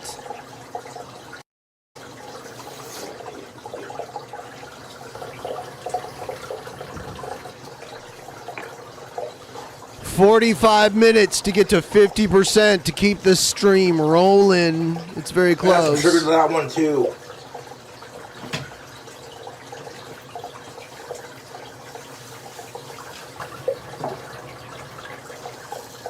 All three of these fucking meads or wines or whatever you want to call them are tasting delicious.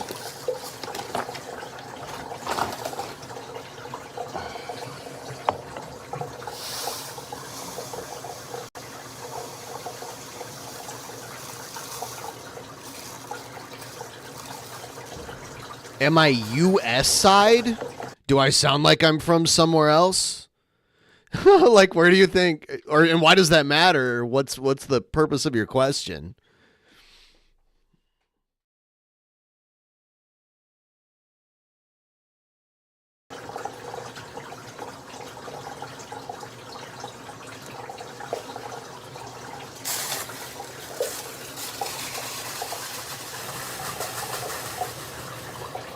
Couldn't go one incident without having an accident, could we?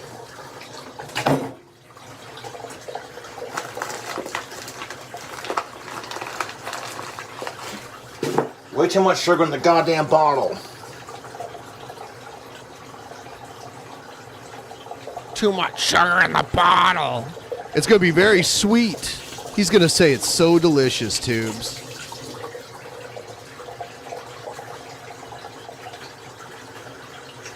I'm gonna add water to it.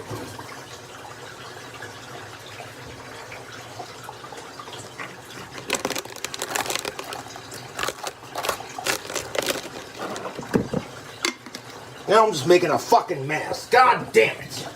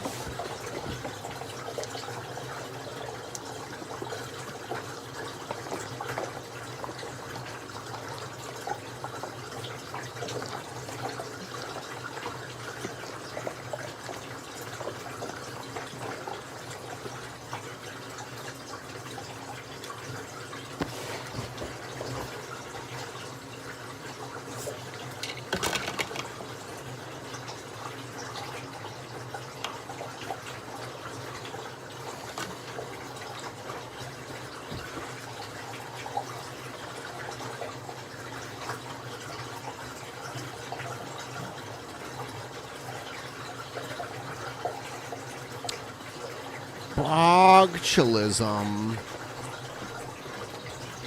I saw this only added some stream. sugar to that peanut butter bacon one to balance out the saltiness with a little bit of sweets.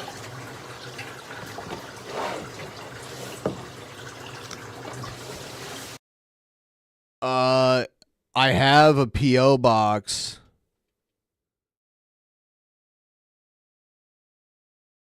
I'm afraid to drink. I don't know. I'm sure it's good, but I don't know. I don't normally like just drink unsealed shit. Is it like in a sealed bottle? It's not like King Cobra mead, is it? And why are you sending me your mead and you don't know where I live? Like what country I live in? I don't know. Sealed with a twist cap?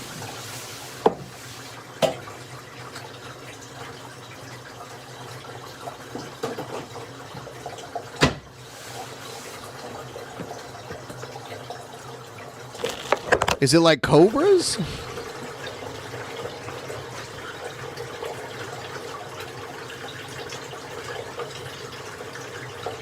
Yeah, they're over on the DP channel.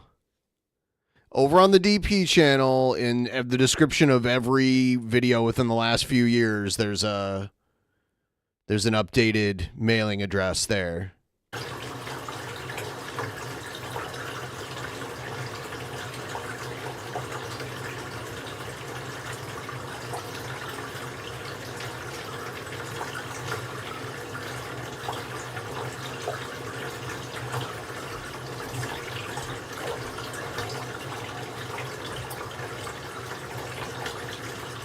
This one ain't inflating on the lock, so we don't need a lock for it.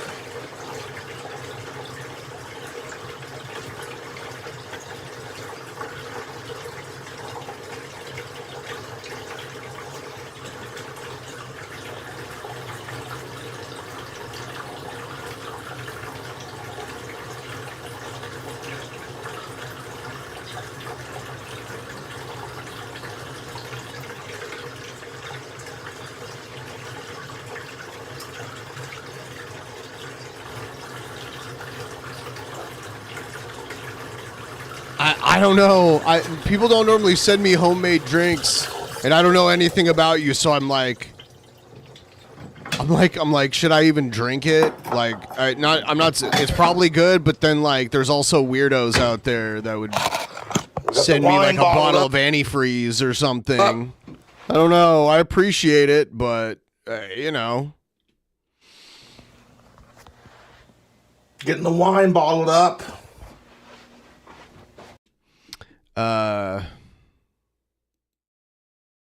Yeah, I'll probably try it.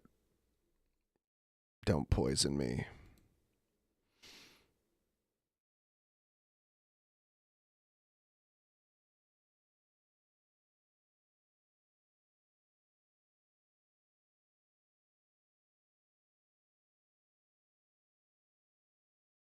Yeah.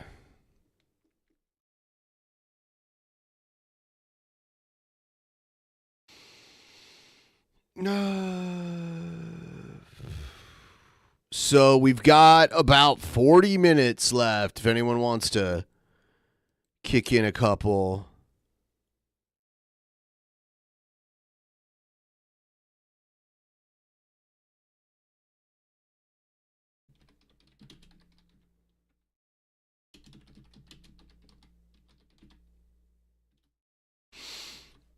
All right, let's see.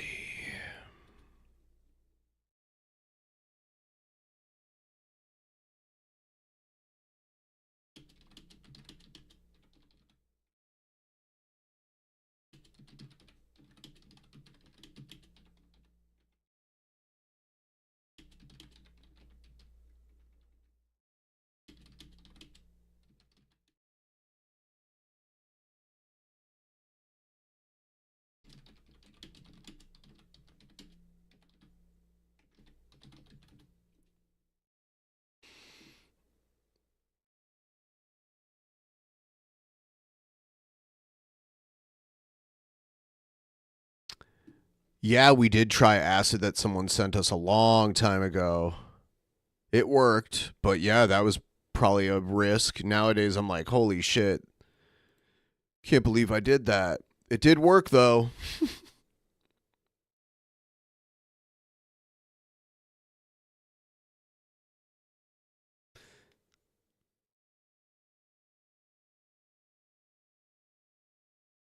Microdots. Microdots. Yeah, I mean, I'll try mead. We'll see. We'll see what it's all about.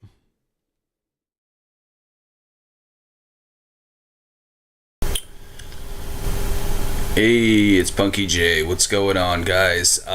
So I like how his video quality back here was I better. just want to talk about two things today. First of all, celebrate. Yeah, I know mead is honey wine. I've had mead many times. King Cobra tried to make mead, but it was just like a bottle of honey and some like Hawaiian punch or whatever. Or not Hawaiian punch, Sunny Delight. Of 25 years for Sonic the Hedgehog, one of the coolest video game characters out there. Wish a happy late birthday to him. Second of all, Sega Genesis just released a new plug-and-play console. There it is, Tip Train from Satan Commands Thee. Yeah, we just need the Tip Train to make it. We just need to make it to 50% in the next, like, 35 minutes. Well, it's updated. There was a plug-and-play in the past, but this one is updated with 80 games. That's right, 80 fucking games, 2 controllers. It's much better than the last one. I personally never had a plug-and-play. I'm all about the actual consoles. I'm not a PC gamer by any means. I love consoles. I'm a huge console fan. I own roughly, I think, 5 consoles, maybe 6. I lose count because I'm always, buying shit or selling shit. But yeah, the plug-and-play, if you don't want to buy the console, I think a Sega Genesis would probably run you about, close to $80, $75. So if you don't want to spend that kind of money, you can buy the plug-and-play. I'm not exactly sure the cost. All right, this video is like it's just like information. Let's see what this is. Hey, it's Punky J. What's going on, guys? So Here's an interesting question for you guys. In gaming, and not just gaming, but, you know, movies too, I guess, and other shit. When should a series stop being made? Like, when is it time to end a series? It's an interesting question because I think some people think as long as you're innovative, you know, a series can go on forever. But really, dude, I don't believe that. I think you eventually, you know, it's just going to become stale. You're going to run out of ideas. You know, it's just going to become a gimmick. And what inspired me to make this video is because Sonic the Hedgehog just had its 25th anniversary. 25 years of Sonic games, which is pretty fucking impressive. I mean, there's hardly any series out there that have that kind of fucking resume, you know, that have been around for that long. I mean, Mario, you know, Final Fantasy, just a few others have been around for that long. But the truth of the matter is, I think all those series just need to fucking retire. Like, Sonic... This is how he is about anything he's personally over, like anything he thinks used to be good. He's like, it's just time for it to end, bro. It's time for it to end, bro. Or like he'll do angry video game nerd, like, I don't like your videos anymore, dude. It's just time to end it. It's like, just because you don't like it doesn't mean he should give up something that's still making him a shitload of money and a bunch of people still watch. I love Sonic, don't get me wrong. I'm a huge fucking Sega fan, if you guys know me. But I just think they've done everything they can with that series. I mean, we've gotten so many gimmicks, so many shitty Sonic games. And the reason for that is because he's just been around for too long. And so these companies, you know, they take advantage of that. These fanboys. Oh, there it is. Oh, Jared. People pay me money to watch your videos. Fanboys that buy anything they sell them. But, you know, I think a game should have maybe, I don't know, maybe 6 or 7, definitely less than 10. Definitely less than 10. Different titles, but that pretty much seals it. I mean, for video games anyway. With movies, oh, you got to be careful with movies. I hate it when I'm trying to read the fucking chat and there's that heart there. Is anyone else annoyed by the heart?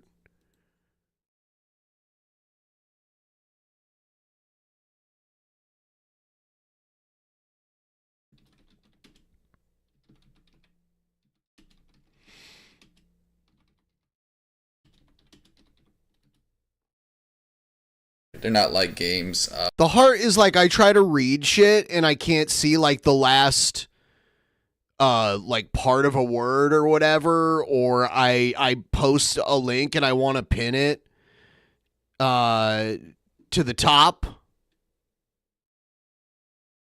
I mean, I would say just keep it a trilogy. Don't do anything more. I mean, look at some of these movies out there, man. Like fucking... I don't know, man. I mean, like Star Wars. Honestly, I did like the prequels. I mean, I guess you can go more than 3 with movies. I'm not really sure about that. But as far as games go, you want to keep it under 10. Sonic the Hedgehog has like...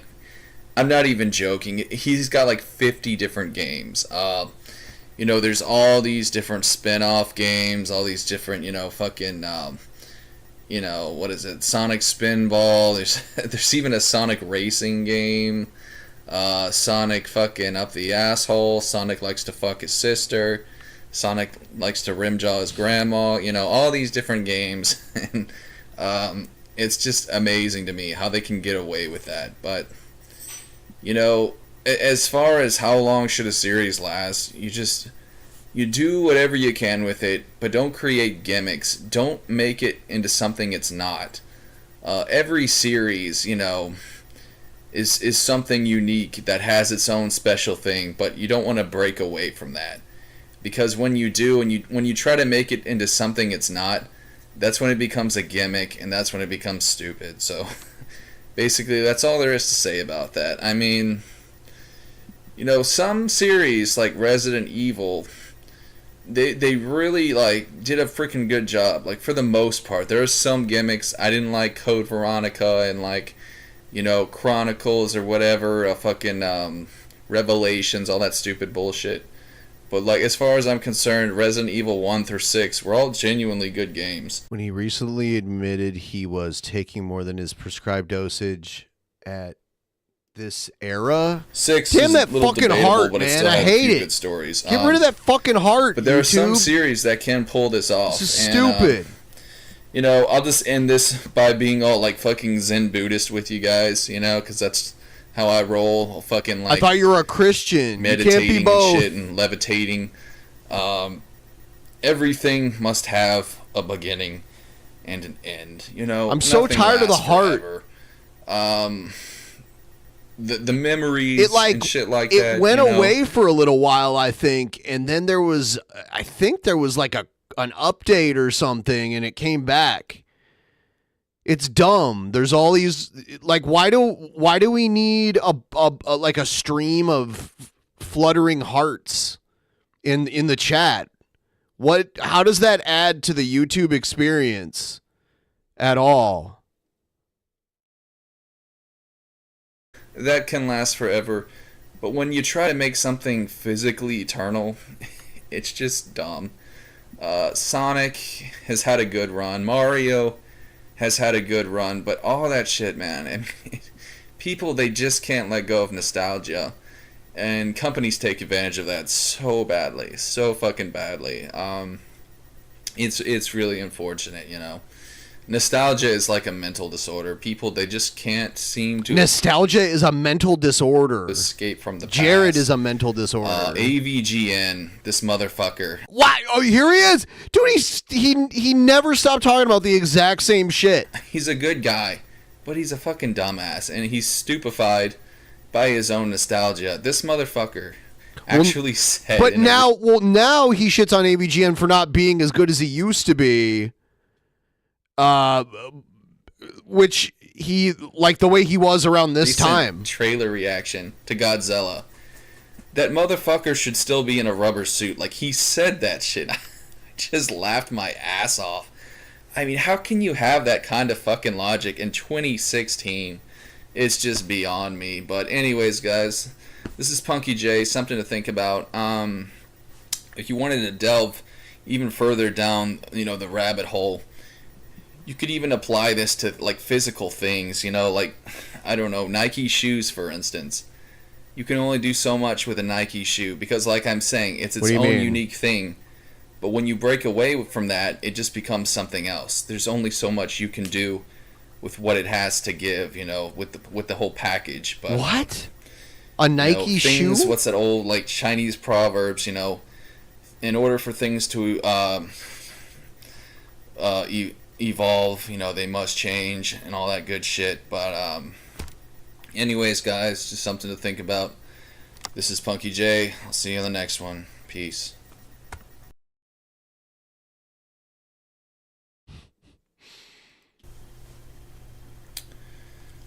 Hey, it's Punky J. What's going on, guys? Serious video What's here. going on, Don't mind the guys? cat pillows in the background, okay? I'm trying to be serious. This isn't a joke video. All of your videos are joke videos. So I just gotta say this, like, from the bottom. He was doubling his dosages or more, aka unsupervised. Bottom of my heart, I'm fucking I wonder if that's what ashamed. fucked up his brain. It's funny because he claims I'm the one on all these hard drugs and like spice and meth. He always uses those. Spice and meth. Spice and meth. To be white. I'm ashamed to be white for many fucking reasons, but mainly just because of all the goddamn cringe lords, these nerds, these. This is why him and Christ didn't get along. These fucking stuck-up little shits. The kinds of people that troll my channel, they're all primarily white. Some black, Latino, but mainly. See, this goes back to the like origins of Jared and Christ. That's what it is. White. I don't know what the fuck happened to white people, but I just gotta say, man, We're not cool anymore. White people are no longer cool. We're just a bunch of fucking nerds. And, you know, I can say that because I'm white. So fuck you if you're gonna judge I'm me white, for but I'm it, definitely man. not a nerd, bro. I don't know what the fuck happened to us, man. Like, in the 80s, white people were the shit. Like, we had good music, genuinely good fucking music back in the 80s. But in the 90s, things slowly started to change. I noticed this kind of, like, how should I say, de-evolution of the white man. De-evolution of girly, the white like with the hipster man. scene, you know, fucking faggot bands like Radiohead and Sonic Youth. He and shit all on Radiohead in another video that we watched tonight. So he just doesn't like Radiohead. this goddamn, I basically just call it emo shit, you know. They'll call themselves like progressive rock, but it's just, it's faggot music, and if you listen to it, you're a pussy. Whatever, man. Just people just like what they want. If you don't like it, then you don't like it. That's just how it is. Like, it's, we shouldn't be offended by other people's tastes in art. We should just like what we like and ignore what we don't like. I mean, if someone's like, "Oh, what's your honest opinion on this?" Then I can be like, "Oh, yeah, you know, I'll give you my honest opinion on it." You know? I don't know what else to say. It's just fucking fag music, and I can't stand it. You know, I'm sorry for if I have any followers that like bands like Radiohead. I just can't fucking stand that shit. I really can't. And I can tell white people have just, they've become these soft, you know, squishy little fucking sponges. It's just, I mean, I don't know what to say anymore, man. I mean, I could sit here and trash talk white people, call them names, but really, I mean, in all seriousness, it's a problem. White people are becoming really antisocial. What? It's almost like we've just failed as a race, and now we're just ashamed and hiding. I don't know what the fuck happened. I really don't. We're ashamed and hiding. And why is it cool to be a nerd? Can someone explain that to me? Why? This was kind of the beginning of that. And that's why Jared wouldn't admit to being a nerd, because, like, when he was younger, that was, like, a really bad thing to be. And he isn't capable of, like, learning new things or, like, adapting to change. So now he's like, why is it cool, man? That wasn't cool before. Why is it cool now, man? Why, bro? Why is it cool to be an autistic-looking, you know, retard with social problems? Why is it cool to have social problems? You have social problems. Why is problems. it cool to look ugly and you're not weird? cool. I mean, I'm all about being weird, but being a nerd isn't cool. When did that become cool? To be a fucking nerd? I mean, what the fuck happened? What the fuck happened, dude? I want to know. What the fuck happened to this world? We're living in crazy times, man. We're living in crazy, fucked up times. And look, I think it's okay to be a little bit quirky. I mean, fuck, in the 90s, I used to wear fucking stretched leopard pants. You know, I was part of the punk scene. He always talks about I'd wear this. fucking, actually still got this purple fucking blue jean jacket. I cut the sleeves off. I think I'm going to start wearing that shit, man. Just to try to reinforce the white man. To try to bring back fucking... I know I sound like white power over here, but Yeah, when you said just that, to try you to did. make white people at least look cool. Another Jared contradiction where he starts off the video saying one thing and then, like, says something the total opposite eventually. Cool again. I mean, Jesus fucking Christ! Like, white people, you guys are cringy. Not all of you, but a lot of you are now, and it's just, it's sad. It's so sad to me when I go on YouTube and I see all these white fucking cringe lords, these cucks, because that's exactly what they are. Oh, that's when that word was really making the rounds, you know? The cook word. One of the most overused words of, like, 2016, 2017. White knight cucks. Okay, a white knight is someone that basically begs for pussy. Someone that's just a pussy-whipped faggot with no backbone. That's a white man. Now, there are some black people like that. I call them house niggas. That's right, I said nigga. You know, if you got a fucking problem, come at me, bitch. That's I'll what. say whatever That's the what you fuck call I want. them. And these people, they act just like white motherfuckers. And it's really sad. They're so cucked right out of their minds. It's a complete mind fuck. So, I don't know what else to say, dude, except that I'm ashamed to be white. I'm ashamed of the color of my skin. And I have no problem telling you that. I'm not ashamed to tell you that. I mean, I'm ashamed of myself in a way. I'm ashamed of my race. But I feel no guilt in telling you that I'm ashamed to be white. So, haters come at me. What are you That's just ashamed how to be? I feel. But again, I think there's some really cool white people out there. I just think Not something all, happened, right? you know? Not all. I think something fucking happened, and it's not a good thing. Whatever it is, I don't know, man. All I can say is sometimes I understand when black people use the term white devil, because white people we're fucked up, man. There's something wrong with us. Like there's really, I don't know, man. This is something in the goddamn water. I don't know. I mean, I guess not, because that'd be affecting everyone. But anyways, guys, those are my thoughts. This is Punky J. I'm gonna get so much hate for this video. I don't give a fuck. So stay tuned for the comments. I know a lot of you motherfuckers are probably just subscribed to me for that. I'm sure the comments, I'm gonna be real interesting on this. I'll see you guys later. Peace. All right.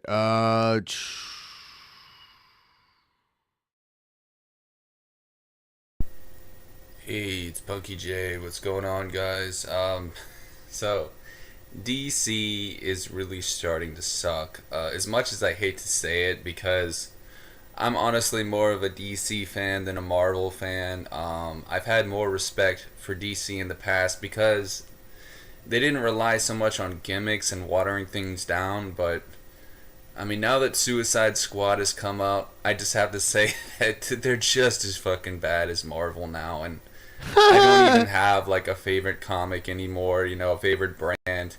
It's all becoming bullshit to me. Hollywood is destroying all that used to be sacred. But really, I don't know if it's really all Hollywood's fault, though. That's the thing. It's like, I blame fanboys a lot. You know, of course Hollywood would make anything if they knew a buck was involved, but I blame fanboys, because when I look at Suicide Squad, okay, this fucking fanboy movie, it looks like it was a movie catered especially to, you know, Comic-Con freaks, people that are too obsessed with comic book characters, people that are fucking losers, that are nerds, who like to wank off, you know, to comic book porn.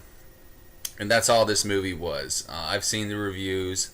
I know it well enough to say it's complete garbage, just like Deadpool. You know, a movie catered for the weird fanboy audience. That's all these fucking superhero movies are now. It's just watered down bullshit. You know, just it's all based on not so much, you know, the plot or the acting. It's based on, how should I say, you know, just like looking cool or being edgy. You know, like with the Joker, it looks like a fucking Comic-Con fan. It's just, it's a joke. Like, it's seriously becoming a fucking joke. And it makes me wonder what's going to happen to the future of, you know, superheroes and things like that. Like, what's going to happen to Marvel and DC 10 years from now? I mean, will there even be a Marvel and DC?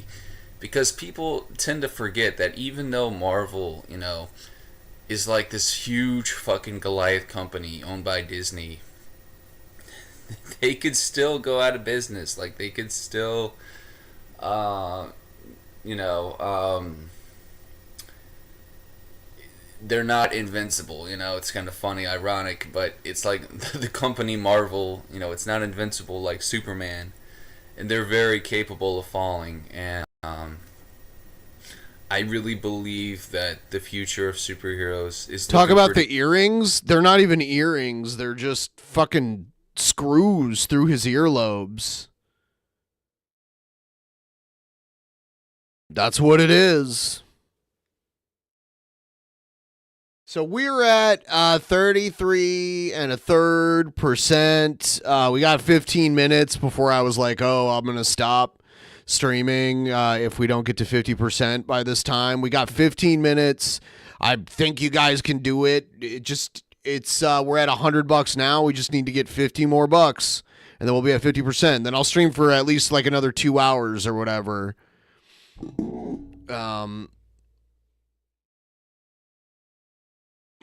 I was gonna shave my beard off my face if I got to 100%, but I don't know if that's gonna happen. I don't know if we're gonna make the 100. If you want Sturges, then send me $5 and put Sturges in it. If you want to make requests, make it matter.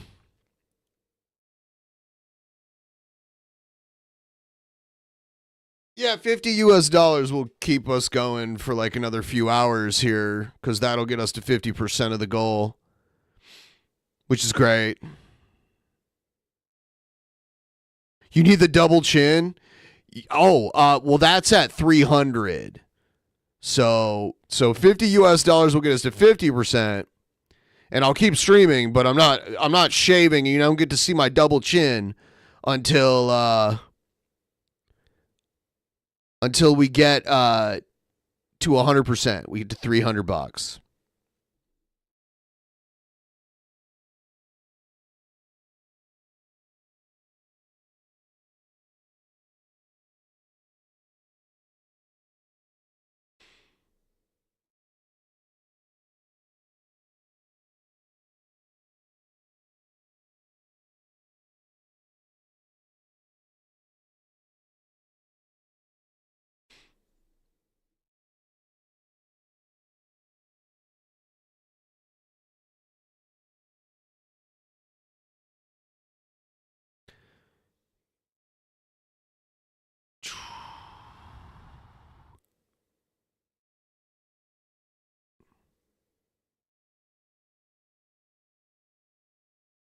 No, I'm not shaving anything until 100%, but I will completely shave it.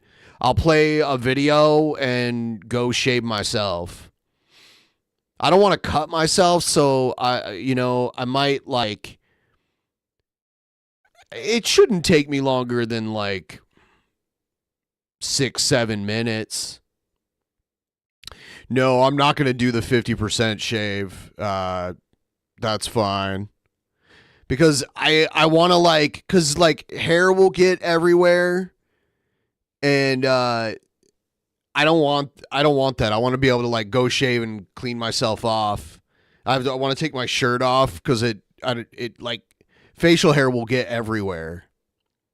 So I don't want to shave on camera. I watched Sturgis today, so beards worry me. Rip is off. Ben.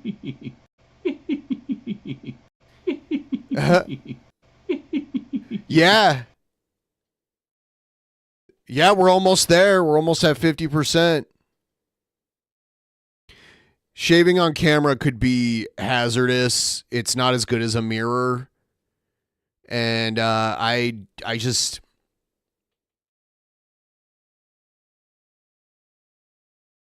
I'm not negotiating for anything. I will shave my beard off. I will shave my beard off at 100%. We're almost halfway there, and I said I'd give it more time.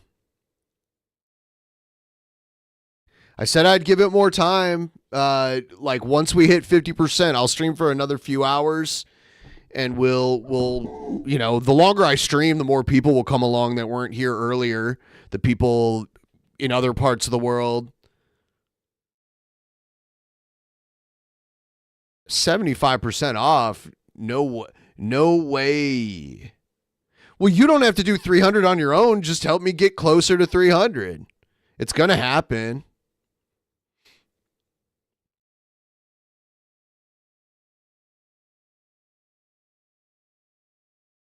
Okay, that's fine. You'll buy it out. I'm the price?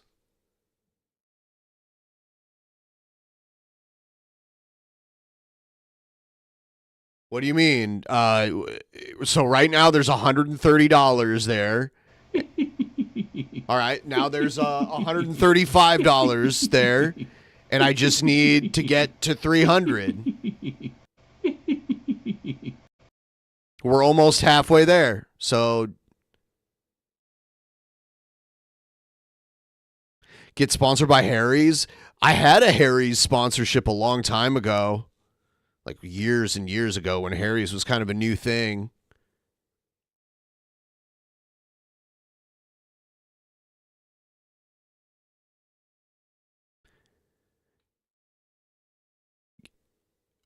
My lowest and best? I don't know what you mean. Get me to $299. That's my lowest offer. $299. I'll negotiate.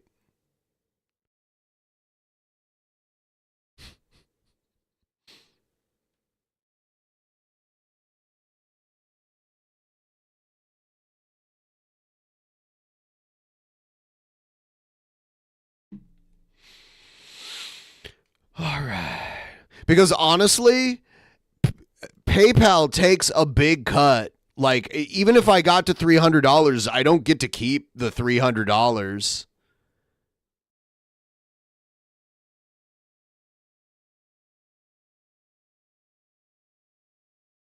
No, not Venmo. Through Streamlabs. Through Streamlabs. It'll... Please support me. I need giving me the money helps out the most. I'm going to. It'll grow back. It'll be back in like 2 to 3 weeks. So it's not a bad thing. It's not like it's not like I'm getting a tattoo on my face or something like that. Grim here, and if things don't change, I can tell you pretty. No, get me to $299. Get me to $299.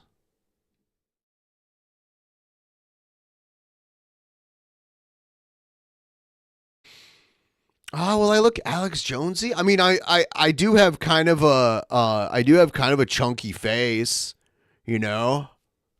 I don't think I'll look like Alex. Doesn't Alex Jones have a beard anyway? Wouldn't I look just if me shaved look like Alex Jones? Wouldn't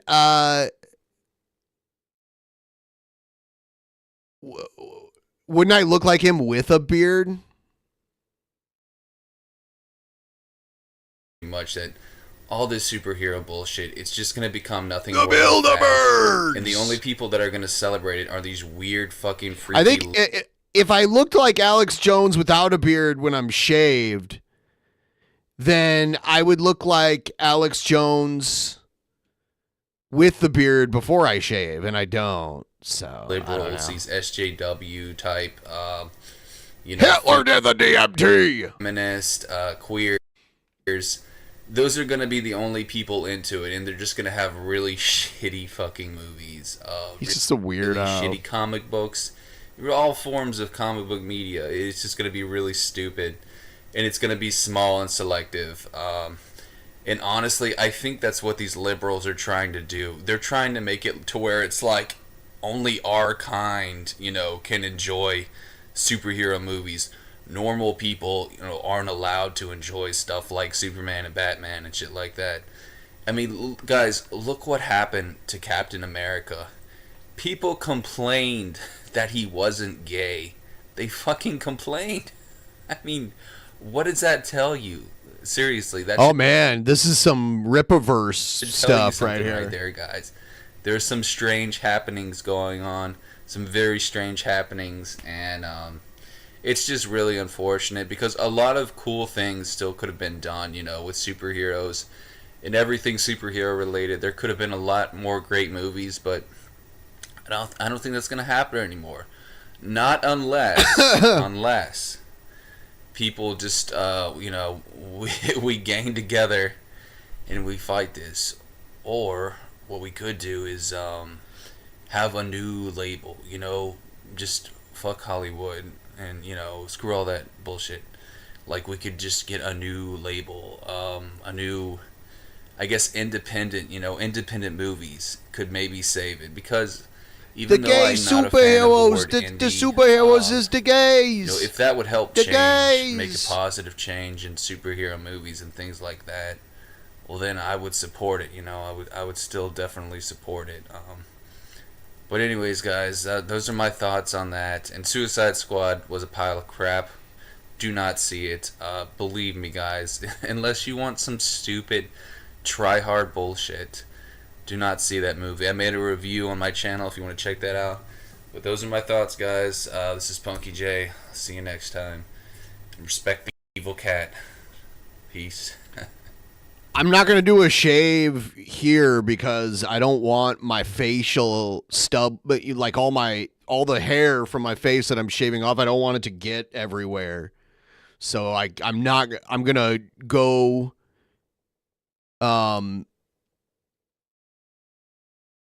you know, I'll go to the bathroom and do it. It won't take long. If I end up hitting the goal.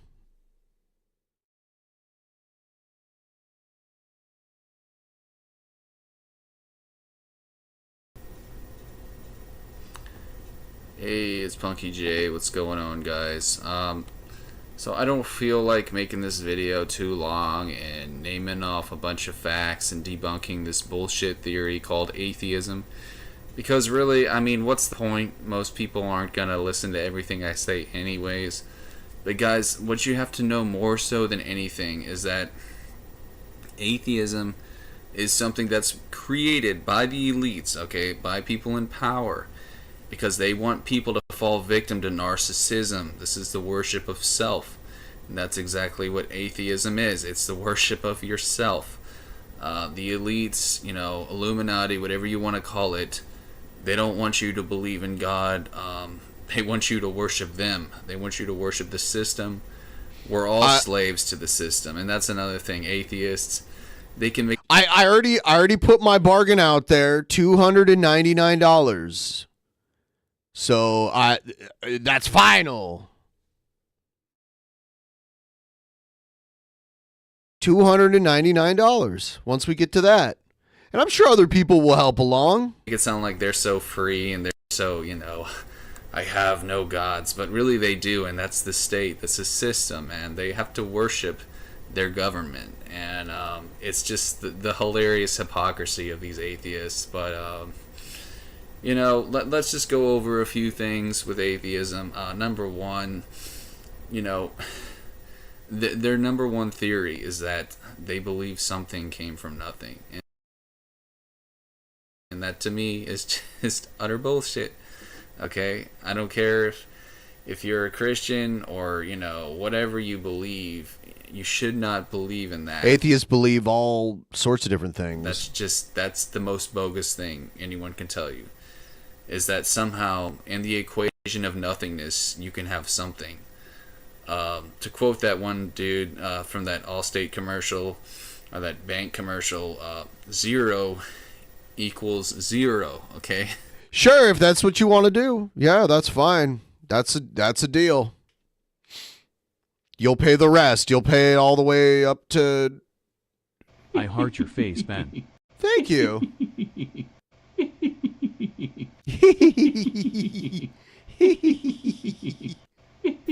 They're all $299. There's yeah. no variables in 0. I don't care what you guys tell me that there was some kind of vibrations. Nothing. You can't have anything in 0. All right. But these atheists, you know, they'll debate me until they're blue in the face that there's some kind of, you know, variables. But it's all silly bullshit. And that's really what atheism is, though. But the sad truth is, atheism, it breeds, you know, an emptiness inside of you, because people don't naturally want to believe there's nothing, you know, that nothing is there when you die, and that you just become this, you know, empty void of nothingness. Nobody wants to believe that. I mean, nobody wants to believe that this life is our only life anyway. I mean, this world we live in is kind of a sad world. It's full of a lot of suffering and pain. And so why would we want to naturally believe that this is all there is? You know, looking at it on a more, I guess, psychological level, if you want to call it that. A psychological I level, don't see bro. why Looking on like whatever someone you would want to believe that. But see, people, they force this belief system on themselves because, well, number one, you know, they are brainwashed. That's a big thing. But number two, they want to feel bigger than what they really are. But the truth is, we're all mortals. They want to feel bigger. We all have than sins like to what they atone really for, and you can't are. hide from that. You know what I'm saying, you know, bro? people, they want to live in this world where they feel like they don't have to be judged by anyone. Live in this world, this weird kind of like liberal SJW feminist world where people think they can. Is he like, I have some of these out of order, so I can't tell. There was one that we watched, and I'm like, huh, he was like talking about Bruce Lee and stuff, and he seemed way more together. And then in this one, he's like, just do whatever they want, you know, no matter. I didn't see your thing about the countdown, but that's fine. You don't, literally, you can do whatever you want to do. I'm not begging you to do anything. That's completely your choice. I didn't get to put it out. Like, I don't think people knew what you meant by 60 seconds countdown. I don't think you made it clear enough, so I don't think anything happened. No matter how strange and bizarre and wrong it is, and not be judged by anyone. But the truth of the matter is, start again. Okay, whatever. Guys, if you can get it to 149.99 at least within the next minute, this person here in the chat says they will basically get the rest of it to make it $2.99. So if you guys want to help out right now, now's the best time to do it. 60 seconds starting now. And obviously there's a delay. Link in the chat.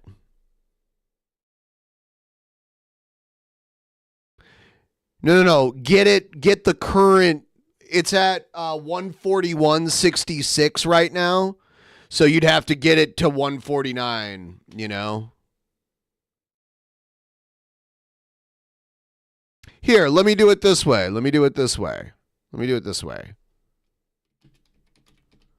Because there is a delay. And so when I'm like, oh, do it now, it doesn't, all right. I'll do it like this. So now there's a visual cue. All right. Oh, hold on. There. Oh, that's fine. I don't even care if they're full of it.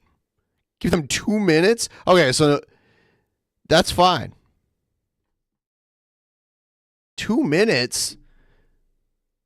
Well, I guess I'll start it again for a minute.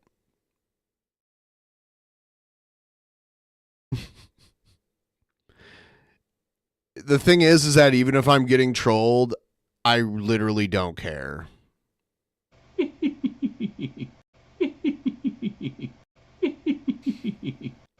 I'll just be like, oh, you tricked me. All right, back to whatever else I was doing.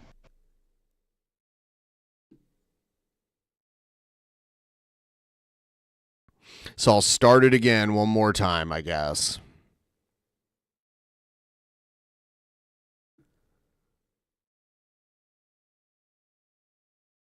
All right.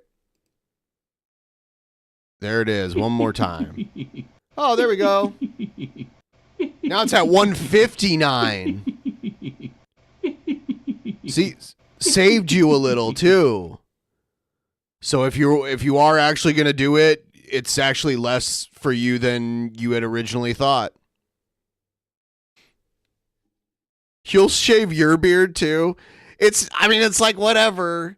I think the last time I shaved my beard, what happened? The last time I shaved my beard, it was because I fucked up shaving. Like I was like, I fucked up somehow. That's all I can say.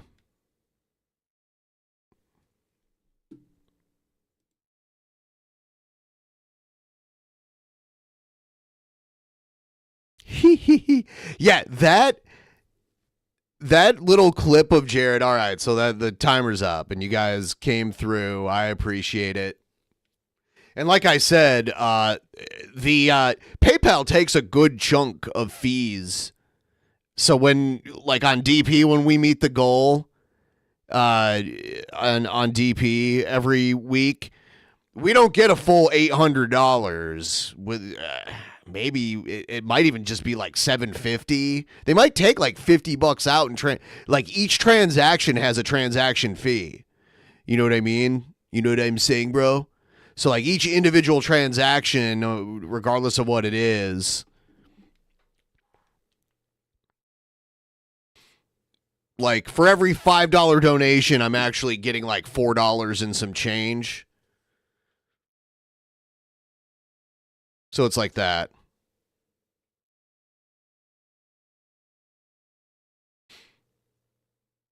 Yeah, hey, whatever.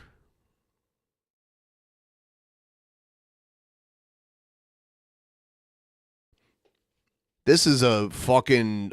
this is the kind of shit I would have done when I was like a younger teenager. The shit on his wall here.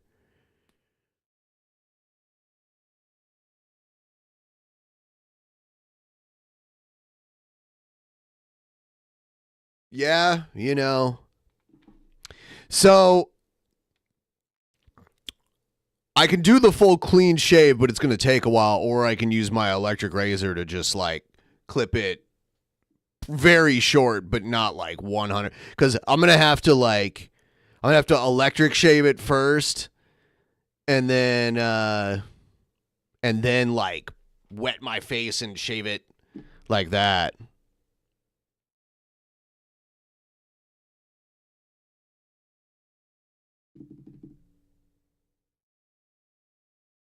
Even if I had to check the fee box in my donut, you know what? I don't know. Is that... I don't even know about the check. I didn't know there was a check that paid the extra fees. I had no idea.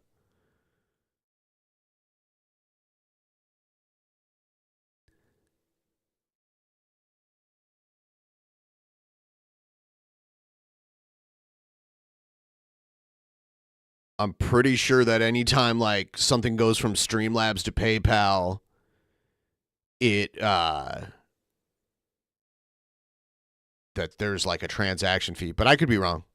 Anyway, we'll get back into this and we'll see if the donation comes in. If so, great. If not, not a big deal. These people, I'd be willing to bet a lot of them have never had a good father figure or, much discipline in their life.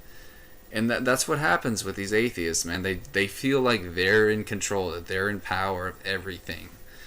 And again, it's a mental disorder. I mean, it's it's definitely some kind of imbalance, if you want to call it that. But yeah, guys, I mean, I'm not telling you guys you got to be a Christian, you got to do this or that, but the reason I'm making this video is to simply let you guys know that the theory of atheism, okay, on the logical atheism theory, the psychological side of it, it's just It's complete and utter bullshit. I mean, you cannot tell me something can come from nothing. Now, if you were to say, you know, the universe is infinite, that's one thing, but still, I don't think that makes much sense. I think it makes a lot more sense to say that there was a thinking energy, okay, that created us. A thinking energy that did not need a creator, because energy cannot be created or destroyed. Albert Einstein once said, I want to know the equation of God. Okay. And it's interesting, too, because his theory, E equals MC squared, it's very related to what I'm saying. Energy... You know what I am saying? It's very related to what I am saying, bro. Equals matter. Times acceleration. Energy equals matter times acceleration. I forgot the C part, squared, but it's still very related. Like, I believe that Albert Einstein knew that there was some kind of creator, and he even said that too. He was not a Christian or anything like that, but I know he was very open to the idea. Pretty sure he was Jewish. I don't know if like religion. I don't know if he was religious, but if he was Jewish. Of a higher being, and I think you guys should be too. You know, you shouldn't want to become nothing when you die, dude. That's not cool. I mean, why would you want? You think Homeboy just left after causing all that hubbub? That's funny. If he did, that's funny. To believe that, guys. So, anyways, guys, there he this is. Just All some right. stuff to think about. You know, I know I left some stuff out, but Okay. really, That's fine. I mean, Like I said, I like. have to cover everything in regard I've learned to just not get mad about things on the internet. You know. to atheism, but just remember, guys, think for yourself. Common sense is your greatest ally, and know that, you know, freedom of speech and common sense are under attack right now, and idiocracy is spreading. So that's why I'm making this video, guys, to try and spread some sort of truth, to try and spread at least people to think for themselves, you know, to try to make people think for themselves. So hopefully this will help. I'll see you guys next time. This is Punky J. Peace.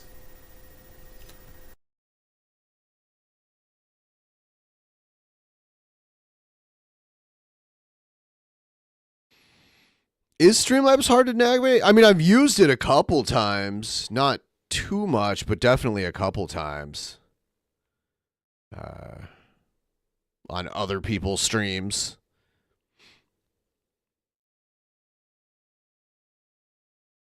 Jared's really hung up on narcissism. He has a lot of...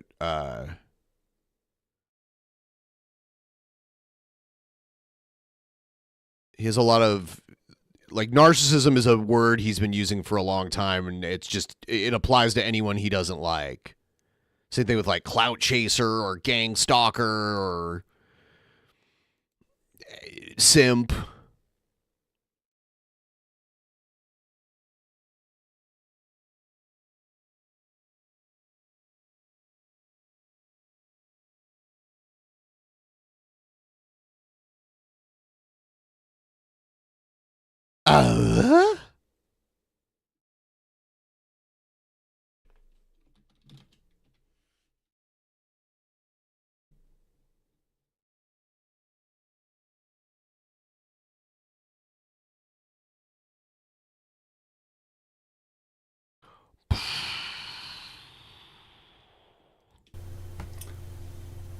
What's up, guys? This is Punky J. I'm here to review Scooby-Doo 2 In Defense Of. This is my In Defense Of video.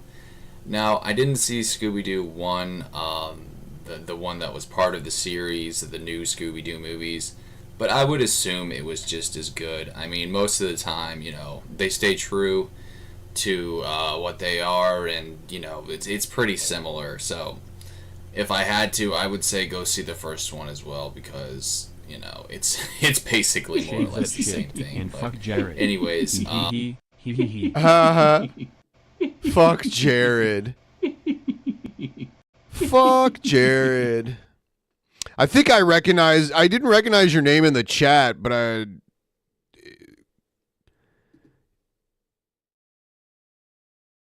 fuck Jared. Yeah, so I'm going to shave it in just a minute here.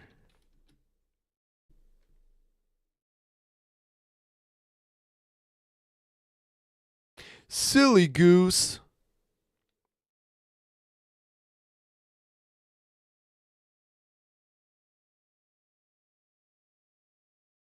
All right. So now I'm going to shave. I'm going to shave now. You know what I am saying, bro? Yeah, the goal has been accomplished. We are we're there. Shaving that shit. Okay. Let's I'll be right back. I'll be right back.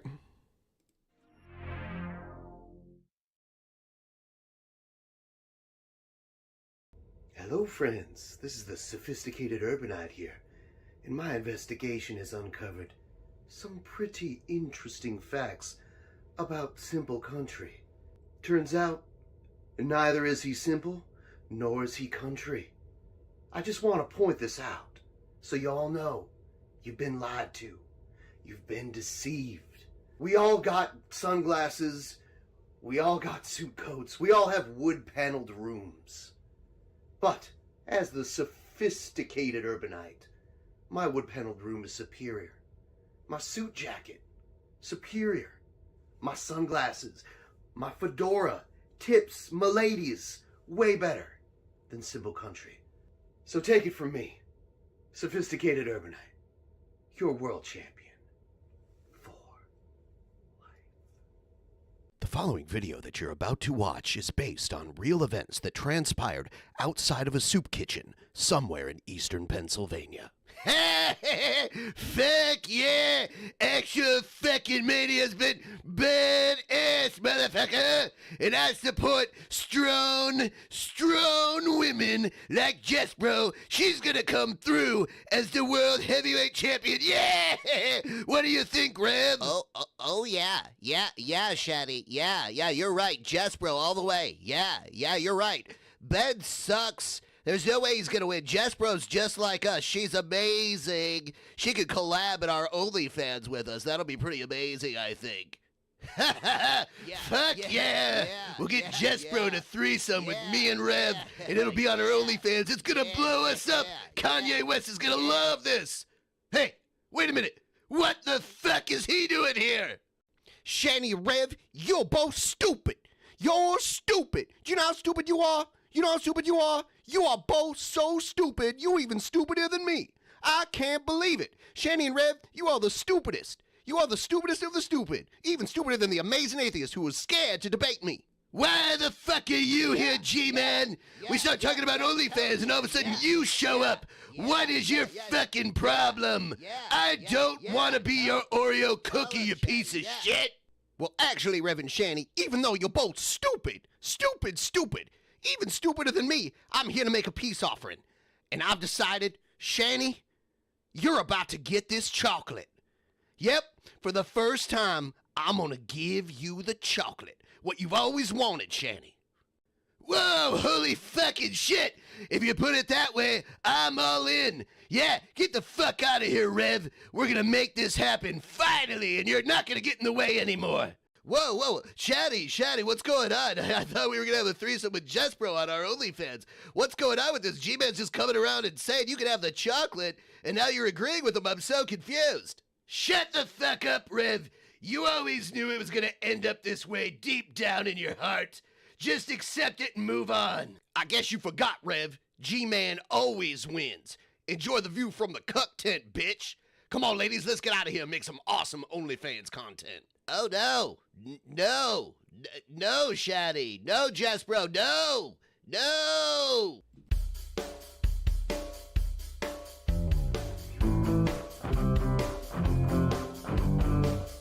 Tell me how to eat it right. How to save your flavor. All night with my peaches and cream in my bowl.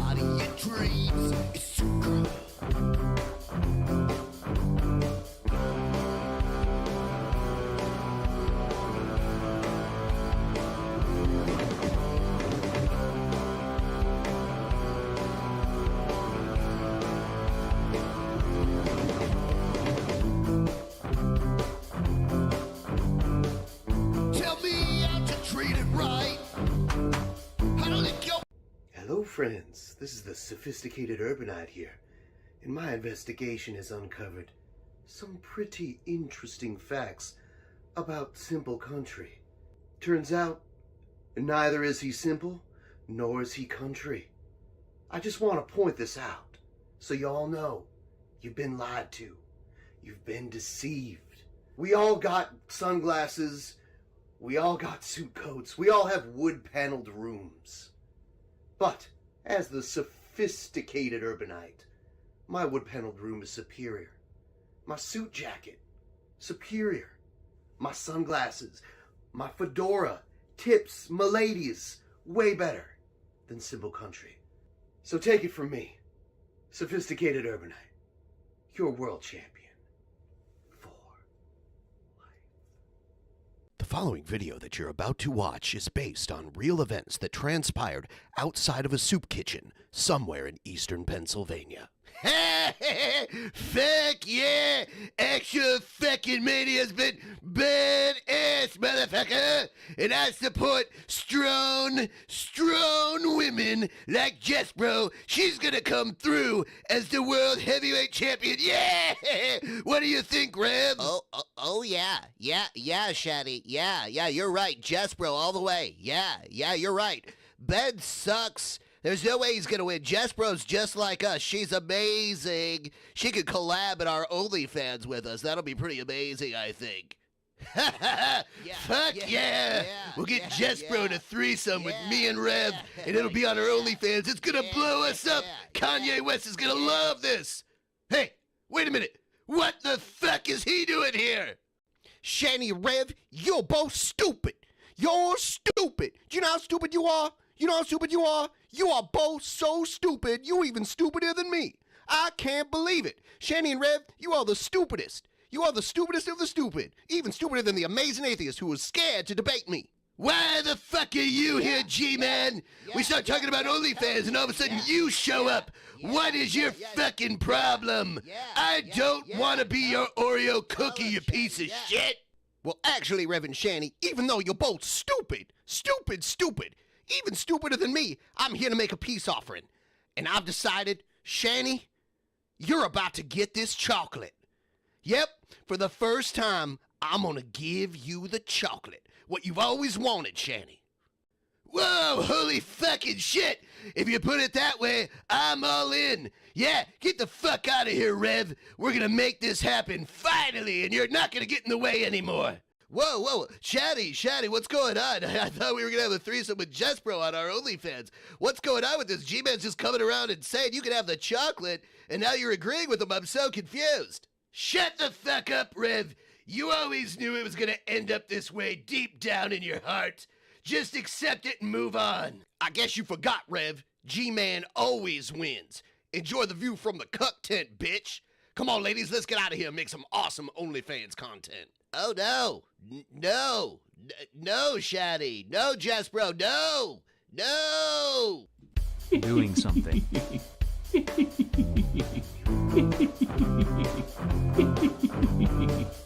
Tell me how to eat it right. How to savor your flavor. All night with my peaches and cream and my body it dreams. It's so good.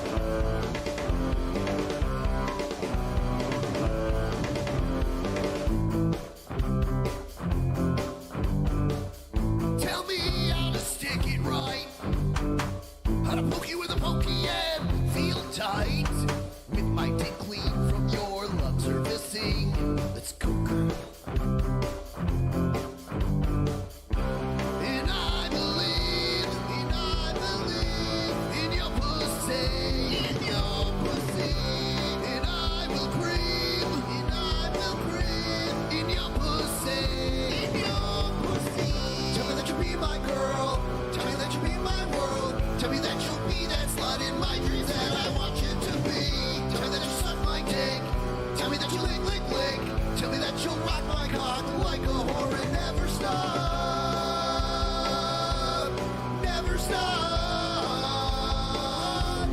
Never stop.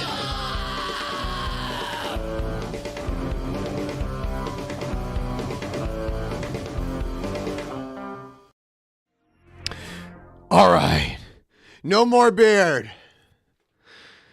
But some mild skin irritation because I shaved, like, I used like a straight razor. So my skin's a little red. But yeah, here it is. Yeah, no beard.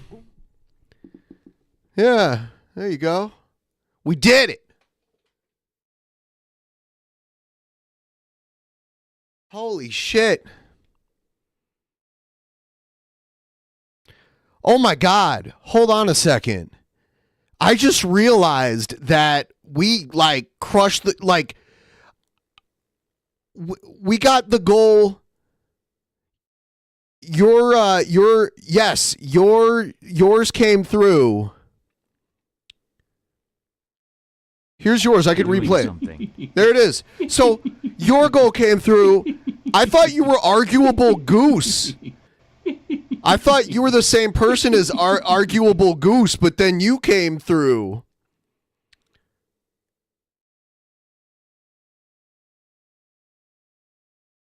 Yeah, you know, like I could stand to lose a couple pounds. Like I got a little bit of a double chin going on here, but not too bad. But what I really want to do is take a shower now because I got fucking like shavings all over.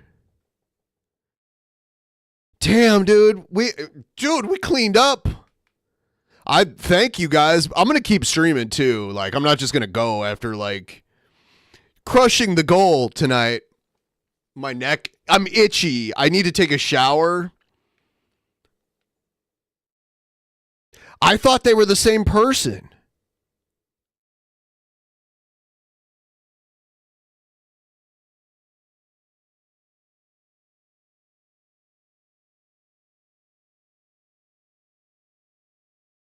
I'm so confused. I don't know what happened. Yeah. I was just like, huh, like I recognize Arguable Goose, but I didn't recognize the other person.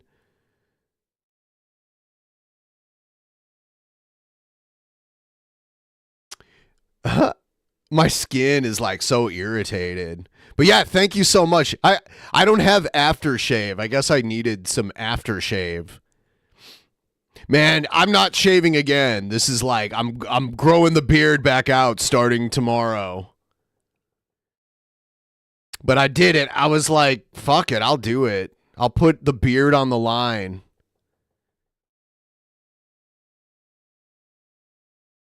And there it is. You know they use witch hazel for like preparation H too, like the hemorrhoid ointment. Like the main active ingredient in that is witch hazel. I look like a mom from the 80s and 90s. Cool. So your mom looked like me? I don't know.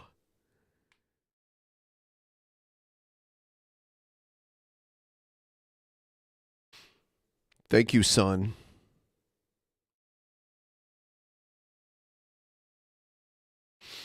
All right, what else do I got to play? Let's play Trap Ben hardly. Oh, someone posted these AI photos of me as a woman, and I could tell they used like younger photos to do it. Where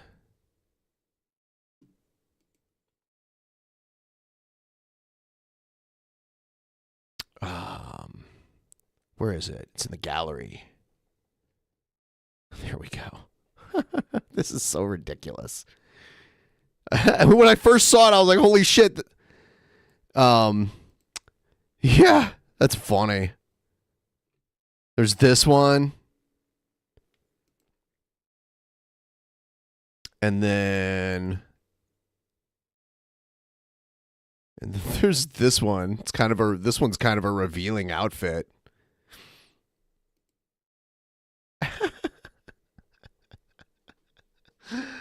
What the fuck?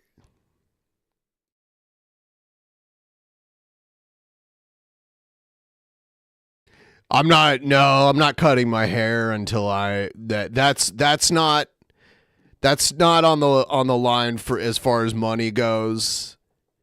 I'll make that decision on my own without the influence of profit.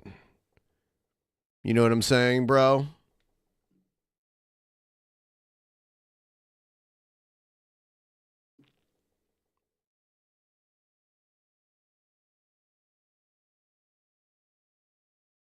I like Ween too. I've seen Ween a couple times.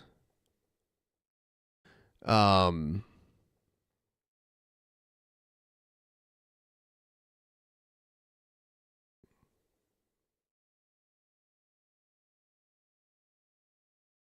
right, what was this? Oh God. Hey, what's going on, guys? I almost said it's Punky J, but it's Punk Rock Jared. Punk Rock Jared from now on. No longer with the Punk Punky Rock J Jared shit. from now So on, bro. hope you guys are enjoying these little tweaks I'm making. It's not really a whole lot, but yeah. Anyways, I'm gonna try to get my punk jacket I have in my garage. It's somewhere He's gonna dig out his high school punk jacket. hidden beneath all the mess and the rats. I have a messy garage, but yeah, I got a punk jacket. I'm gonna start wearing that, and who knows, man? I might even grow back. I always liked Chocolate and Cheese as far as Ween albums. Mohawk. If I'm feeling punk enough, you guys might have to support me, but I might just grow back my mohawk. Like my video if you want me to have a mohawk. But anyways, Like my video if you want me to have a mohawk, bro.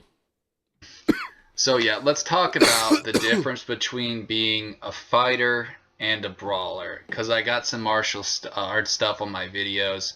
I like talking about, you know, this kind of shit. So let's go ahead and get into this, guys. So what's the difference between Let's get into it. a martial artist, you know, and a brawler? Or you could even say a fighter and a brawler. I think that's probably a better way to say it. There are some very, very crucial differences, and I want to tell them to you guys, okay? Number one, the difference between a fighter and a brawler is a fighter does not have an ego. He does not need to, you know, prove himself to anyone. He fights only if his life is in danger or someone that he loves. A brawler, on the other hand, does have an ego. He's very enveloped with pride, just completely consumed in A it. brawler is a type of fighter. Someone who brawls, it's less orchestrated. It's more just kind of like wild. And, you know, is willing to fight if his pride is questioned.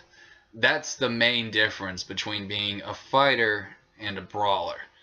Now, there are a few more differences. Jared, big a fighter fights with buffoon. honor. You know, he does not do little bitch moves. He's not, you know, someone who goes overkill like the UFC, you know, fighting someone when they're down. That's not what a real fighter does. That's what a brawler does. You know, a brawler will pull bitch moves on you. He'll hit you when your back is turned. To Jared, a bitch move is any move that beats Jared. But a real fighter doesn't need to do that. As a matter of fact, you know, with a lot of fighting styles that I'm into, a close-handed punch really isn't even that necessary. Sure, it's good to have, you know, as an arsenal, I like to say, as a tool. Like, a big part of jiu-jitsu is fighting on the ground, so. At your disposal, but I practice a lot of Baji Kwan, made famous by Akira Yuki, the video game character. And it's called Baji Kwan because Baji means rake, open hand, which looks like a rake. That head looks like a rake, bro. And you can, that's another thing, is you don't have to heavily brutalize someone to put them on the ground. You know, brawlers, they think that you have to completely brutalize someone to win a fight, but that's not what you're supposed to do. You're just supposed to hurt them enough so that, you know, they can't get back up and fight you. That's all it is, and that's another key difference. But yeah, like I was saying though, with open hand fighting, not a lot of people realize this, but you can easily knock a person out simply with your palm, and I'll tell you guys how to do that. Basically, it's just a hard strike. You really want to, you know, open up your palm to make it hard, but hit it right in the forehead. The reason why is because it's going to send waves of energy throughout the brain, and that's throughout the actually what makes a brain. person unconscious. It's those waves of energy, and you know, people don't realize that because a lot of people like to brawl, but you can still be, how should I say, you can be honorable in your like the fighting. wind. But look, I'm not saying that you shouldn't use your fists, but the point I'm trying to make is You are. You're you don't saying have they to should be all use their UFC palm. about it, you know, if fighting You someone. are saying that. A lot of you times fucking people go weirdo. down simply after the first or second punch.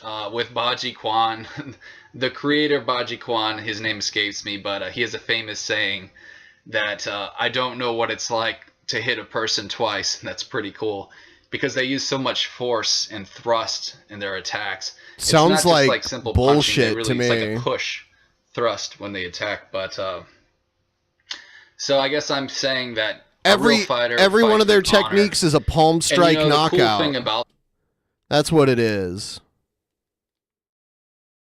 That's how that works. That's fucking insane. that too is like, if you really know how to fight and how to hurt somebody easily, you don't even have to put that much effort into it.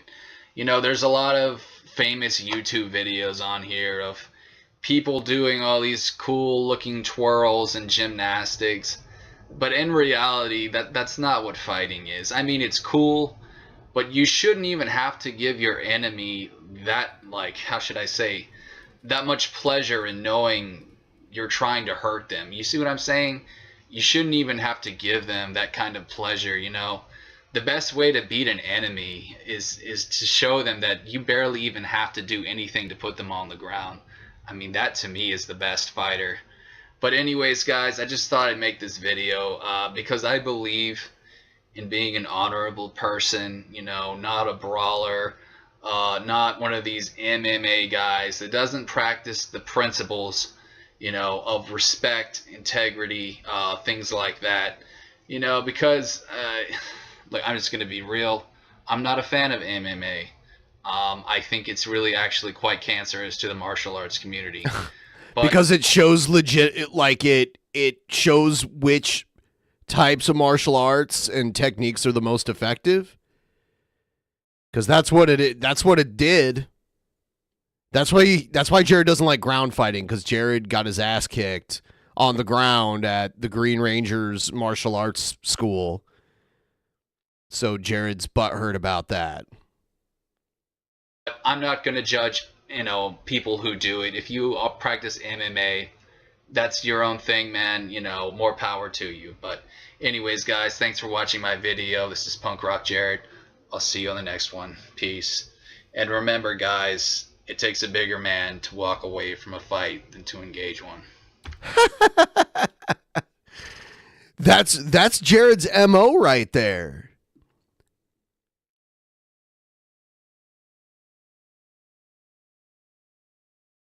That's Jared's literal MO.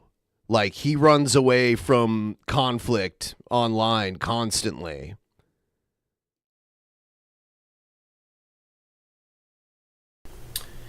Hey, it's Punky J. What's going on, guys? So, got an interesting review for you here. Unless you're a kid of the 90s, you probably don't know the show. Despite how popular Sonic is, this show was pretty out there. It was pretty zany, if you want to call it that. It wasn't exactly, you know, maybe something everybody would love, but it was actually one of my favorite cartoons of the 90s. And that's the old school Sonic the Hedgehog cartoon. This shit was just, I mean, it was straight hilarious, really. I mean, Sonic sounded like, you know, someone holding their nose while they talked. Kind of like, I don't know, just very...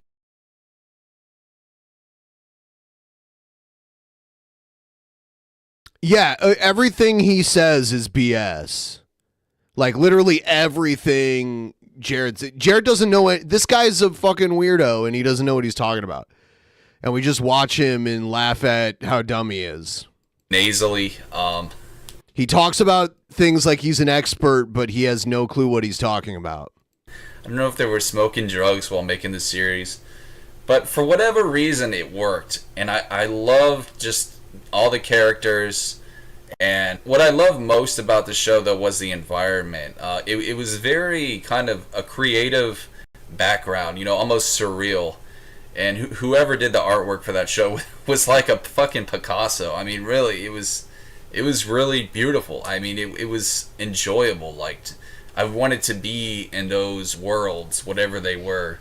No, I've not tried Warhammer 40K on Game Pass. I have like no time to play video games anymore.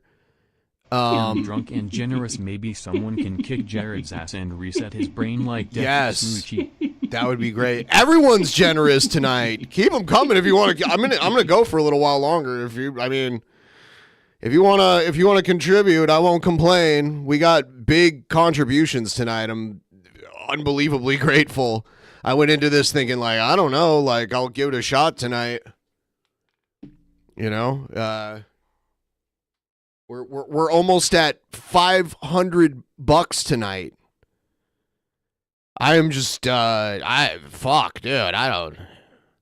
can't believe it. It was a little bit different from the video game, but they still stayed true to the roots. I mean, it was Sonic the Hedgehog, a blue hedgehog who likes to run around really fast and eat chili dogs and, fuck around with Dr. Robotnik. That was basically it. It was very simple. Think of the PSA where Sonic tells kids to report on people touching them inappropriately. Yeah, it's true. That's true. But to me, simple is best. Because when you have a simple plot, there's no gimmicks, and it's not try hard. And that's why I love Sonic the Hedgehog, the original series, and I will die loving that show. It's just, I watch it on Netflix, it brings back great memories. I was such a nerdy little kid. I would dream about, having little races with Sonic. I was such a little fucking idiot. But no, I loved I don't know. I think you are now. There's nothing wrong with fantasizing about Sonic as long as it's not a creepy, like, furry kind of way. And thank God I never turned out to be a furry. That's all I can say. You are kind of like, you've dabbled in it, which is not a big deal. But anyways, yeah. I also like a cartoon series called Sonic Underground. That was also another 90s Sonic cartoon, but a little bit later on. They had a character I really loved called Manic. He was this green hedgehog, but he was like this little rocker skater guy. And I don't know why he disappeared. Like, I wish so badly Manic was in the first fucking series, not season, but series, the earlier one. And I wish even more that they had him in, like, video games. That would be so cool to play as Manic.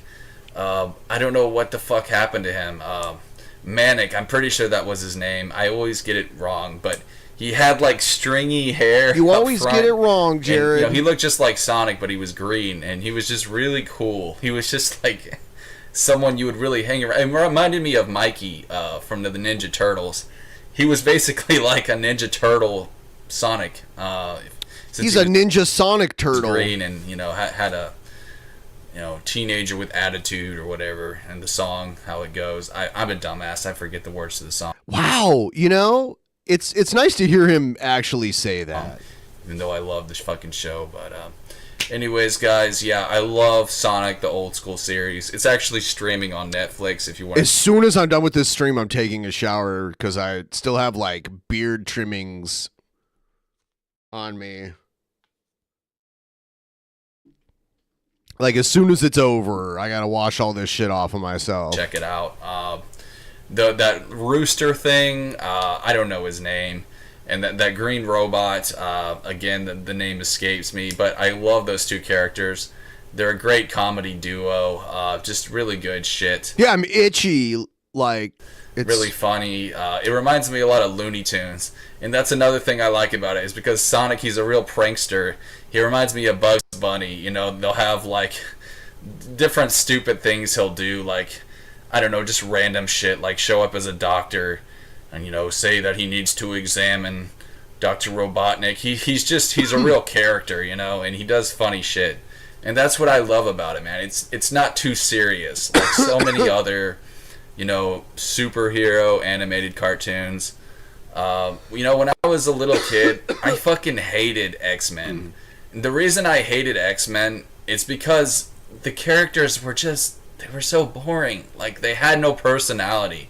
It wasn't funny. The character, I mean, it doesn't have to be funny. And I didn't even like the animated Batman, to be quite honest with you guys. To me, those were both adult shows. Like, I don't understand how the fuck those shows were even on kids' programming networks. I mean, they were... Because they were animated, and they used to just, like, be like, oh, if this is animated... I mean, it wasn't... It was still for kids. It was a little watered down compared to the comic books. So serious. Like, it was just... The plot and everything was so adult nature. I mean, it wasn't like porn, but it was just such a mature show. Close. And I don't understand... It was too mature for you. And how that shit... It was over your head. ...was for kids. I mean, I still to this day don't get that. And there was another cartoon, Ghostbusters... The real Ghostbusters. James Angry Video Game actually just recently did a review. James Angry Video Game? It's worth checking out. He does great reviews, I'll give it to him, even though he's biased and nostalgic. But that show was fucking scary. And that probably would have... I'm sure that traumatized a bunch of kids who saw that shit. But anyways, guys, I'm ranting here. Sonic the Hedgehog, great TV show. I'm not a hater, though. I actually like that new Sonic Boom cartoon. I mean, just the, you know, the animation is really good, and plus that one chick is hot, that pink one or whatever. But what? I'd probably bone her, just being real. But anyways, guys, I better stop before I get too perverted here. So thanks for watching, and I'll see you guys next time. Too late. Peace.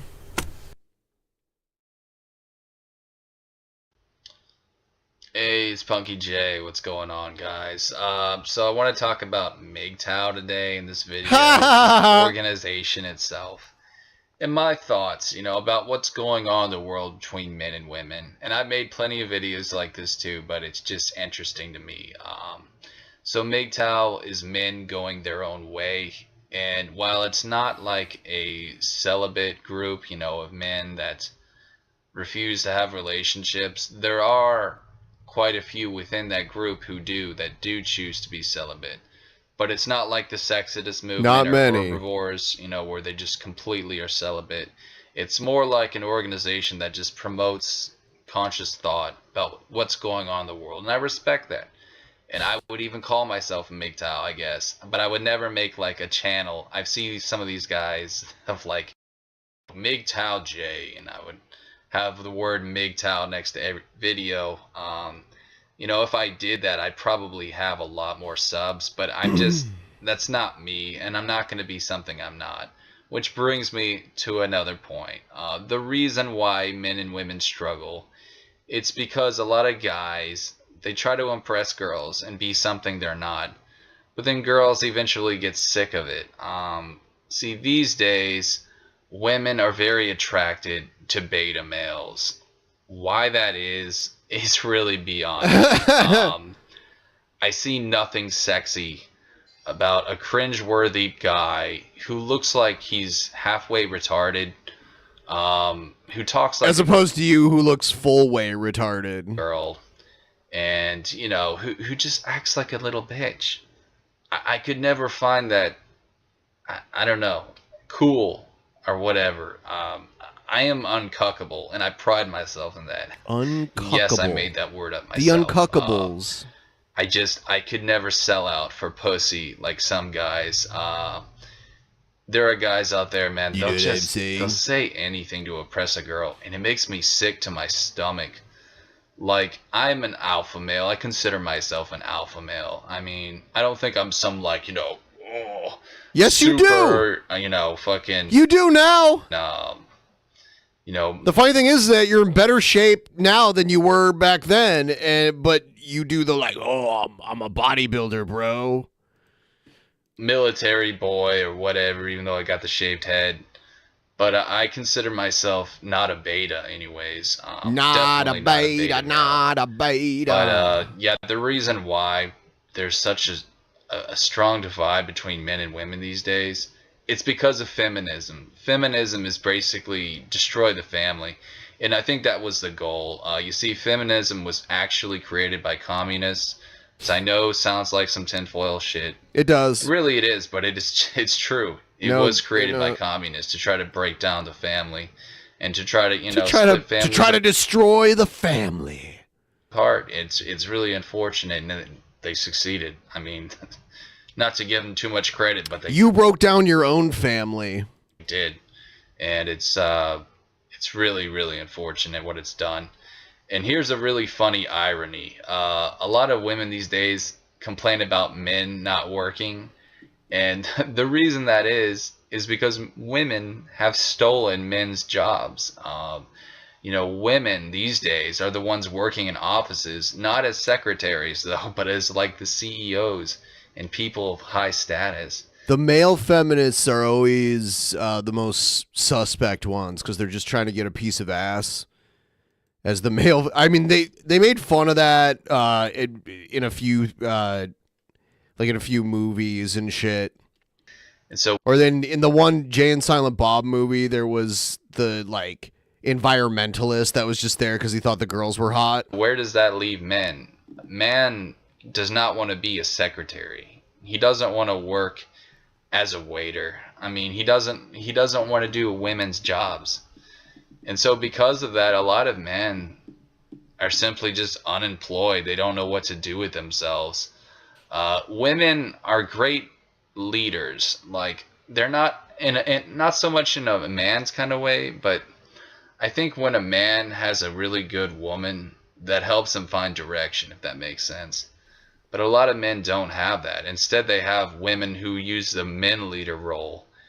And it's just, I can tell it's destroying the man species, the male species. It's just completely destroying us. Now, is feminism the reason for all breakups and for all problems between men and women? Oh, no, of course not. But I'm just speaking in modern times. Really a big issue is, I think a lot of men are lost within themselves. They're emotionally retarded. My mom and dad have been married for, gosh, probably over 35 years, I think.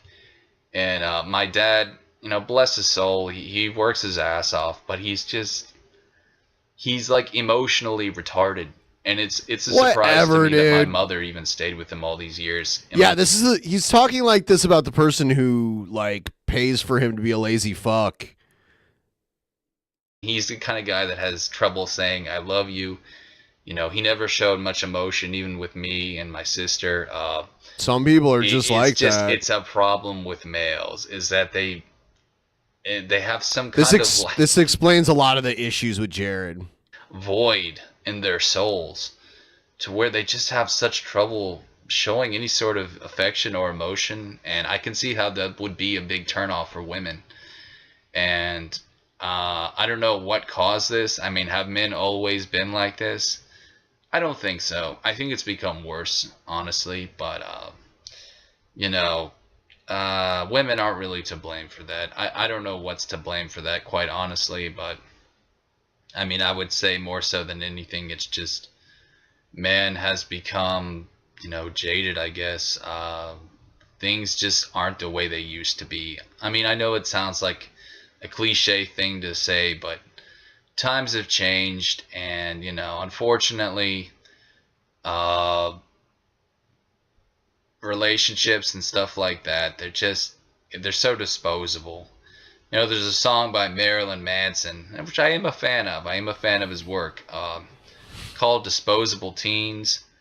And that song kind of, in some weird way, reflects what I'm saying, except substitute teen for relationship.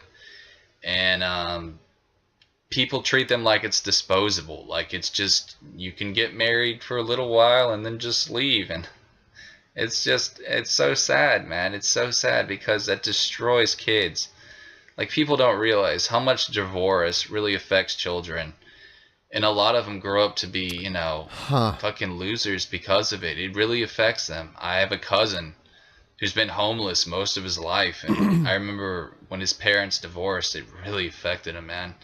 It's really unfortunate. And And it happens everywhere. I mean, this is a worldwide problem and it needs to be solved. So hopefully these MGTOW people can, you know, give us some kind of Why are we stuck watching this guy? Because this is all I really had prepared for today.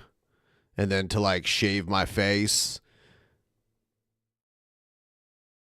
That's why.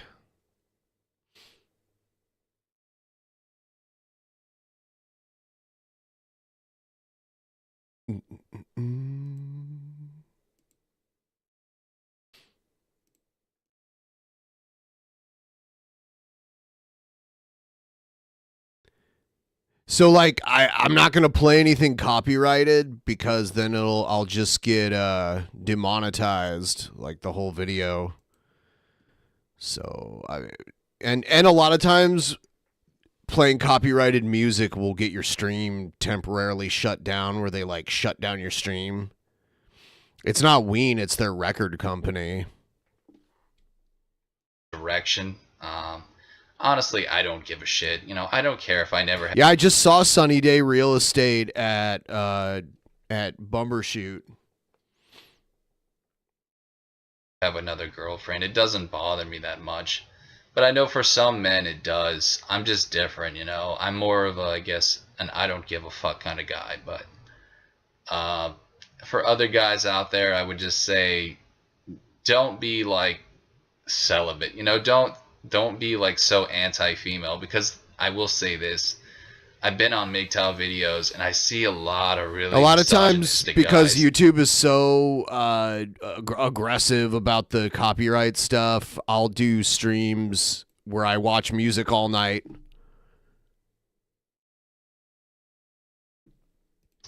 And it's sad that there's people like that, you know, who have the MGTOW name, just real fucking shallow, you know, openly women haters, and it's just really quite sickening.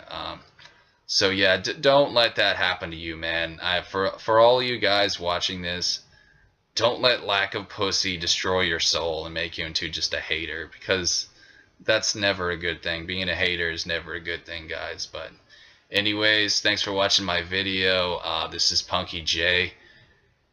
Let me know what you guys think in the comments. Be interesting to know if you're into a MGTOW, if you're a MGTOW, or whatever, Sexodus movement, which is a funny name. But anyways, guys, I'll see you next time. Peace.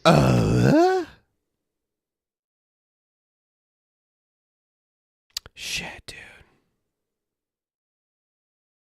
Oh no, that's fine. And you've given me more than enough, and I'm very appreciative. And I can't play, like, there's been a few times where I've gotten drunk and played copyrighted music, and it just ruins the whole stream, because then it gets blocked, and then people can't watch it, and then like people will watch this tomorrow, and if the whole video's down, they won't be able to watch it. So I just can't do that. I can't play any copyrighted music. It's just not something I can do.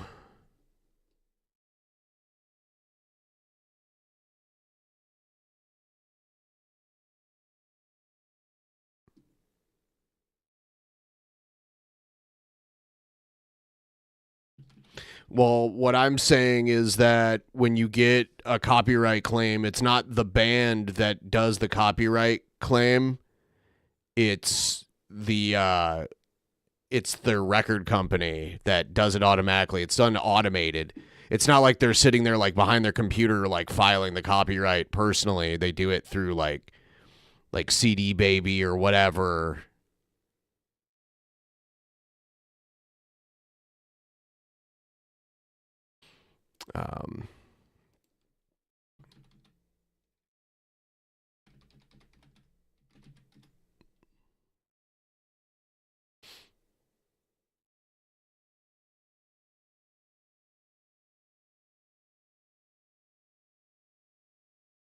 No no copyrighted music. Just can't do it.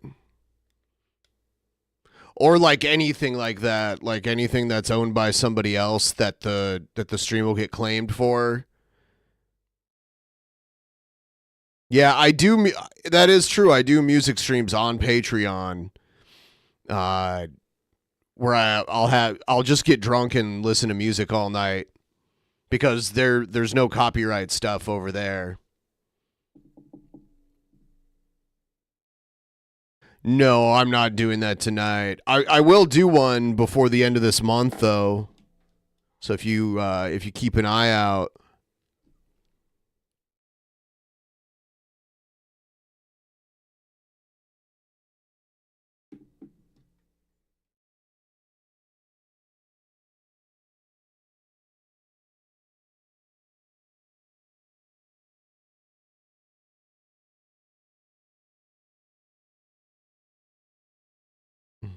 Mm, mm, mm, mm, mm.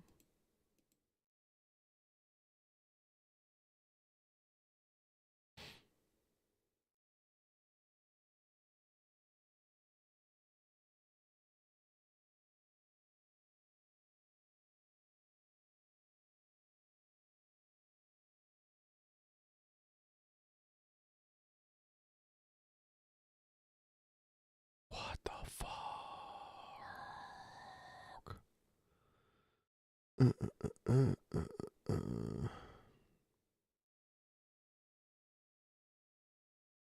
Man, I'm a little itchy from the shaving. But I did the shaving.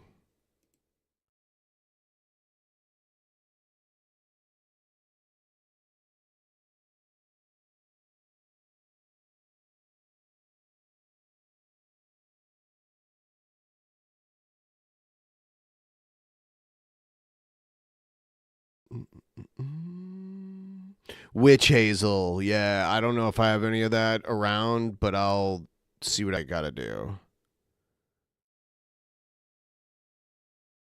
Well, I itch also from like all the because like when I shaved a bunch of it like got on my chest and I didn't have any time to wash it off.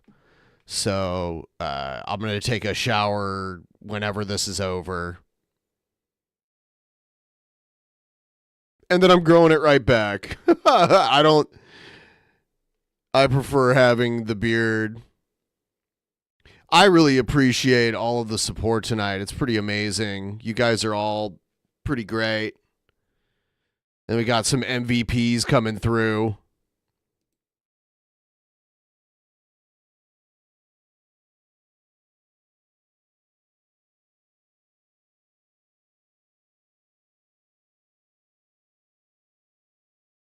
Yeah, I need to increase the lotion distribution.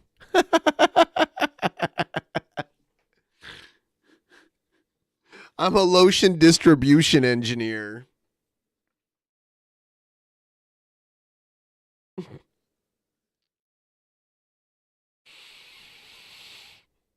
Oh man.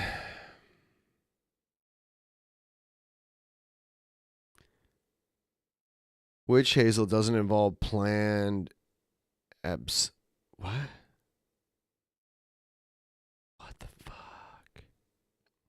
Yeah, I'm starting to get a little sleepy, but I'm gonna stick around for at least like 10 to 15 more minutes. And then I gotta fucking shower. See, normally I shave right before I shower every time. So I really don't like the feeling of like, you know, thousands of little hair pieces all over me, like poking me all at the same time. It's very uncomfortable.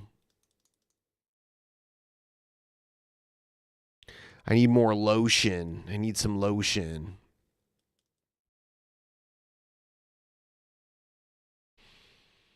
Hit me up with that lotion.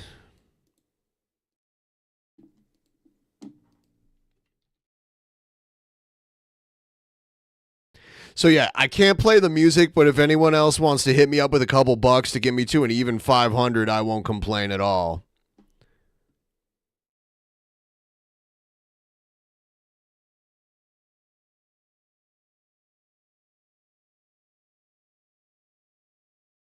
What else I got?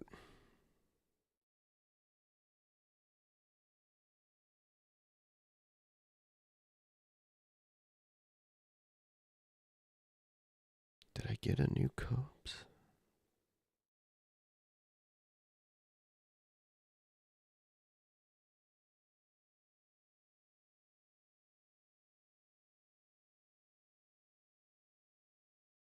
What up, YouTube?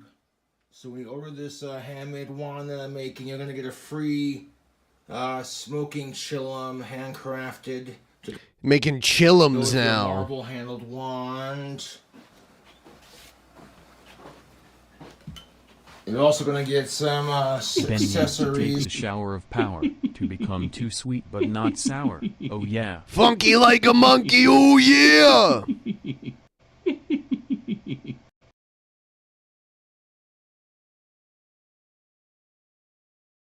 From the last album, Blunt Wraps and Cobra Coils and Blunt Wraps. Cigar cutter buttons, autograph stickers. That's what's up. Ghost Joe's getting us closer. Gave these wines a shake. Now we're about $8 away And they're looking from that good. solid 500. We'll transfer I had no idea. Tonight was an amazing night. You know, this is what I do for a living. And what swell shank, that I mean that's good. I appreciate that. That's a different means of paying, so it doesn't change the goal, but I get to keep a fair amount of that. So yeah. Fuck yeah. Fuck yeah. All right. Clean bottles in 4 days on the 18th. This one and Yep, 778 this one have the to 500 on the original thing. yeast. The one in the middle Man, has I'm getting turbo hit. yeast. I'm getting all kinds of financial love today. Ferments in 24 hours, and in a week you can get 20 ABV out of it. But these two on the other side are 18 ABV.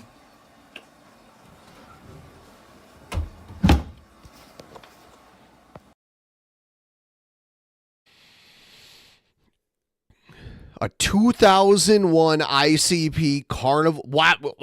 Oh yeah, that was that super chat. It's so delayed.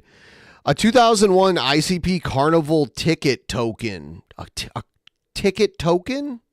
What does that mean? I saw ICP a whole bunch of times when I was like a teenager and like young, like 20 something.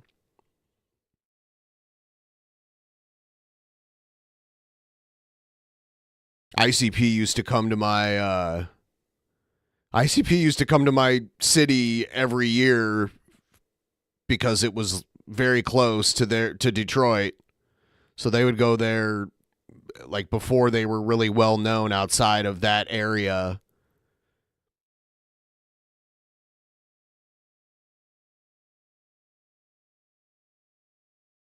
Here is your $500. There it is! Yeah! Oh my goodness. Wow, you guys are just fucking, I just got insanely wrecked. Like, and then I got the $50 super chat. Today was just something else.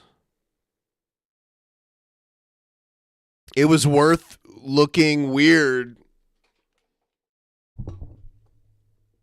Looking like a mom from the 90s is what someone said. I look like a mom from the 90s.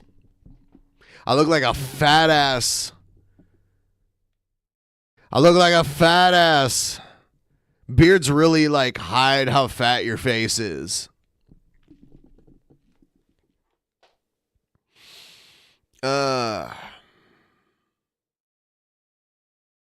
DP meetup at the Gathering of the Juggalos. Man, that would be a pain in the ass. To go all the way to wherever the fuck, it's like the Midwest somewhere.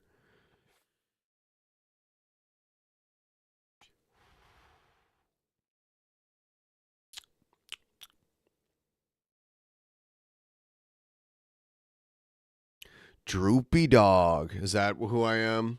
You know what? I'm happy. Droopy dogs. My droopy dog sounds very regarded.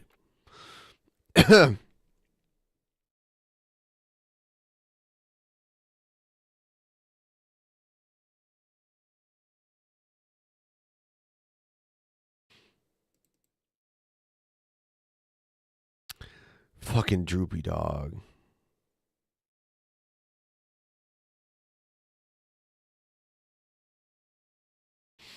Fucking droopy dog.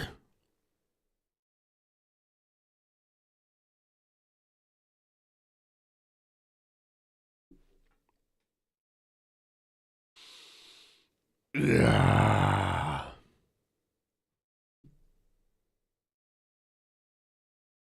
I am kind of tired even because it's it's I've been up since before the sun came up. So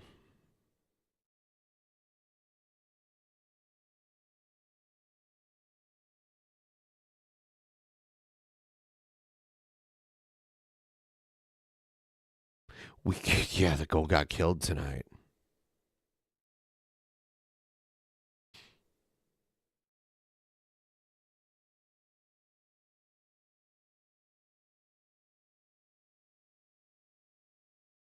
I don't know what you're trying to post, but yeah, there's a lot of stuff that's like you can't normally like post links and shit.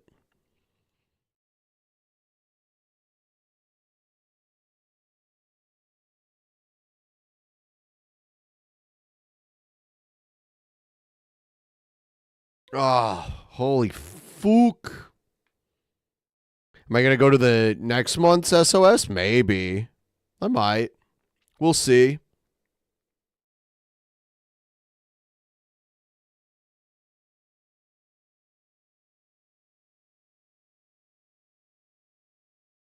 It's a dog tag. That's cool. ICP dog tag. Down with the Clowns from 2001. Whoop, whoop.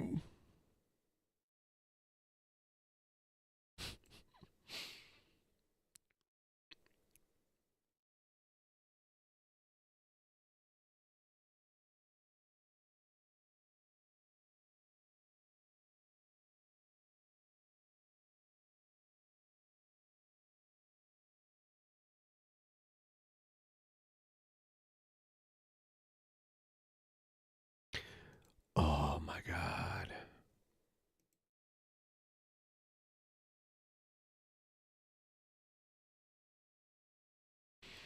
All right, let's if you got a vape or a smoky. Actually, I know what I'm going to do.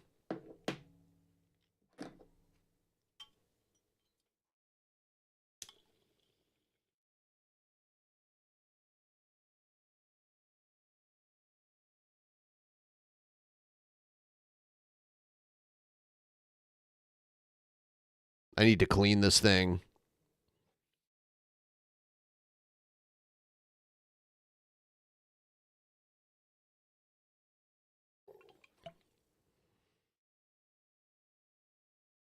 But yeah, I think I might go to the SOS next month. I'm going to have to look at the schedule. I don't know.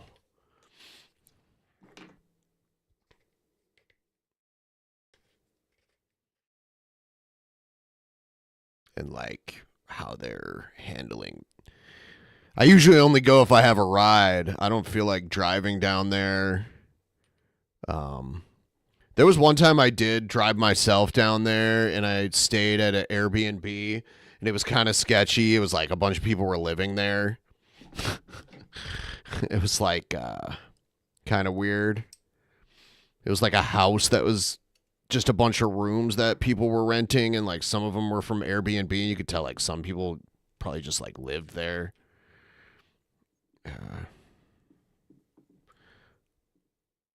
I'm gonna smoke a little keef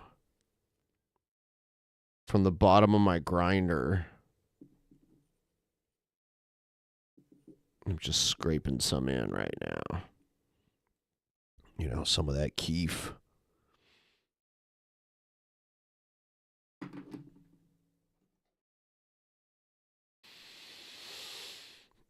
I remember Violent J jumping off of a stage and nobody catching him in Ohio, and he got injured. He like had to go to the hospital.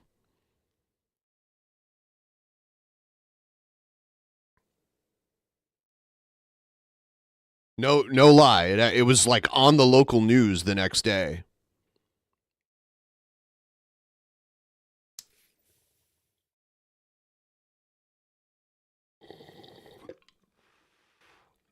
Yeah, I was there. It was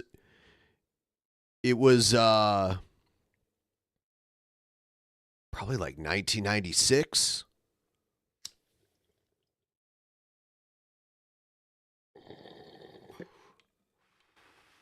It was in Toledo, Ohio.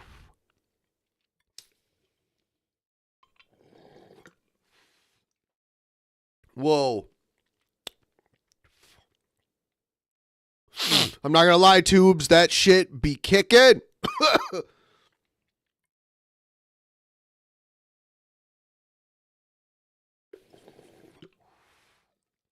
I think they might have been clowns at that point. I don't know if they were. That might have been after Inner City Posse, but I can't remember. I remember the Dog Beats album.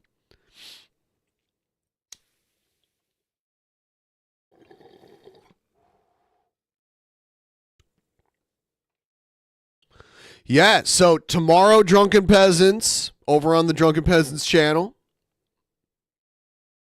And then Friday, private show over for Drunken Peasants. And then on Saturday, Drunken Peasants again. Billy the Fridge and Poisoning the Well. On Saturday.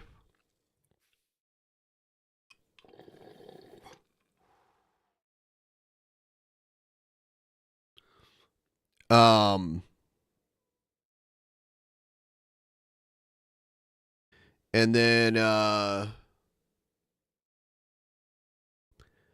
Sunday, yeah, I'll probably do another stream here, and then also maybe some Patreon stuff where I'll stay up all night and fucking play some music, whatever.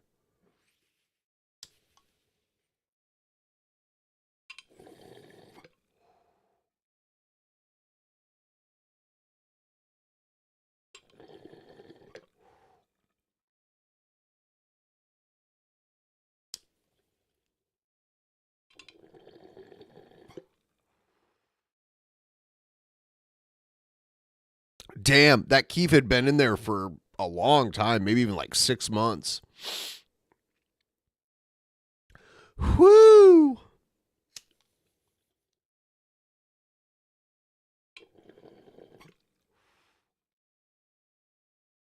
Now Violent J is his girlfriend's like a OnlyFans model that's like 30 years younger than him or something.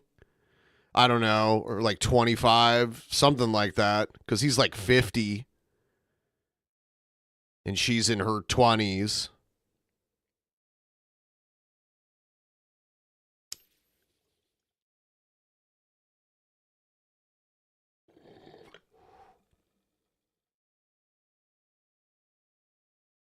They did some kind of weird reality show about it. It was stupid. I watched it.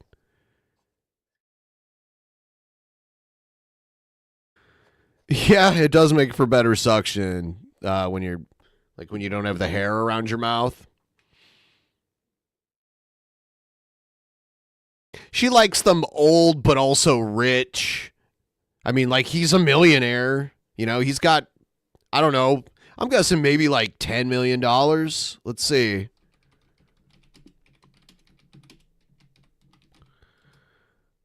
$15. Google says 15 net worth. So there's that. And he's got fame. He's got a degree of fame. So that helps her visibility and like helps her business, I'm sure too. So it's not so much about her liking them old as that she likes that he's got money and fame, and maybe they get along good too. Who knows?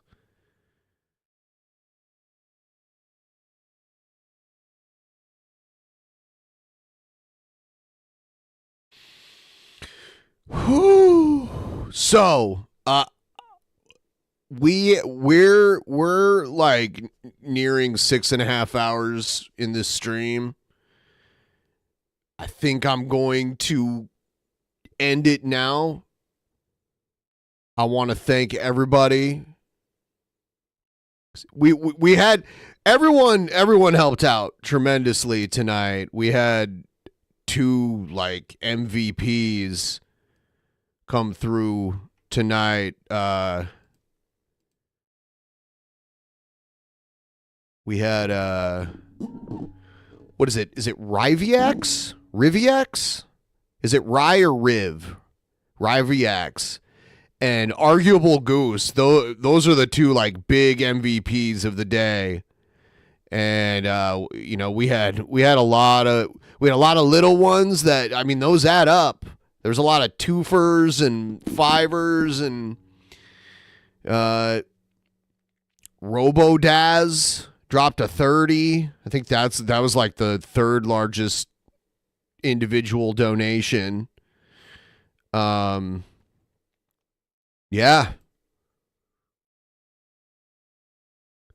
Rivia. Oh, Rivia. It's like a river. It's Rivia. It's Iv and not I. Nivea. All right. Well, make sure you subscribe, and you can feel free to come back again. And I'm going to take a shower and then go to sleep. You guys all have a great night. I appreciate it. See you all next time.